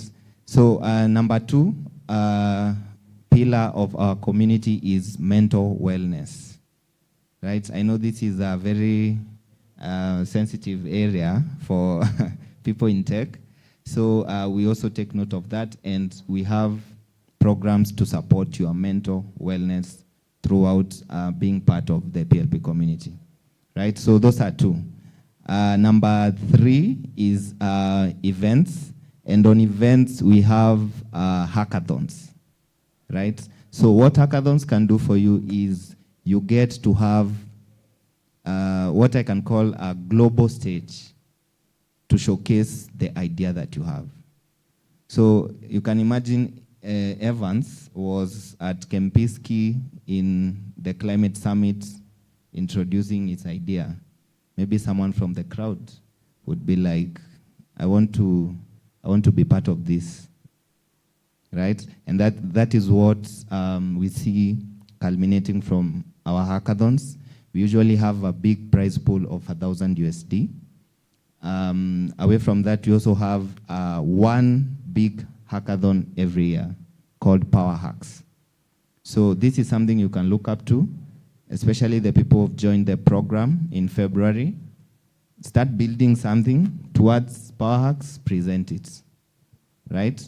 And you have a very big spotlight. This is all our partners. I think we have more than 40 partners within the PLP community, cutting across so many industries, right? So whatever you are building, there is a platform where you can showcase it. There's a platform that can help you take it to the next level, right? So those are the 3 key pillars. I think I'll be asking a question around that as I finish. So guys, begin. Lastly, let me talk about our Telegram and Discord platforms. So I've seen a few of us have been able to join Telegram, others Discord. And the reason why you guys are supposed to join is not for the merchandise per se. It's so that you come and gain value from the community. If you've joined Telegram, you've seen we are around 22,000. These are not people in Kenya alone. These are people across Africa. We have a lot of Nigerians, we have a lot of South Africans, people from Zambia. So what does this mean for you and maybe your ideas? You have a place where you can test even outside the local communities that we have, okay? So this avenue, please utilize it. Usikuwa umejoin juu ya tisho peke yake. There's a lot you can utilize or gain from the PLP community. Then on Discord, it is very open. If you are able, kama we ni dev mnoma, kama we ni ule mse unapenda kuongea na wase, unakuanga online, join Discord. On there, you have the ability to chat. Si kama Telegram. Telegram ni announcements. Special announcements, focused communications. On Discord, that's where now you find all these initiatives. When you sign up through the websites, all those initiatives we're asking you, ziko on Discord. So find your way there, join the Founders Hub. I was talking to someone about they want someone to help them on their idea, their coding project. And one of the channels we have is open source programs. You can come in there, uambia wase kenye umebuild, useme wale watu unataka, maybe unataka front end, maybe unataka back end. Over there, call on the people. There's a way used to call people to see your message. Then from there, someone will just approach you and you'll see your idea going to the next level. So Discord has a lot more than Telegram. If you're able to get there, please do. Okay? So, 2 platforms, Telegram and? Right. So if you're able to get us there, please do.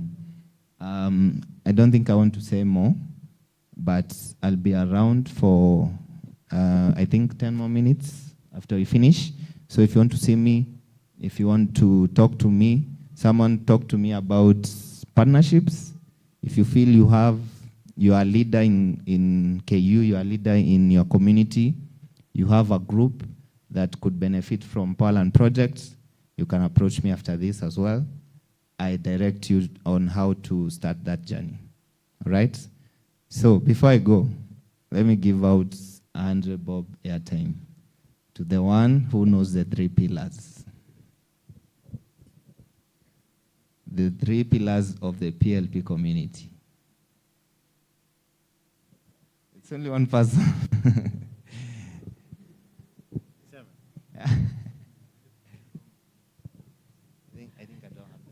Oh, so the 3 pillars, personal growth, then we had events and mental wellness.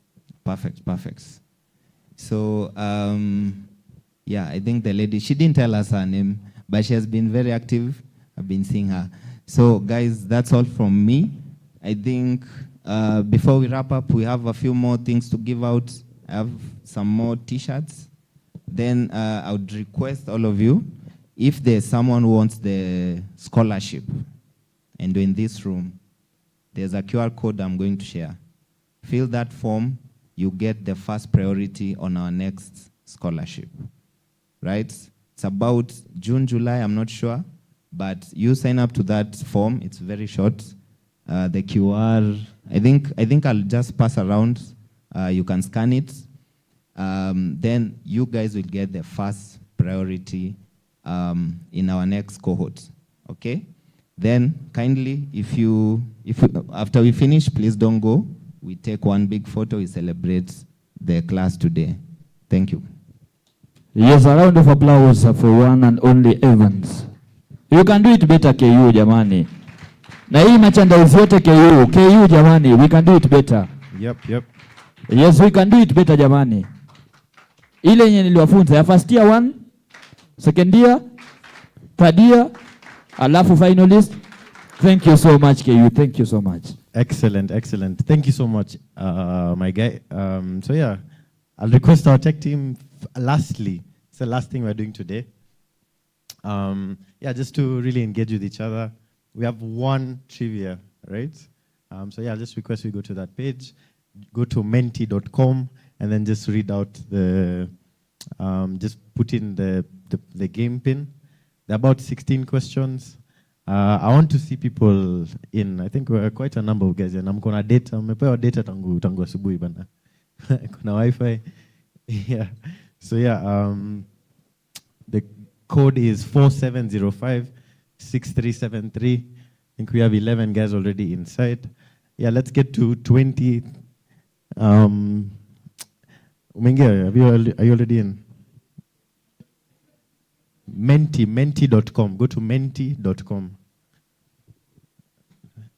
Menti.com. And then just use the game pin 47056373. How much cost data?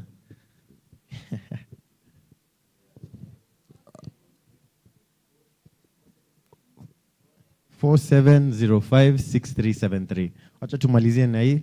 Take a quick picture before we go. Of course, you've been told that if you're interested in the scholarship, in the June-July scholarship, feel free to just leave your details with us. You guys will get first priority. You guys know what? You'll be in the wait list for the first, opportunities at the scholarship, yeah? I think we're at 17 now. 4705. Is it too small? 4705 6373. 4705-6373. Yep.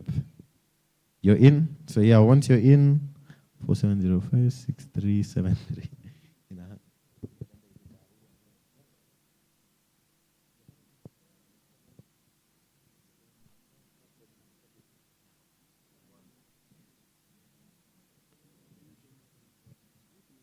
Yeah, is the presentation there? Menti.com 4705-6370. Yeah, we'll go sour. So yeah, we'll just change slide. I think we're all in. Yeah, I think we have quorum. Yeah, so what shall we?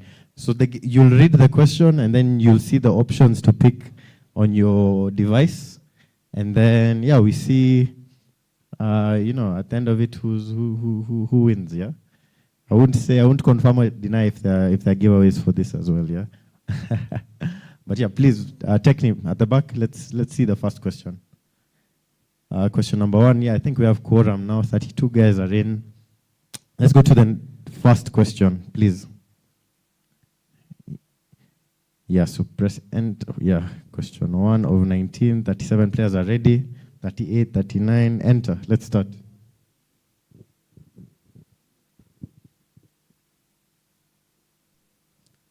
Answer fast to get more points. So yeah, we've discussed a lot of technology, running a software development scholarship. I think some of us, are interested in tech. Let's read. Let's see. What's the question? Why is Python considered a popular programming language? This is too easy, yeah? Too easy. So yeah, you have to answer very quickly. We don't have a lot of time for this. 13 people got this right. It's beginner friendly and versatile. Let's go to the next question. Yeah, really quick trivia. Question 2 of 10. 40 players are ready. Let's go. 42, 43, enter. Yep. So you only have a few seconds to answer. So what is the correct way to define a variable in Python? We're really testing. We're throwing you into the deep end.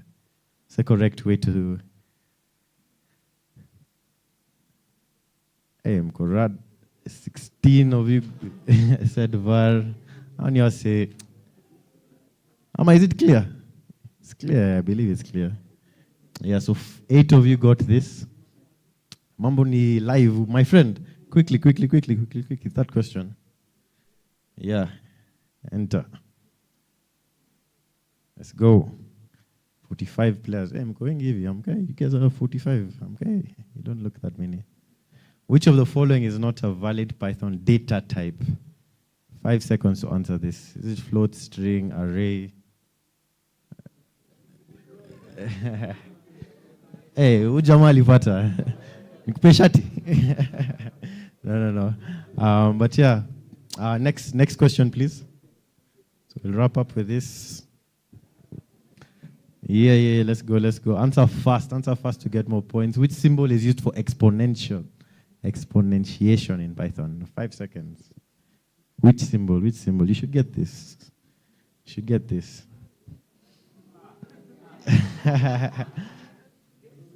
Yeah, this is it in Python. Yes, this is what it is. Let's go to the next one, please. 5 of 19. Yes, enter kindly. Yep. Enter. Answer fast. 5 seconds. You only have 5 seconds for this.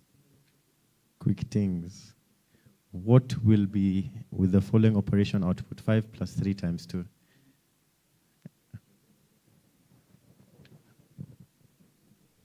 Yeah, 7. Is it 17 of you got this? Yes. Hey, Mnaji, you guys know your maths, yeah? You guys know your maths. Yeah? You have sharp guys here. Yeah, next question, kindly. 6 of 19, enter. Right, 46 now.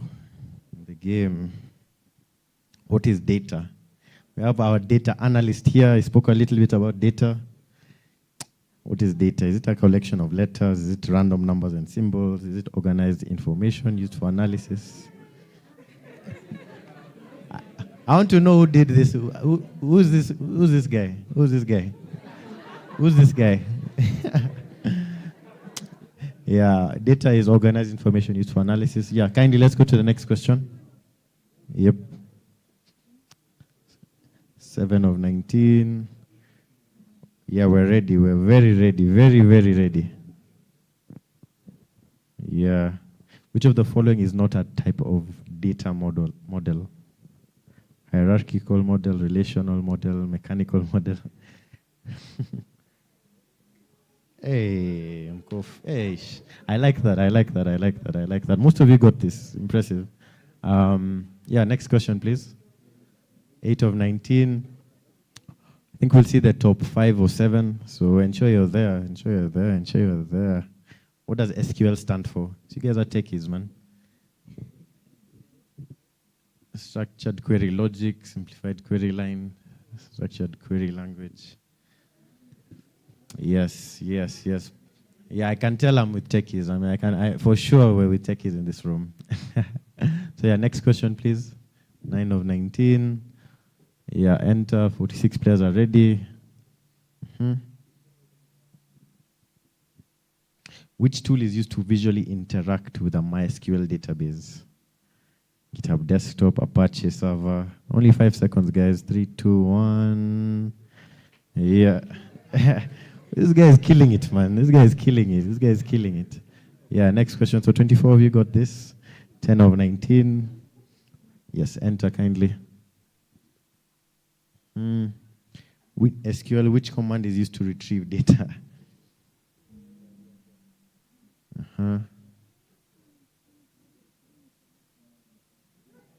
Hey, 16. You guys, this one was close. 13, 16, 14.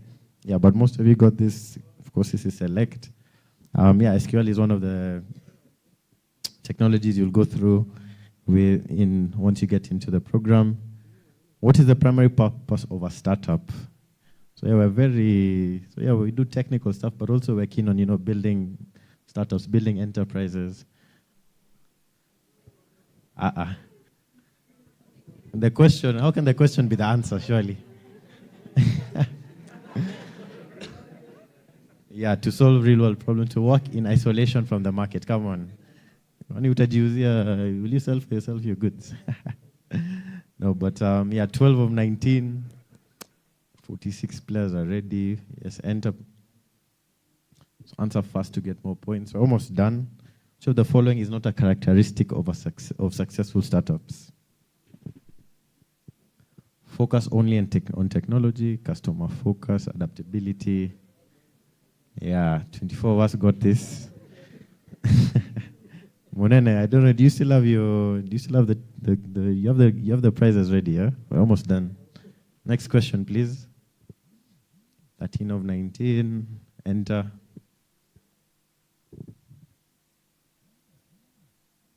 What is the main objective of the idea generation game?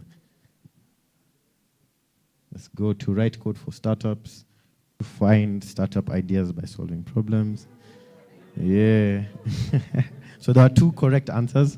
I think 42 of us have answered, so about 4 of us weren't able to answer this. But yeah, that's the primary purpose.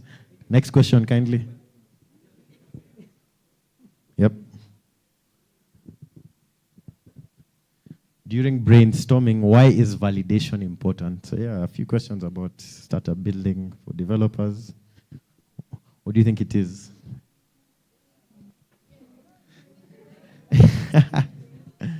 Yeah, 29 of us got this. To check if the idea has real-world potential. Of course, to decide if an idea looks fancy. To ensure ideas are kept secret. So yeah, that's definitely the answer. That's the purpose of validation. You don't want to build a product or a solution for yourself, but you want to build it for people to consume, yeah? So 15 of 19, we're almost at the end, but to see who's gonna take it, who's gonna come out tops. Yep, go ahead. What is one benefit of exploring different sectors for startup ideas? It broadens the range of opportunities. Hey, you guys are quick. Everyone voted. Hey, proud of you, proud of you. Everyone voted. Nice, yeah, most of you got this. Next question, pretty simple, yeah? Ensuring funding is immediate, I wish. Makes the business complex. Yeah, it broadens the range of opportunities. Yeah. Next question. 16 of 19. What does HTML stand for?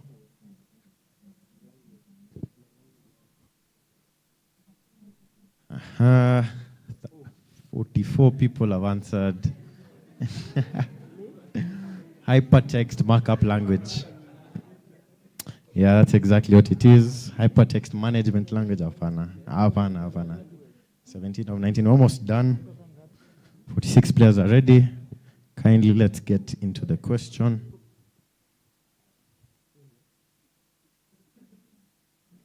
What is the main purpose of HTML in web development?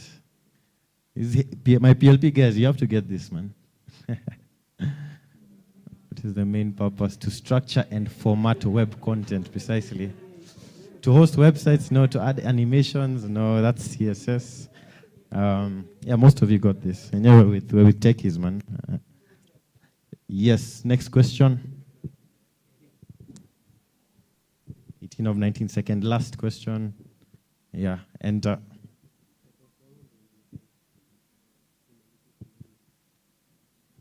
Which of the following is not a feature of HTML5?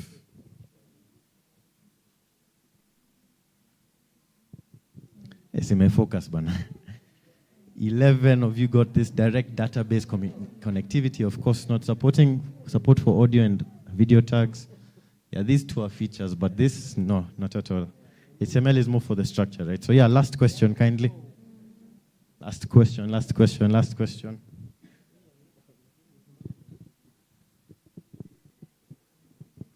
What does SEO stand for in web development? 3, 2, 1, simple email operations. Is it server engine? Yeah, that one is easy, isn't it? That one cuts across, different industries, SEO. So yeah, next slide. I think let's see who are the winners. Let's see who these are. Eugene,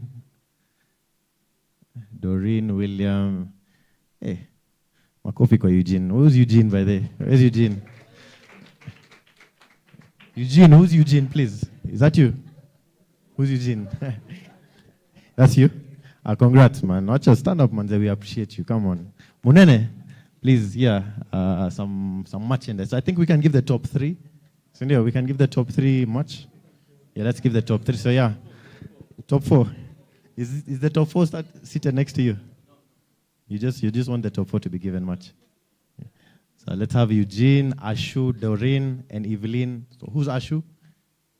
Ashu in the back, makofi kwake. Yeah, stand up, we appreciate you. Come on. Doreen, where's Doreen? Hey, congrats. Makofi kwa Doreen. And then you've said top 4, man. Me, I don't mind. We have shots. We have kila kitu iko PLP. Sindio? Evelyn, who's Evelyn? Evelyn, this guy. It had to be. But yeah, asante sana. I think right now we can wrap this up. I'll just request the last slide, slide on our presentation, the 4 of them, yeah. So yeah, the last slide on our presentation. Call to action, join community, get into the wait list for our scholarship.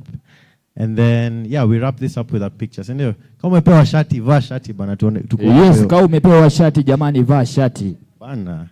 Pia mimi nipewe yangu. Yes. The last one, the other one, please. So yeah. Yeah, you can be seated. So yeah, the call to action is this. I think Munene, you can coordinate for us the picture. Tunaweza tushare hapo, my friend. Yes, Tushare kama hapo. umepewa shati jamani uvalie. Yeah. Yes. Let's wrap this up. I hope you've enjoyed the presentation. This is what we do at PLP. We have fun, we learn, we apply ourselves. It's a holistic learning environment. Kila kitu iko huku. So yeah, I hope to see you guys, some of you at the next cohort. I know some of us are actually already in the community, already in the program. Yeah, tell your friends to tell their friends. But kama umepewa shati, I want you first, front row over here. Front row over here. So please, karibuni, we take a quick picture here. Yes, kama umevalia shati jamani. But everyone, welcome. The photo session, kindly, kama umevalia shati jamani, tusonge. Yes. Usiogope kuvalia, usiogope. No. Yes, kumbuka bado niko na merchandise hapa ndani. Lakini tukimaliza hii nakupa merchandise, sawa? Kama umevalia shati basi. Yes. So karibuni, it's for everyone. The picture is for everyone. Karibuni. We wrap this up before we move into our next session, which is on mental health. Yeah? Powerland project, courtesy of Powerland project. Kindly move forward. Yes, kama umevalia shati ya Powerland project. Usiogope jamani. Our lecturers, our teachers. Karibuni bro, karibuni. Yo, guys. Come. Yes, wafupi mbele. Alafu wale wa height kama yangu nyuma. Yo, Jafe, utatupangaje? I think we can have 2 rows, isn't there? Why not? Ama? Yeah. Ama we just do a circle, I think so. Hapa katikati. Yes. Everyone is welcome, by the way. It's not just for... Everyone is welcome, please. Ashu, you should be here. We have 2, yeah? So we can have 2 lines, kindly. No tutoshe. So we can have another row of guys here, even if it's like squatting the guys short. Yeah, karibu, come in the front.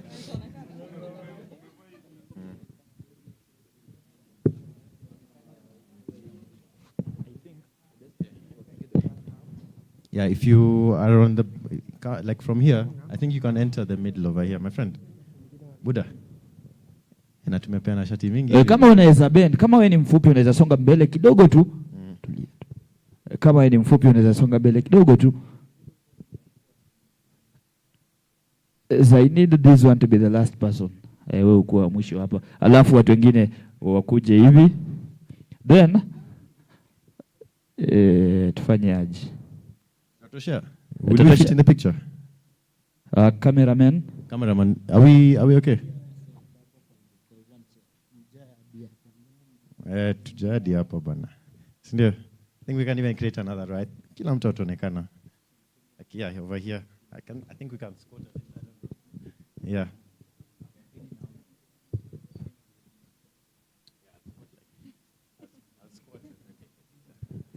So yeah. Yes, na unatoa meno nje, like smile, over here. yes. Come in the you middle. Smile.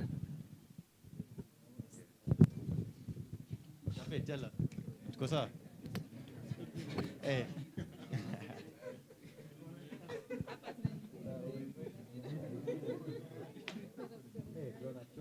Getting tired, bro. Aya, tuangalie which camera are we looking at? Is it the iPhone ama kuna ingine? Is there another one?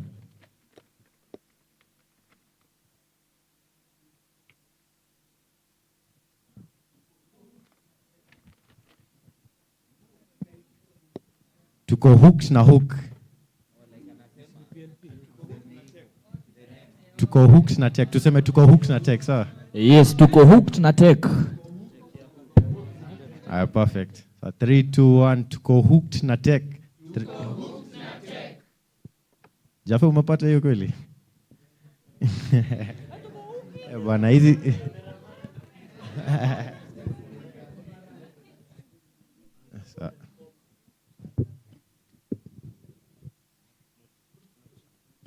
Yo.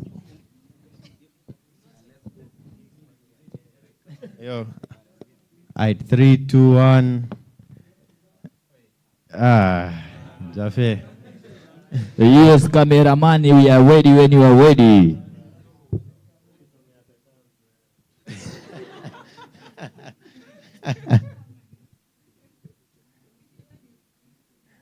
Aya, ndio hiyo. It's the money shot. 3, 2, 1. Tuko hooked na tech. 3, 2, 1. Tuko hooked na tech. Alafu we do a boomerang. Ndio ama? Ushaipiga? Sawa. Wazi. Yeah, it's a wrap, guys. Asanteni sana. A clap for yourself as you occupy your seats, jamani. Yes, bro.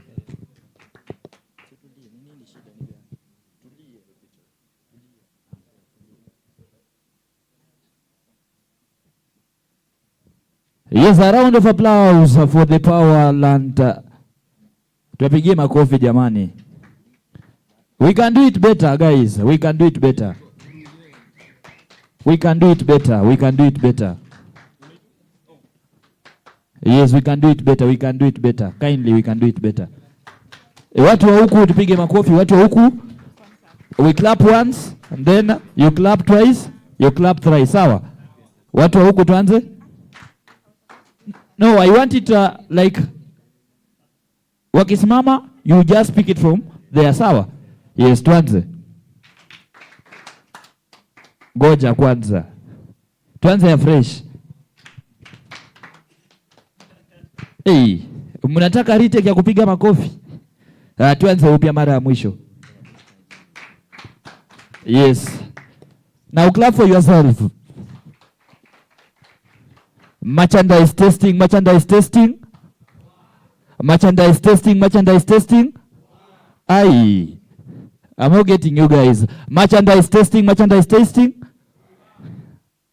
Wangapi wamejoin sahi Safaricom hook *555#? Nani amejoin sahi? Nani amejoin sahi? Yes. Nani amejoin sahi? Unanionyesha tu message na kupea. Yes. Alijoin asubuhi. Nataka watu wa sahi, watu wa sahi. Yes. Nani amejoin sahi? *555#, *555#, *555#. Nani amejoin sahi? *555#, *555#. Nani? Nani amejoin sahi? Nani? Yes. Merchandise testing, merchandise testing. Ngoja, amuongei bana. Merchandise testing, merchandise testing. Ai. Pia kuna maji testing, maji testing. Nani anataka maji?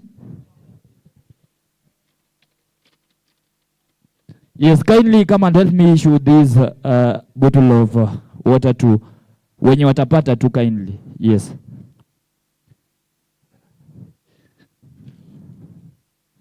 You can issue one per person and then you give our guests each.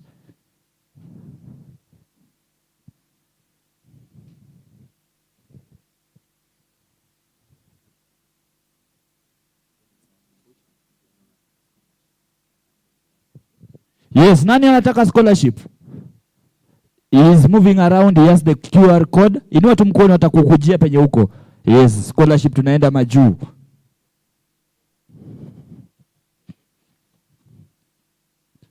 Merchandise testing, merchandise testing. Who think was the most active student in this session? Who was the most active student? Who was the most active student? Yes. Who else? Who else? You are the one, you are the one. Who else? Which side? Which side? Aye, merchandise testing, merchandise testing.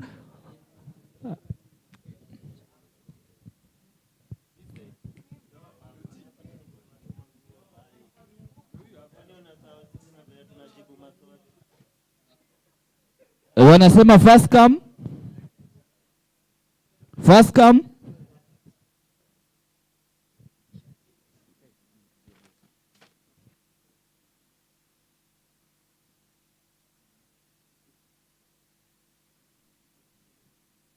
Merchandise testing, merchandise testing. Merchandise testing, merchandise testing. Hey, KU hello. KU hello. I want you to give me the name of the One of the guests wenye wamekuwa hapa. Mtu anipatie jina ya one of the guests. Maswali, hiyo ni rais, hiyo ni rais. Hiyo ni rais. Hiyo ni rais. The name of the one of the guests. Hiyo ni rais, hiyo ni rais. Hiyo ni rais. Huyu jamaa wa Manchester. Yes, huyu jamaa wa Manchester. Working constitution. But I'm the MC. So guest alikuwa anaitwa Working Constitution kweli? Hey. Hey. Nani? Wapi? Nani? Merchandise testing? Hey. Nani? JavaScript daddy. Ati? JavaScript daddy. Kulikuwa na guest anaitwa hivyo? Waitwa hivyo? Apewa sipewe? Apewa sipewe? Who else? Ngoja, hiyo swali ni rahisi. Tulia kwanza. Merchandise ni mingi jamani. Merchandise nikuje wapi?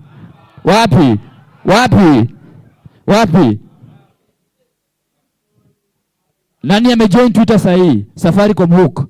Twitter sahi. Safaricom hook. Yes, I'll give you. Wamesema boy child, ndio? Yes, who else? Nani yako TikTok sahi? Safaricom hook. TikTok. Aya, wale wa Instagram. Yes, my security, you are doing well. Yes, I will reward you one. And then you will also reward you one. Yes. Nani ameingia Instagram sahi? Akapost story, picha yote umechukua hapa ndani. Any picha unionyeshe. Yes.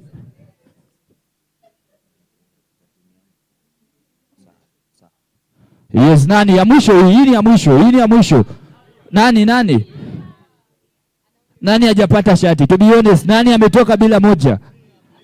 Allow me to be honest, I will give it to this boy. Sawa? Yes.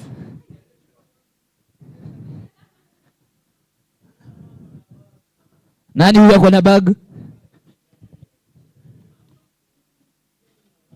Merchandise testing. I will also award our guests. Yes. For being good for us. Yes. Alafu kuna sasa credit. Kuna nini? Now, ladies and gentlemen, remember we are here courtesy of the Safaricom hook. And nasema tuko ndani ya BSSC. Tomorrow from 8 a.m. we shall also be in the same venue. We shall also be in the same place. I don't know if the Chiromo company are present because they are the last company of the day. Sijui kama Chiromo wako ndani, then we shall be departing. Kindly Chiromo, we are ready when you are ready. Yes, a round of applause for the lady from Chiromo. Wanakuja kuongelea mambo ya health. Kuna mtu ashaishikwa na malaria hapa ndani? Nani hajaishikwa na malaria? Nani alishikwa na corona? For years, it affected us so much. Nakumbuka tukiwa first year. There was no 10 to 10 rules, ndio?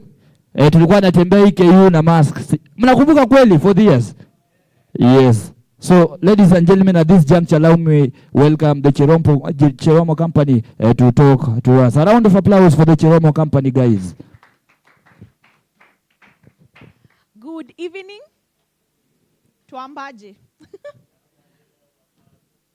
Binambaje. How do you know? So, my name is Vivian Okello. So, I'm from Chiromo Hospital. I think I'll allow my colleague to come say hi to us. No, you have to say hi to the people.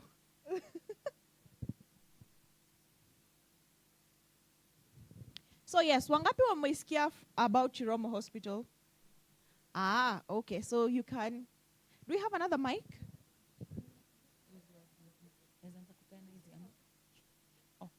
Good afternoon, everyone. Good afternoon. If you're seated next to a handsome or a beautiful person, high five them. Guy, wanaume, toxic masculinity, nimesikia mtu amefanya mschiu. Yeah, okay, salimiana. Kama anakapoa na ni beshte yako. Nini ni men, okay, mgote. Yeah, ask them how you doing. Yeah, my name is Kate Madhoni. I am Vivian's colleague. And yeah, let's get ready to learn together. Thank you. Thank you so much. So nilikuwa nimeuliza swali, wangapi wamesikia about Chiromo Hospital? So we have 2 ladies in yellow. So you can just stand up. You can stand up. I don't know where is the other mic. They'll tell us about what they've heard about Chiromo. So we can start with this lovely lady here. Hi. In a certain institution I was in for attachment, they were coming to give us a talk on mental health and how to navigate, like how to balance work and like work-life balance. Ah, very nice. Makofi kwake. You get an airtime. So we also have the other lady in yellow. And then a gentleman volunteer. Ah, okay. Oh, what I've heard is it's located in Westlands and it specializes in mental health. Ah, very nice. Thank you so much. Makofi kwake. So finally, a gentleman who can Yes, tell us. mwanaume, yes.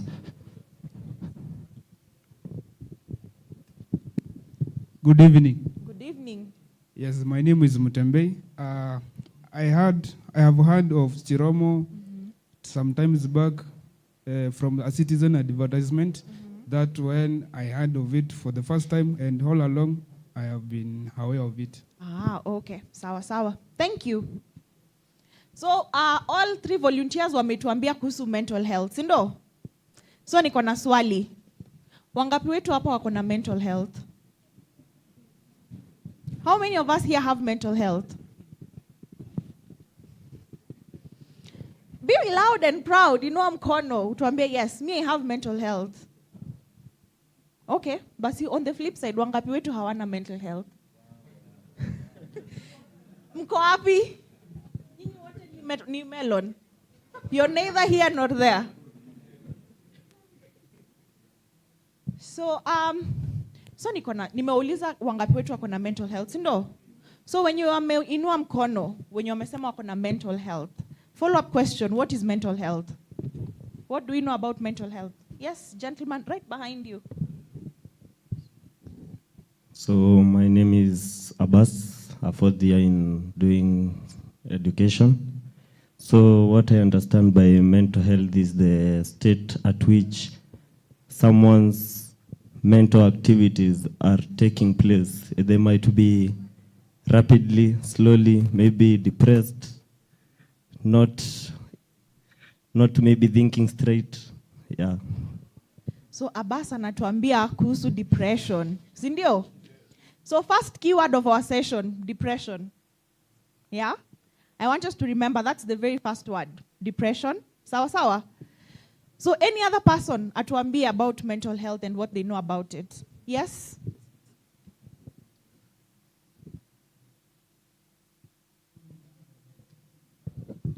According to me, mental health is someone's emotional, psychological, and social well-being of a person. Okay, what's your name? My name is Bruyen. Huh?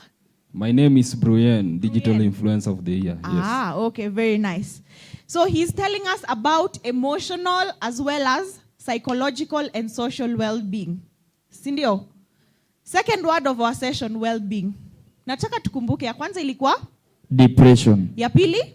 Well-being. Well-being. Another volunteer to tell us, define for us. Yes, lady in white. Mental health is a state of well-being that enables one to cope with stress. What's your name? Nessie. Nessie tells us our ability to cope with stress. Yeah? So third word of the day, cope. Sawa sawa? So word 1 was 2, 3. Haya, we are good to go. Okay, we can now start the slides rolling. So now that we are talking about mental health, first of all, in our definition of mental health, tunasemanga, it is a state of wellness.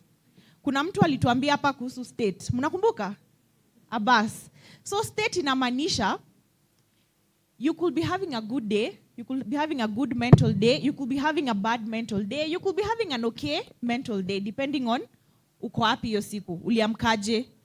Maybe today I feel like I woke up on the wrong side of the bed, nikashuka hivi kitanda, nikakuch mguu, you know?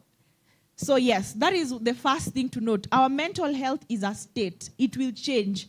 So it doesn't mean just because today I am having a bad day, then I'm going to have a bad day for the rest of my life. Yeah, tomorrow I can wake up, I will do something about it, I will feel better.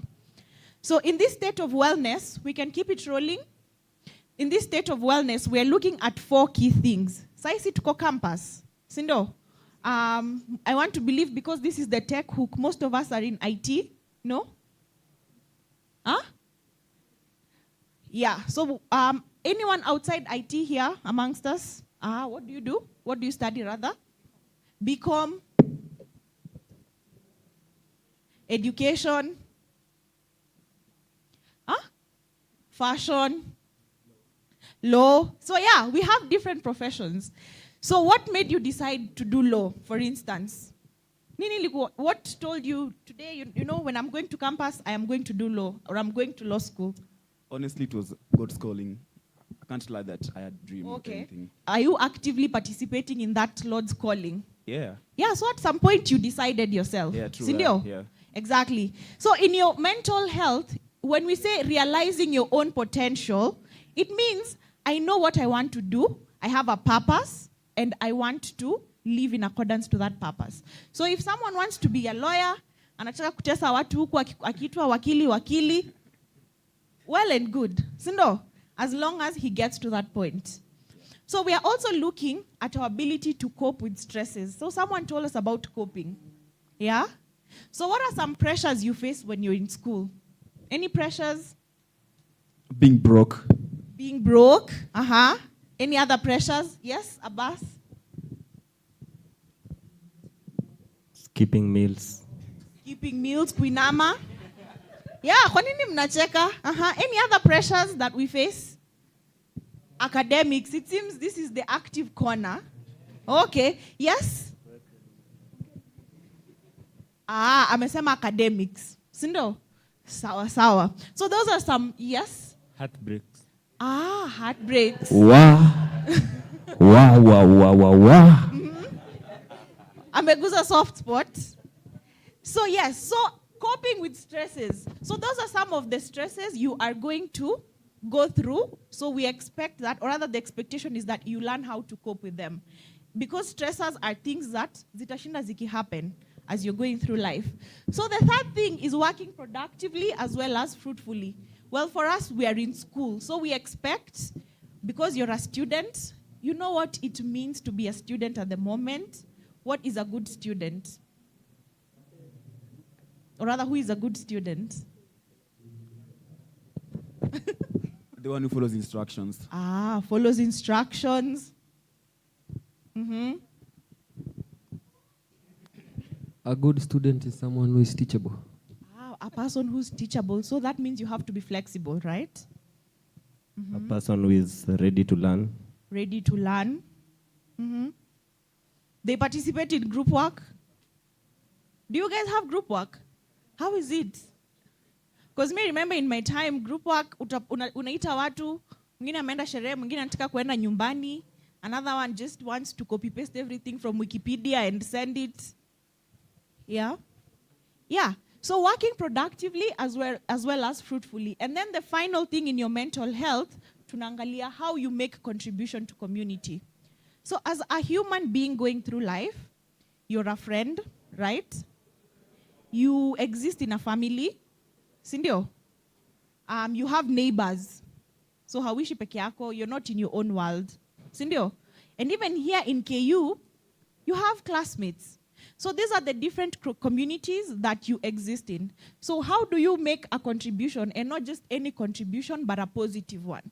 So it means if I am a friend, How am I a good friend? If I'm a family member, if I'm a person with responsibilities, what are my roles and how do I carry on with those responsibilities? So when we look at these 4 key things, remember we mentioned your mental health is a state. State meaning it will change depending on the day, depending on the experiences you're going through, and most importantly, hizo experiences unaziperceive aje. So how do you form meaning of those experiences? So at any one point, your mental health could be excelling. So if you're doing all those 4 things, you're doing them very well. You know, you're a good student, you do everything that is expected of you, your life is amazing. You're excelling, you're doing very well. We are calling it you're in the green. But on the flip side, if you're struggling to do any of these things, you are likely to be in crisis. In crisis means all these things that you're expected to do, you're struggling to do. I need to wake up, I need to go to class, I am struggling to wake up, and even if I wake up, it's really a struggle to get me to class. I am not eating. If I am eating, maybe my eating pattern is very disrupted. I am not sleeping well. So for other people, they're going to barely get any sleep. So they have insomnia. Others, they will really, really sleep. You know, amelala, but sleep is never enough. For other people, they could sleep, but their patterns are very disrupted. Unapata mtu, maybe they've gone to bed at their bedtime, 2 hours later, 1 hour later, they're up.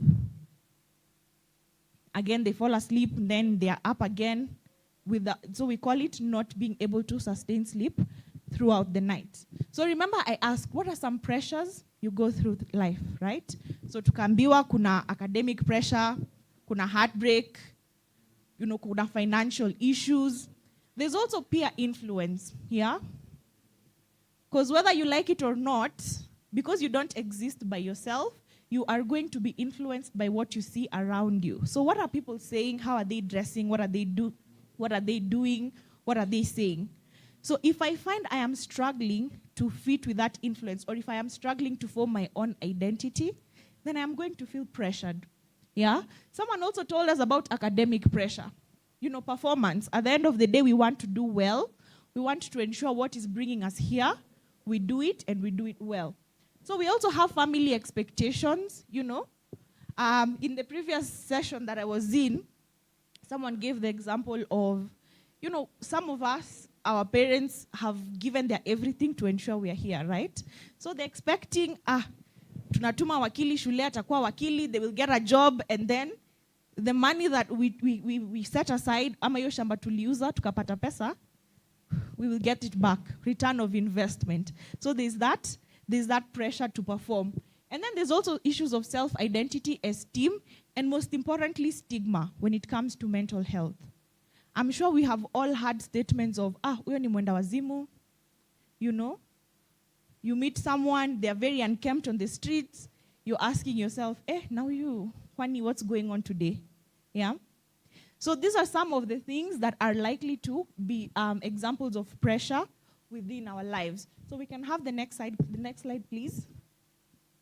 So I have a question. Now that we know these are some stresses we go through, how do you know you're stressed?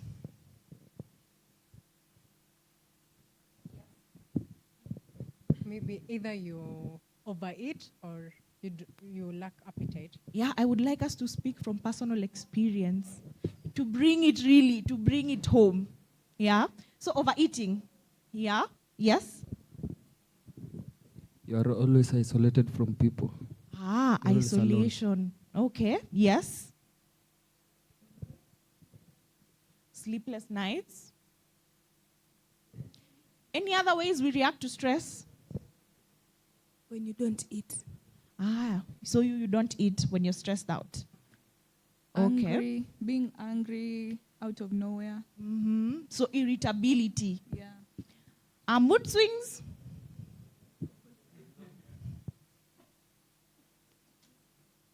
You know, mood swings don't have to change as fast as people think of them to change. You know, a very cliche of looking at mood swings is one moment I am very happy, the next moment I'm very sad, I'm very angry, and I can't explain why. But mood swings also extend over a period of time. Because later on, we're going to look at different mental illnesses. So when you talk about something like depression, so a person who's depressed, if they are to have any any period of mood yake ikipanda juu, it means it has taken a bit of time. A standard depressive episode is 2 weeks. So you see, your mood changes over a period of 2 weeks. So it's very, very important for you, even as we are going forward, to one, note what are some sources of stress for you, and then two, how you react to them. Remember, for you to address anything, you need to know inatoka wapi, how do I react to it, so that you're able to gauge your reaction. Is it a healthy reaction? Is it unhealthy? And if it's unhealthy, what can I do about it? Yeah. So we can look at some very interesting statistics when it comes to mental health, now that we're talking about stigma and how stigma affects people reaching out for help. So statistics tell us that 1 in 4 Kenyans, which is 25%, suffer from a mental health condition, and depression and anxiety being the most common among the youth. I think someone already introduced depression to us, right?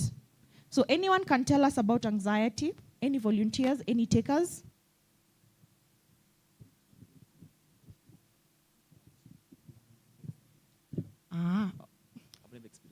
Okay. Mm-hmm.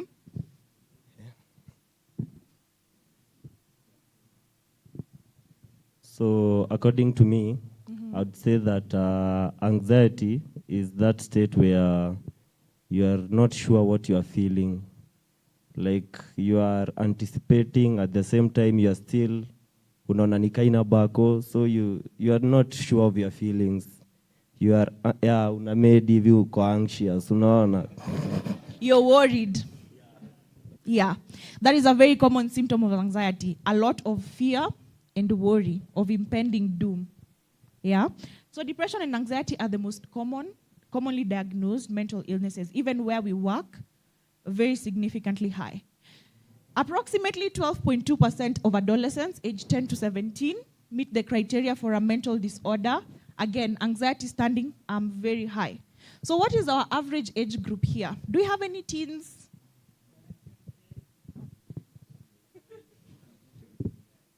Hatuna huku Gen Z. Watu wa 18 years. So we do have, yeah. We're not looking to diagnose you. Yeah, that's not what we are saying. That's not what we're saying. So if we're looking also at statistics of mental health by gender, 15% of girls aged 15 to 19 have begun childbearing, often leading to mental health challenges such as depression and stigma. Yeah, because also you have to understand, especially recently, we are finding that statistics for teenage pregnancy significantly going up. And by that becomes a factor when we talk about being diagnosed or rather experiencing a mental health condition. And then mental disorders were the second leading cause of disability among 10 to 24-year-olds in Kenya, accounting for 9.4% of total disability. This is very wordy, but to summarize it for you, when we're talking about disability here, we're not saying mtu kipofu ama kiwete ama a person who cannot hear. Disability, in this sense, we're saying the quality of life this person is going to live. So remember, a person who is significantly affected by a mental health disorder, they barely have any relationships, they're barely working, they're isolating themselves. Sometimes with mental illnesses such as depression, it is so incapacitating to the point this person cannot groom themselves, they cannot leave their bed. So what quality of life is this a person is going to live? That is what we're talking about, disability in this essence. So the quality of life that they're going to live. So this is just to tell you how widespread mental health disorders are. In fact, statistics tell us 1 in 8 persons globally is going to have a mental health condition. That is globally. I like making it very fun and bringing it to the audience and ask, tuko ngapi hapa? If we were to pick 1 in 8.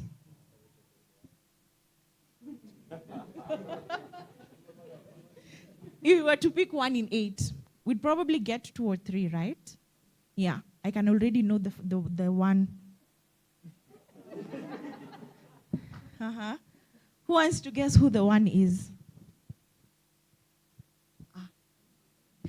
No, you'll be surprised. Okay. Abbas will guess for us. Ah, okay. Ah. He's the easiest victim. No merchandise for you. So do you want to know who the one is? Why? Justify your answer. Si kuna kuanga na hiyo part kwa exam, you have to explain using examples and diagrams.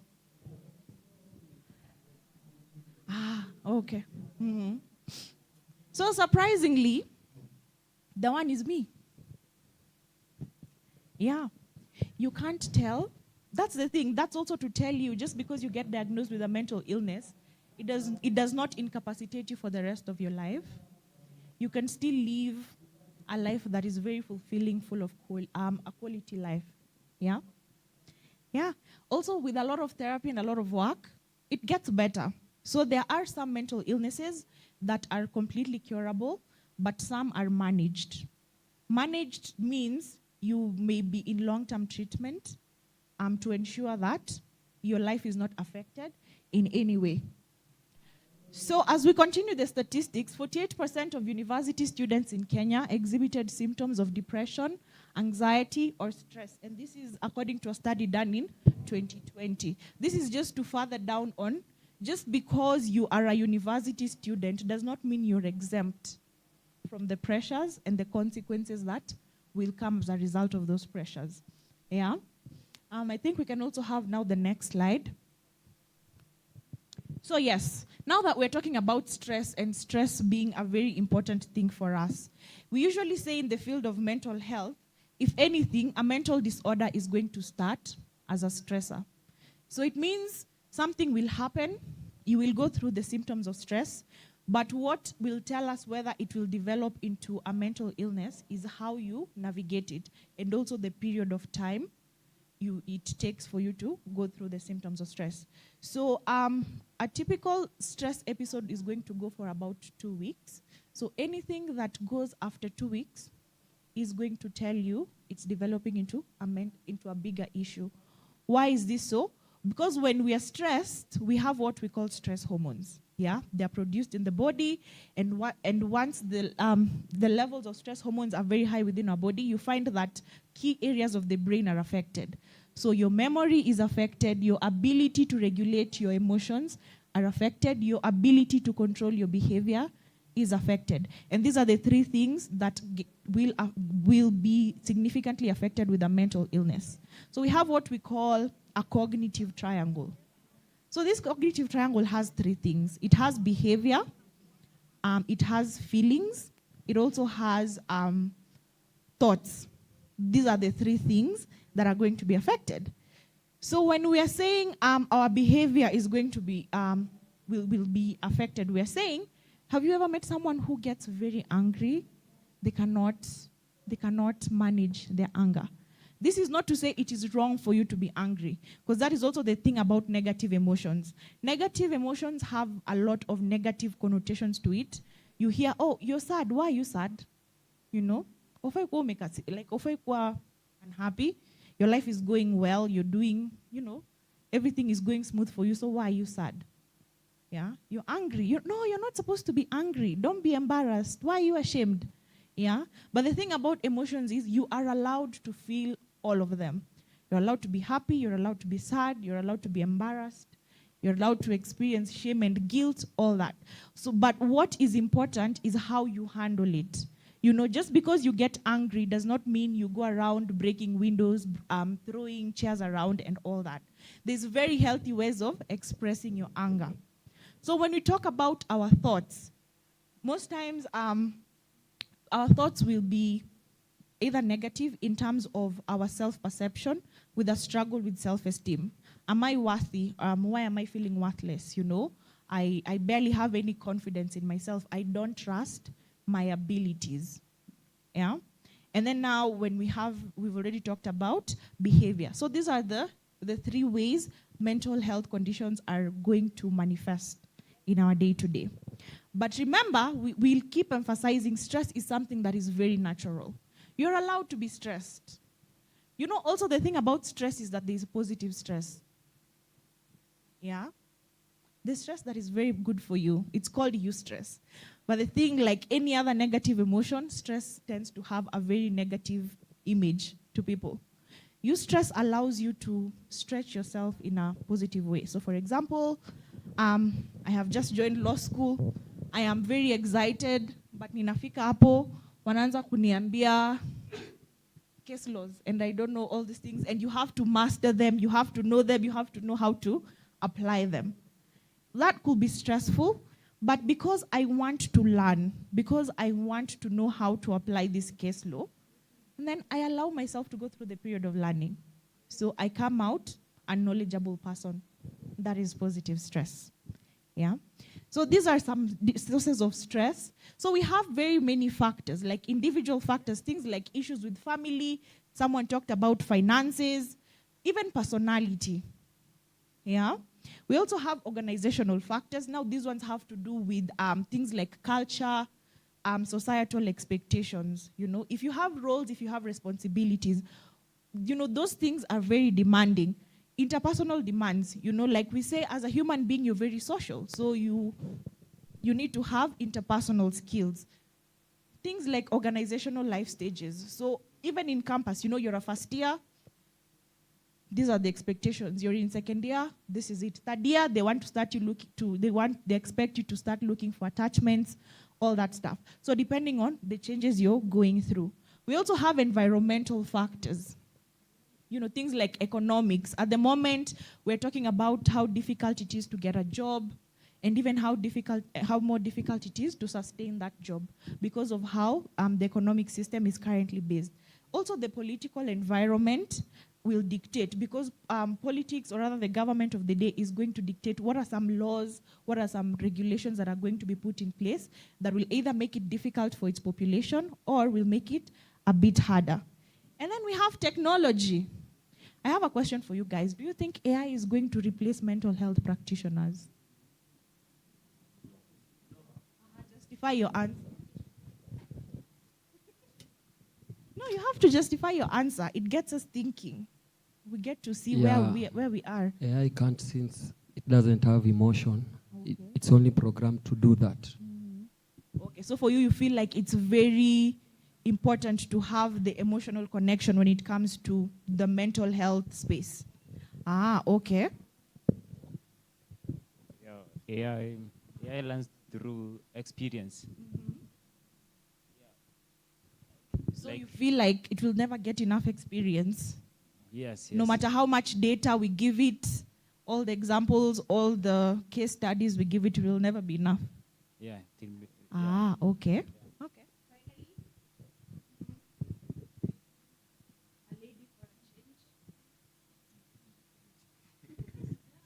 Okay, I feel that when you have a physical person that you're talking to, sometimes you'll get to that break point, and you know they can even comfort you and stuff. But the AI, kwa gadget, utalia hapo hivyo and yeah. So for me, I would say that at one point AI is going to be better, and it's actually going to replace most of the things. Yeah, because at some time that AI will be provided a code which will make it to be able to interpret things like emotions, where it will be able to react to different emotions differently. Yeah, so for me, as the AI is actually getting better, so at some point, some people just disappear. But not in the mental health field. Actually, it is even more easier to open up to a virtual thing than opening up to a person. So I would actually go to a therapy from that AI. Not unless now the therapist is is someone who is friendly, but also the AI can be friendlier. No. That, are you speaking as a human being, or are you speaking as a man who struggles opening up? Because you said it's easier. I'm speaking on behalf of most people. Most men. Most people actually, because not even all girls can be able to open up what they feel, but they can be able to go to that chat box and be there telling that AI, oh, pretend to be that guy. Yeah, so yeah, that's my POV. That's interesting. Sema kujibonga. Ai. Sema kufunguka. Hey. It's okay. Yeah, it's an open forum. And yeah, I think only time will tell. Yeah, I don't want to give my personal predictions. Anyways, so even as we go through stress, we are going to have some symptoms. Remember when I told you you need to be aware of some common stress symptoms you go through? So they could be physiological. You know, having things like headaches, migraines, hata ufanye nini, ukunywe maji, umeze mara moja, headaches, haiendi, iko tu hapo. Yeah, and you're asking yourself, like, what is this about? Things like HBP or high blood pressure. In fact, we are finding that a lot of young people are going through a lot of cardiovascular diseases, and it's just as a result of stressors. Yeah. We also have diseases. When you talk about psychological symptoms, so things like anxiety, a lot of fear, a lot of worry that is unexplained. You know, and of course we're anticipating if you're going to have anxiety, symptoms of anxiety will follow. So things like an increase in heartbeat rate, a lot of nausea, a lot of forgetfulness, an increased heart rate, all that will accompany. If we talk about depression, then we're anticipating that symptoms of depression will follow. So a low mood, unexplained sadness, isolation or withdrawal, a decline in productivity, a decline in functionality. In very extreme cases of depression, we are going to talk about suicidality or having suicidal thoughts or ideations. We'll also have things like not only now less job satisfaction, but also just less satisfaction in terms of the quality of life you're going to live. You know, constantly questioning yourself. What am I doing? You know, what do I need to do? Where am I going? You know, a lot of doubt. And then, of course, finally, in the behavioral symptoms, we've talked about a decline or a loss in productivity. For other people, they'll be overly absent. It's very rare because, you know, we are very keen on you start at 8, you end at 5. But for others, it could be more hours. For others, it could be less hours. Because sometimes you'll find a common and healthy coping mechanism is substance use. Yeah. So, and with substance use, it means either doing things hangover or showing up drunk. And those ones have their own long-term consequences. And then, of course, we have a lot of turnover. This now will happen in the workplace. But also at school, you find someone has quit school. Unaulizwa, na Abbas alienda. Unaambiwa, Abbas alijichuja. Na? Yeah. And you can't explain. You don't know where he went to. Siku moja tu naamka. You know, you're going to class, you're expecting, he's my guy, tunaenda kupatana huko, you know, he'll show up. Hey, alienda. Yeah. So those are some common symptoms of stressors. So we can have the next slide. So this is just an emphasis on the previous slide. So the question now becomes, what do you identify with? When we're talking about these are some symptoms of stress, picking out. Remember, a key is I need to know what affects me, what triggers it, how it triggers it, and most importantly then, how do I address it? So that's pretty much it. Things like poor judgment, hasty decisions. So some people also can be very impulsive in their decision making. So today they wake up, they decide, you know what, I'm going to use all my money in tenda kubet nazo, and I am not really factoring in that this is a gamble I am taking. It could go either or. Yeah, a lot of negativity, a lot of indecision. This will happen. Unapata mtu unamuuliza, so what are we going to do today? You're looking to them to decide. But then they're telling you, I don't know. It's their responsibility to tell you. So assuming this is your household, we are expecting you to give us a direction, and you don't know where we are going, and you're the head of the house. So a lot of indecision, and this is because there's a lot of cloudy judgment within you. Remember, your stress hormones are significantly high. So we can have the next slide, please. So yes, I think I already mentioned this, how stress becomes a mental illness. And we said any stress episode that is going to go for more than 2 weeks is going to develop into what we call chronic stress. And if it goes further unmanaged, it's going to develop into a mental illness. So I want us to identify there's a difference between a mental illness or a mental disorder and a mental health problem or a mental health condition. So a mental health condition is something like stress. It's going to affect you, it's going to affect your day-to-day life, but the impairment is not significant as opposed to a mental disorder. A mental disorder is going to come about with four key things. We call them the 4 Ds of diagnosis. Next slide. So the first one is deviant behavior. So when we are diagnosing for a mental illness, we're looking for these 4 Ds.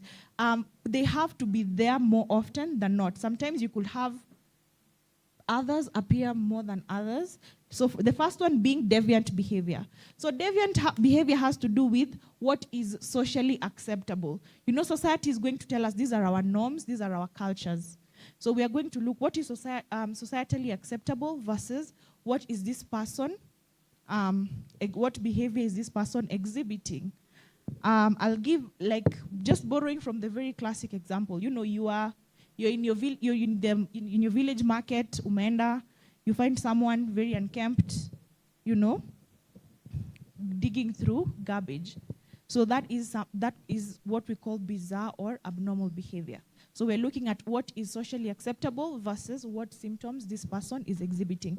We're also looking out for levels of distress. So distress now has to do with the feelings this person is going to have. So there has to be a lot of disruption in terms of the negative feelings they're having.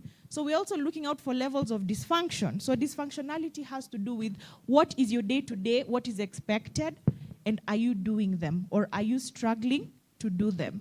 So if I am struggling to get out of bed, I am struggling to go to class, I'm struggling to do my reports, or I'm struggling to do my assignments. So those are some functionalities that could potentially be affected. And then finally, there's levels of danger. So danger just has to do with any behavior that can be harmful, either to the person themselves or to the people around them. Recently, in the news, we hear a lot of maybe someone, killing their family members or setting their houses on fire and then also causing harm to themselves. So that is what we're looking out for in levels of harmful or violent behavior. Next slide, please. Thank you. So I think we've already looked at this. We can just keep it rolling.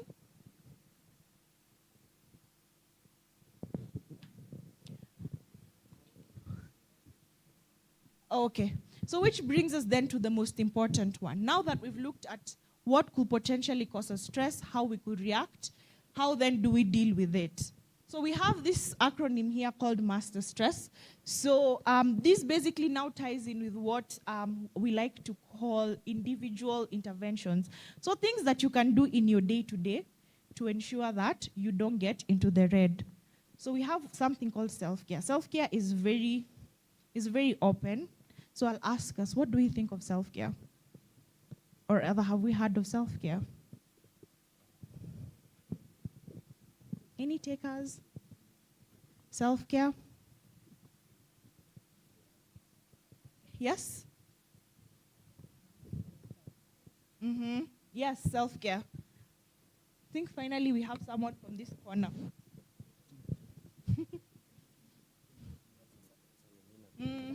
Okay.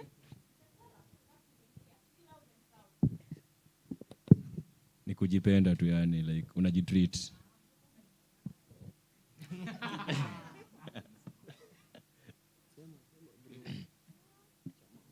Okay, just trying to, okay, you be you, unajaribu like, you try to keep healthy, that is.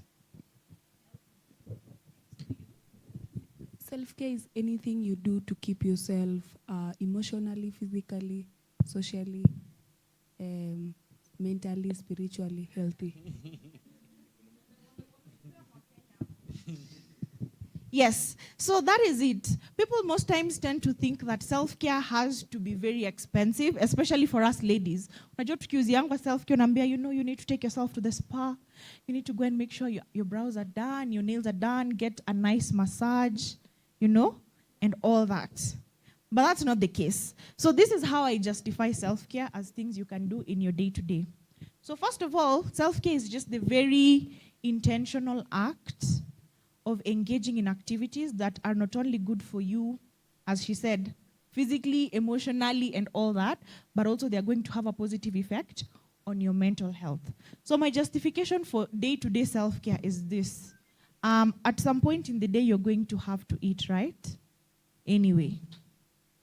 So self-care is going to tell you at least ensuring you have one nutritious meal a day, ensuring you're drinking enough water during the day, ensuring you're getting enough sleep. Anyway, you still need to sleep, right? So that's how I justify it. It doesn't have to be expensive. But also now, these are the other very different dimensions of self-care. So of course, there's the physical one, which is very easy. So ensuring I was told you guys have a very nice gym. Is it free? It's not. Okay, but the track is free, right? Yeah, so you will go to the track. I was given a very elaborate tour of your lovely campus. Yeah, so physical activity. You know, I will go to the track, I will maybe do a lap, and I'm done. But if I can't do the lap, there's also a lot of stairs here. Do you guys have a lift?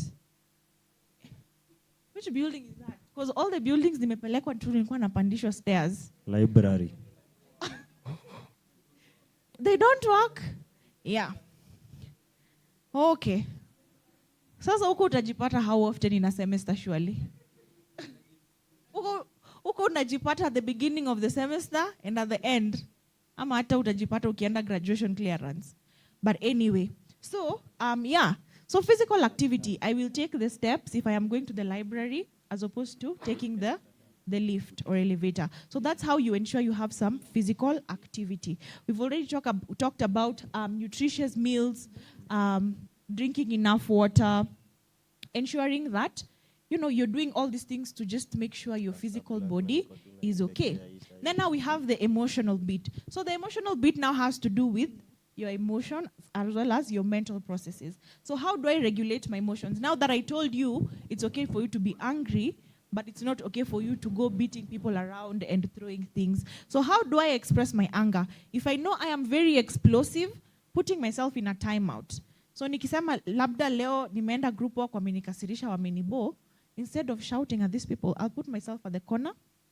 Maybe I can do a breathing exercise and then I can come back and address the issue at hand. Yeah, that's how those are some of the emotional regulation exercises that we train people in therapy. So also things like coping skills. So coping skills just has to do, what can you do? So now if you're stressed, basically, what can you do? Engaging in substance use is not an option. Yes? Engaging in physical activities. Absolutely. So that is what is, those are some coping skills you can pick up. So some other things like journaling, just taking a journal, writing things down. I know most people don't like this because they feel like their privacy is at risk. What if someone picks my journal and then they read my entries? Yeah. But may justify it as watakuwa wameisoma, so sasa where do we go from there anyway? We can just move on. Or you can get the one with the padlock. No, naificha uko chini ya kitanda uko kwa mattress. Yeah. Anyway, so things like meditation, breathing exercises, those are other coping skills that you can pick out. So we also have social self-care. So social self-care has to do now with your interpersonal skills, because now spiritual has to do with your intrapersonal. So how do you relate with yourself? So how do you talk to the people around you? Do you have healthy communication skills? How do you set boundaries? How do you express yourself? Because these are very important when it comes to having healthy relationships. So spiritual self-care, people think when we tell them about spiritual, they feel like it has to do with a higher power, but that's just one aspect of it. So the other aspect of it is, how do I get meaning and purpose in life? And you do this by, first of all, sitting down and asking yourself, what are my values? What are my beliefs? Because these are the things that will guide you. through the decisions you're going to make throughout life. So that's how you get, you form purpose as well as meaning. So we also have occupational. So for us at the moment, maybe that has to do with school. So how do you ensure you're staying up to date with what is happening in your campus? How do you ensure you're staying up to date what's happening in your course? Are there any new trends, you know? So what's happening maybe in the space of tech? What's going on? What are people talking about nowadays? I know AI is something that is very big. So how do you ensure you leverage that to work for you? We also have financial wellness. Financial wellness now has to do with how you set boundaries with money. So how do you save? How do you invest? How do you spend? All that fun stuff. The goal is always financial independence, right? And then we also have now things like personal space. So how do you, or rather environmental. So how do you ensure the space you're existing in is one that is healthy and sustainable for you? So things like when I wake up, I make my bed, I open my windows, I open my curtains, you know, I make sure my space is clean. That's how you take care of your physical environment. Because most times your physical environment is always a reflection of what's happening inside here. So if maybe your room is there's a lot of chaos, there's a lot of clutter, you may want to ask yourself why. Yeah? And then start from there. And as we're wrapping up, we got bookmarks, right? So part of what we are doing at Chiromo Hospital Group, first of all, we're running a campaign called Tufunguke. So this is basically to asking you to open up, right? But even before you open up, you need to know what am I opening up about, right? Huwezi kuja tu uanze kuongea. So when you scan the QR code, you get access to 5 mental wellness assessments. So they are assessments, they're not diagnosing you. Diagnosing is completely different. Diagnosis require that you come to a professional, you're going to do a session, and it's not something that you will get, sometimes you'll not get it right on the very first session. So this is to tell you, like, when you walk in for a therapy session, then hiyo siku utakuja na utoke hapo kama tumekuambia, oh, you have this, you have that, you know. So for others, it could take that one session. For others, it's a bit, it takes some time. So when you scan the code, you have access to 5 assessments. So there's one that is looking for levels of depression, another for levels of anxiety, levels of alcohol use or an alcohol use inventory. There's also one for stress and burnout, and then another one as a trauma skill. So if you suspect maybe that you've gone through what we call a negative experience and it's having a significant impact on your day-to-day. So it's looking for levels of PTSD or what we call trauma. So the beauty with this assessment is at the end of it, like any assessment, you know, you'll get a score, right? And when you do exams, ukipata A, unajua umepita, ukipata B, you know where you are, ukipata pass, you know you're somewhere, right? So it's also the same with this assessment. So when you take an assessment, it interprets for you. So maybe this is your score, this is what it means. And then we've taken it a step further. We allow you to take actionable steps in regards to, so now that I have this information, what do I want to do? If maybe I took an assessment on depression and it's very low, how can I maintain it at that? Yeah. If it's mild or moderate, what can I do? If it's severe, usually if it's severe, we encourage, anything from moderate, we usually encourage people to reaching out for professional help. Do you guys have a clinic in your campus? Yeah, absolutely. I want to believe they have a counselor there, yeah? So that will be a good starting point. So at this point, I will open the floor for questions before I ask my questions. Do we have any questions? Yes. So, first of all, before I ask the question, I was asking if kuna merchandise. Then, let's say now, for instance, somebody is just there. Then, how do you know you're losing it? That's a good question. So, how do you know you are losing it? There's no one presentation for for a person struggling with mental health. So that means you have to be open and willing to talk about it. So if I ask you today, Abbas, how are you? you have an individual responsibility to tell us, like, this is how I am feeling. Yeah. But how do you know you're losing it? A starting point is that I usually say if you notice any change in your daily functionality, then something is wrong. So if I used to be productive, but now I'm struggling with productivity, I used to be a person who does A, B, C, and D, but now I am struggling to do that A, B, C, and D. So if I am struggling to eat, I am struggling to sleep, I find myself isolating. Our well-being.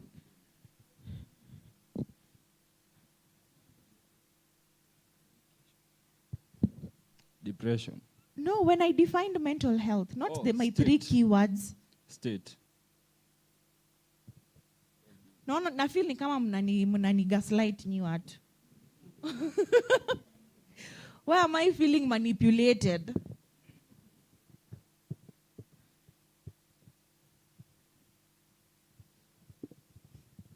Someone has mentioned stress. Nani amesema stress? Yeah. Hamkumbuki nikwambia cope with normal life stresses. Yeah. You are struggling students. Wow. Ama you're surviving. Ama bora GPA. Bora GPA. Okay. Haya. So, then I will have a stand up. I feel like tumeka sana bas. Tusimameni. Do you guys know the game Simon Says? Very nice. Who doesn't know Simon Says as we wrap up? Okay. So, the rules of this game are very simple. You have to do what Simon says. Basically, that's it. Yeah? So, we are good to start the game. Ama niwache mstretch kwanza. Greet your neighbor. Muulize, how are you this evening? Are you excited that it's Thursday? Yes, salamia jirani muulize ako vipi. You can also stretch like this. We stretch the back. You stretch the back. Then you bend forward kidogo tu. Breathe in. You can ease your shoulders. Yes, breathe in. Hold. You breathe and you hold. Breathe in. Hold. And out. Again, breathe in. Hold. And out. Back to you. Okay, sawa. So we are ready for Simon Says. Okay. Simon Says raise one hand up. Simon Says sit down. Stand up. Wah. Everyone is a victim except 3. Haya, you 3 come. Yes, wale watatu jamani. Kama uonekani shauri yako. Ai. Tusonge mbele. Let's occupy the front seat. Oh, I didn't see you.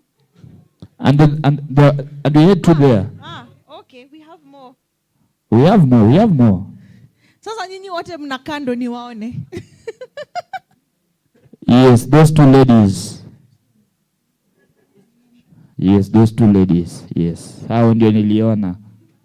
Okay, we are good to go now for the second cycle of Simon Says. Okay, let's stand up.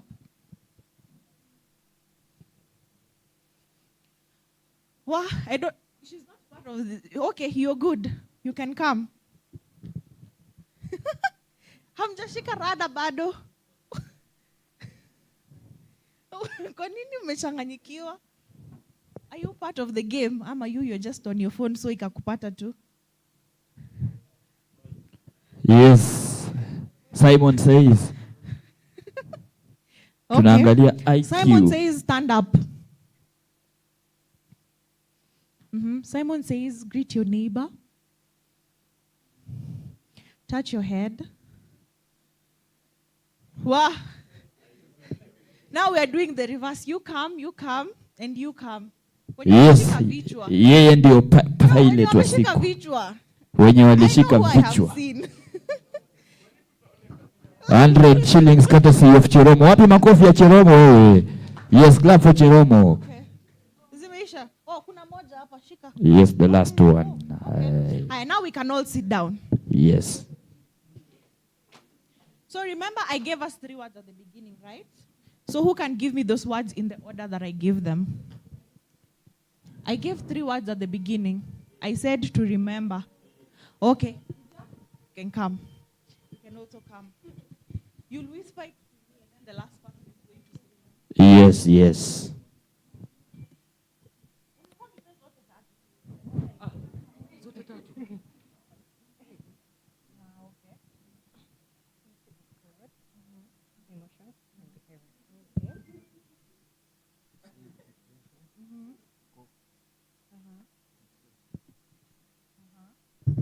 Okay, do you guys remember the 3 words I gave? Mbona mku volunteer? But you remember? How is that possible?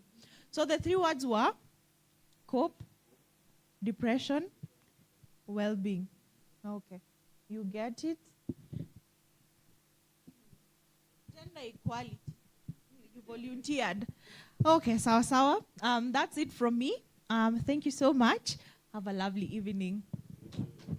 Yes, a round of applause. We can do it better, jamani. We can do it better. We can do it better. Merchandise testing. Hey, mechangamka sana. Same place, same time tomorrow. Sindio? Same place, same time. Star 555 hash. Nani ameingia sahi? Star 555 hash. Star 555 hash. Star 555 hash. Star 555 hash. Star 555 hash. Nani ameingia sahi? Star 555 hash. Star 555. Yes. Fortunately, I have one. Star 555 hash. Star 555 hash. Star 555 hash. Nani ameingia sahi? Haya, nani yako Instagram sahi? Nani yako Instagram? Nataka, oh yes.